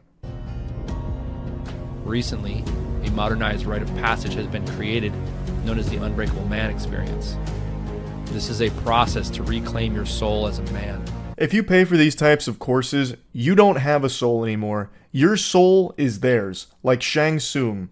For $3,500, 3,500 clams, you can hire a personal trainer. You can hire a nutritionist. You can hire a therapist. You can actually hire real specialists, real professionals to actually help you make improvements in your life and change things and make things better for yourself, as opposed to giving $3,500 for a 3-day camp where you just go and take an ice bath and push a bald man down a dirt road. You're not getting anything out of that experience. You could use that money for so much more and actually make your life better. But instead, people are just getting brainwashed into this dog shit. It's sad, because like I said, people have started to notice that the most lucrative demographic right now is lonely, desperate men. So they're taking advantage of that every chance they get to exploit it. So yeah, just wanted to talk about this a little bit. That's it. So yeah. Hey guys, it's Sienna Mae Gomez, and I'm going to be telling you what goes on behind my most viral TikToks.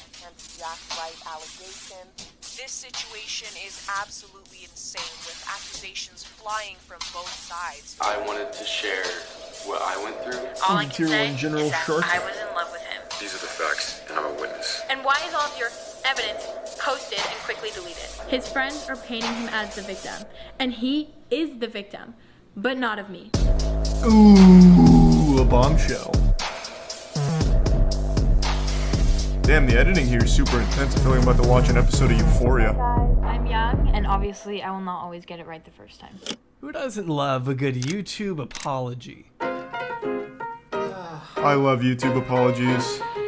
I'm so sorry for anyone that's been hurt. Continuous lapse in my judgment. It's hard to overlook the irony of David Dobrik turning off comments on a video titled Let's Talk. While some apologies may lead to an accidental admission of guilt, others don't even contain the word sorry at all. Some are scripted, while others are very much not. You're high.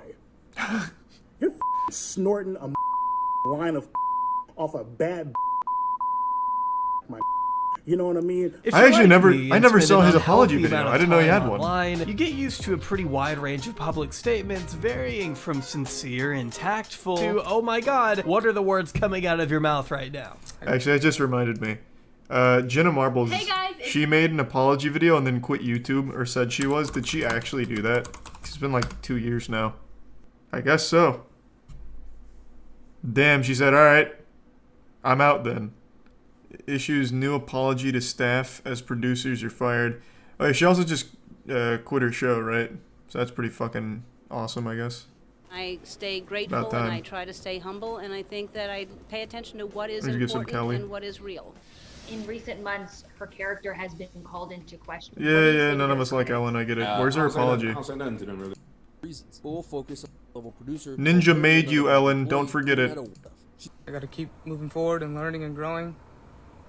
You know, so many people don't teach you about how to live this lifestyle or how to be here in this position, but I'm learning and I'm growing. It doesn't exactly take a PhD in psychological studies to gauge who's actually Way to be strong. and who's only sorry they got caught. Accused of a literal crime probably won't have the best of luck defending themselves holding a tangible, actual script in front of them.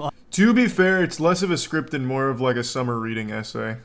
Not even the worst interpretive dance I've ever seen. As a response to one of the biggest TikTok controversies in recent This is how you do apologies. Join me in documenting the timeline of disastrous PR choices of one of TikTok's once most promising entertainers. In just under 8 months, Sienna built one of the this largest background followings music on is TikTok, slapping. signed with a Hollywood talent agency, secured brand deals with a myriad of major companies, and was even set to star in a Netflix documentary focused on her friend group until a flood and you wonder why serious Netflix is doing allegations shitty, from huh? fellow TikTok. It was just going so fast. From the span of August to maybe October, December, I was gaining 1 million followers every week to 2 weeks, landing a place alongside Popping off. Charlie. After getting along so well and becoming more close, the two began appearing side by side more frequently on TikTok. And as you can imagine, it didn't take long for young fans of the two to speculate on the true nature of their relationship. 3 things I love about Josh: his smile, his optimism, and his way of being kind to me, no matter if I mean to him or not. How was your first kiss? How sweet. Our first kiss? We haven't had it yet. You haven't had it yet? You haven't had first kiss yet? No. The vlog says something else. What weird questions to ask. Jesus Christ. Ugh. Not unlike YouTube and Twitch, Oh my God. TikTok. How is the paparazzi like a real profession that still exists in the current century? Jesus Christ. That shit is so weird. So genuinely weird. And it's so outdated now too, considering like all of these social media people and celebrities posted like all of their shit themselves. Like their most embarrassing moments are moments that they are capturing and posting themselves. So the paparazzi are getting paid for actual nothingness. Just to take pictures of them holding coffee cups. Are you guys dating? They would very openly show PDA, but never outright clarified Jesus whether they were Christ. dating. So with this Maybe some PR shrimp? win, I have to assume Sienna must have felt a new air of confidence. After all, it was around this time that Netflix was filming for a Hype House documentary. centering around the chaos surrounding the biggest teen Hold on, I'm stars. curious. How many TikTokers shows does Netflix have? Let me see. I'm curious. Let's see. They have to have like 5 or 6, right? So the Hype House documentary. They have the Hype House competition show on Netflix. Or I guess it's not the Hype House per se, but something like it. Okay, can someone just tell me? I don't even know what I'd search for. There's only like 2? No, that can't be right. They had the Addison Rae one, they had this Hype House one, they had that competition one where a bunch of TikTokers got into a house to fight for like Big Brother style. They had they had another documentary on somebody, and I'm blanking on their name. I think they've been doing like a big investment in TikToker focused media for the built-in audience. The D'Amelio family's on Hulu. Oh, Jesus Christ. Okay, maybe I'm just wrong. Maybe it's all over the place. On the 31st, Mason Rizzo, a friend of Jack's since kindergarten, published the following statement to Twitter, reading, "I struggle with seeing a girl praised after telling my best It's friend Prime to Roman. kill himself and assaulting him numerous times after he set boundaries and then repeatedly wonder why he doesn't like you back. She also has a history of verbally abusing people. She's in high young. school and in Come LA. on. She prioritizes the Give her a growth break. of her platform rather than the positive message she represents herself as. Whatever evidence you think you have, either post it or send it to me and I'll post it because you have nothing. That's so bold. That's so fucking bold. On June 3rd of 2021, this short video taken in November was posted by another friend of Jack's, seemingly depicting Sienna straddling an unconscious Jack Wright, groping him and kissing him on the lips while looking passed out. The guy next to him who posted the video got up after feeling uncomfortable, but went back to pull Sienna off once he realized what was happening, posting this alongside the clip in an effort to further support the claim that Jack was in fact asleep, or at the very least incapable of consent during that time. Being definitive proof of assault in the eyes of some, this video remains a heavy point of contention today. Sienna has since made the claim many times over that he was not unconscious and completely consenting as it happened. It does seem like he was. Another statement not long That's after, usually what I look something like Jack when I'm himself consenting. would go on to dispute. The Hawaii incident happened where, honestly, I'm glad that they have evidence. There's you, some After bulldog. Sienna found out about the video, she said sorry. She said if this got out, she would be done. That is horrible, and she's The working on Bill boundaries. Cosby Jack classic. was a victim of sexual True. assault, but not by me. And I am a victim of continual I bet if they had an attempts to earlier cancel video me there was and pudding. slander my name with false claims. It will not work. I'm here to clear things up and provide all sides of the story because I have been labeled as a sexual assaulter. Right out of the gate, Sienna's give demeanor some is potato. stronger and more aggressive than before. She comes off less concerned for her friend who she just previously said was sexually abused, and more frustrated with how the situation has affected her. Any video you go watch of us, please, and I encourage you to go watch my recent YouTube videos featuring Jack, God, our recent TikTok. this is so uncomfortable, You will holy see shit. that this behavior Jesus Christ. was normal. Online, we touched each other, kissed each other, we were playful. Jack kissed me and I kissed him. Within the boundaries of our relationship, this was normal. Definitely not doing much to sway people in her favor. But let's look. I would usually go over when he's unconscious and yank on his winky. So I went back and took It was Sienna part off. of our Not to friendship. mention when I got closer, I noticed her right hand inappropriately touching his crotch. She was shocked that I would play with his nutsack when he was having nightmares in order to ease his mind. Next day about the situation that happened at night. And then I'd spit on his face. Said that happens all the time. And also, why was he kissing me back? She asserts that he was fully awake and kissing her back, pointing to the way Jack's arm moves when his friend gets up from the couch. Now, maybe Sienna isn't sure how gravity works, but I think it's pretty clear to me, at least, which I have to say so I don't get sued, that his arm only moved because the guy stood up. No, and it's like disrupted Weekend the at way he was Bernie's. positioned. He's He doesn't fine. move beyond that. He's Yes, fucking it's a short fine. clip. There's not a whole lot to He's go consenting. on. Come Sienna is on. eager Come to point out on. for herself. You claim in your video that you hear He said kissing yes, noises. so she could finger his butthole. Why did you record it? James, you are Jack's twin brother. And I know that if Whoa. my brother saw me being taken advantage of, he would pick up the person on top of me and beat them. That's a not classic film it. awful But, I mean, defense. that would be a horrible look. They're trying to incriminate you, not themselves. To me, Jack's twin James took this Eggs and video bits for his potato. brother's own good. She then goes on to rapid fire a bunch of points that, again, really don't matter as far as what she's being accused of. This was also in November when we had first just started to kind of ease our way into relationship, not relationship, defined, and you were introducing me as your girl. Having your friends take a 10-second clip out of context of this entire night is not sexual assault. She's confused why All right, this case is even an closed. issue at Fuck it. all, since James Run and it. Jack had never brought it up to her privately. This would not age the finest either. In the wake of Jack's She's formal better than statement Amber Heard's published to lawyer, his though. YouTube channel about That's half true. a year later. Sienna issued cease and desist letters Good to see you again. Hope regardless, you had a good though, week. and went on to take a month-long break from social media. The situation died down once again, at least before Sienna made her long-awaited Yes. and critically acclaimed. Yes. She comes back and posts this absolutely Let's insane fucking go. video. An interpretive dance video for an essay. It's so good. This is how you should Take a whole apologize. month off social media, but now I'm back. Hit him with the Mickey Mouse Clubhouse dance. Hey! What is this? Let's go. How deaf and stupid do you have to be? But through struggle, I found clarity within myself. God, apology videos are always amazing, but this one I still think is one of the best.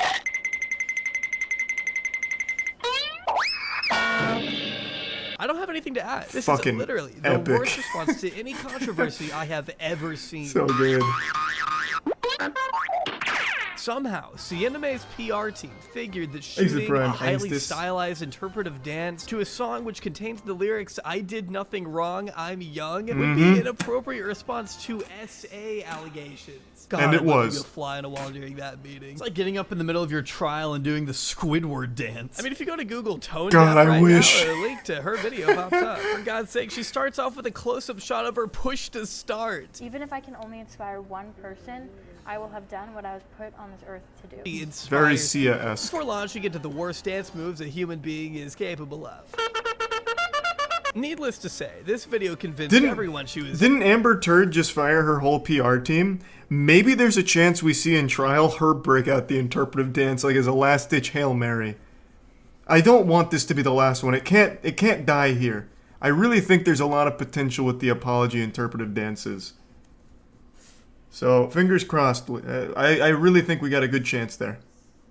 The Hawaii incident happened. Jack can confirm that he was in fact passed out, unconscious, almost the Oh, whole I can't night, believe and that. Sienna That had looks like a taken fully advantage of conscious him in man to his me. most vulnerable state. Two friends escorted her out of the party since she had also been causing additional problems that night, but resorted to jumping and rolling out of a moving vehicle to get back Oh, to I forgot Jack, about that who was part. hiding from Sienna in the house. According to him, her parents had to That was like get full-blown like Two Jason friends wanted Statham to take her stunts. home, and I don't know, it was just like normal for me that I didn't think there was such like a problem at all. Like part of me wants to blame myself for being nice and sticking around after so many times, but now I realize that I was stuck in this like manipulative cycle of her acting like she extremely cared about me. Yeah, she's like a and then fucking supervillain that night of she would do stuff to wanting me, and it was to fuck just Jack. so normal for me. I got used to it. painting a horrific picture of waking up in the middle of How the does night. all this happen before you raise a red flag, though? You've clearly not been around a ton of people. People you think are a friend, you'll ignore a ton of flags for. Happens all the time, even if it's not romantic. I am holding in a pee-pee really badly, though, so I'm gonna go tinkle real quick, and I'll be right back. On February 23rd, 2022, Sienna May returned to the public eye with an appearance on the BFFs podcast hosted by Dave Portnoy, the CEO of Barstool Sports, who you may remember as a proud investor of the infamous crypto coin SafeMoon, which turned out to be a worthless pyramid scheme. Or Hey, you may recall the time he threatened to fire SafeMooners. and sue his employees on the spot for wanting to unionize. Or you may know his abundant legal history. Whatever the case may be, Dave Portnoy, alongside his co-hosts who are half his age, brought Sienna back on the program after having her on just a Yeah, year that sounds about prior. right. I actually saw Dave Portnoy in real world once when we went to that god-awful fucking Logan Paul Floyd Mayweather fight. Dave Portnoy was there, and he was leaving the stadium, and one person asked for a picture with him, so he turned around and asked if anyone else wanted a picture with him, and nobody said anything. That's the only experience I've had with Dave Portnoy. It was fucking awesome. I like his pizza reviews, though. I don't know too much about the guy, but that situation was pretty awesome. Shit was great. I want to talk about my emotional state, and like I feel like what I want to touch on is like how I'm doing and like the emotional questions that I know you guys are gonna ask.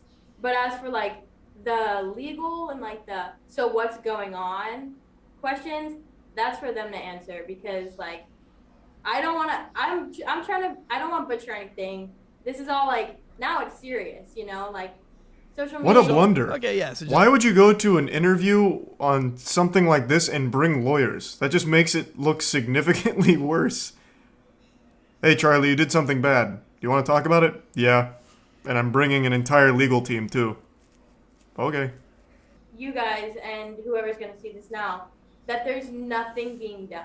Like, I just Why does that- kind of like, What? all right, I'm going to let my team, like, just talk about this one and kind of, like... She has the worst If PR that's the team of same all team time. that told you to do the interpretive dance, Holy I'm shit. thinking you should probably be worried. When the two had never even gotten to the point of dating, he made it clear he did not want to be with her, and she still persisted, according to what's been claimed. I, like, really, really loved him. And I was like, I'm going to get married to this guy. Like, this is the one. Like, I was so stoked on him. He... Man, that is such weird behavior. Bro, if this was a guy saying this, it would be much differently received. This is like actual incel shit. They were never even dating or anything.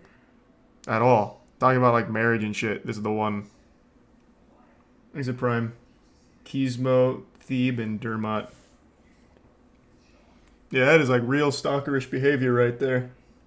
Sienna likes to emphasize that the two had never had sex, as if this was ever something Jack claimed, and I'm surprised Sienna keeps harping on it, even with her lawyer sitting right next to her. She absolutely cannot, for some reason, answer Dave's question of, well, did you know he wasn't into it, and you're still pursuing it? Instead, all of her answers are keeping the best interests of Sienna in mind, and how Wait, does she have two lawyers all of her here? Answers are Wait, is this one of the normal hosts on Portnoy's show?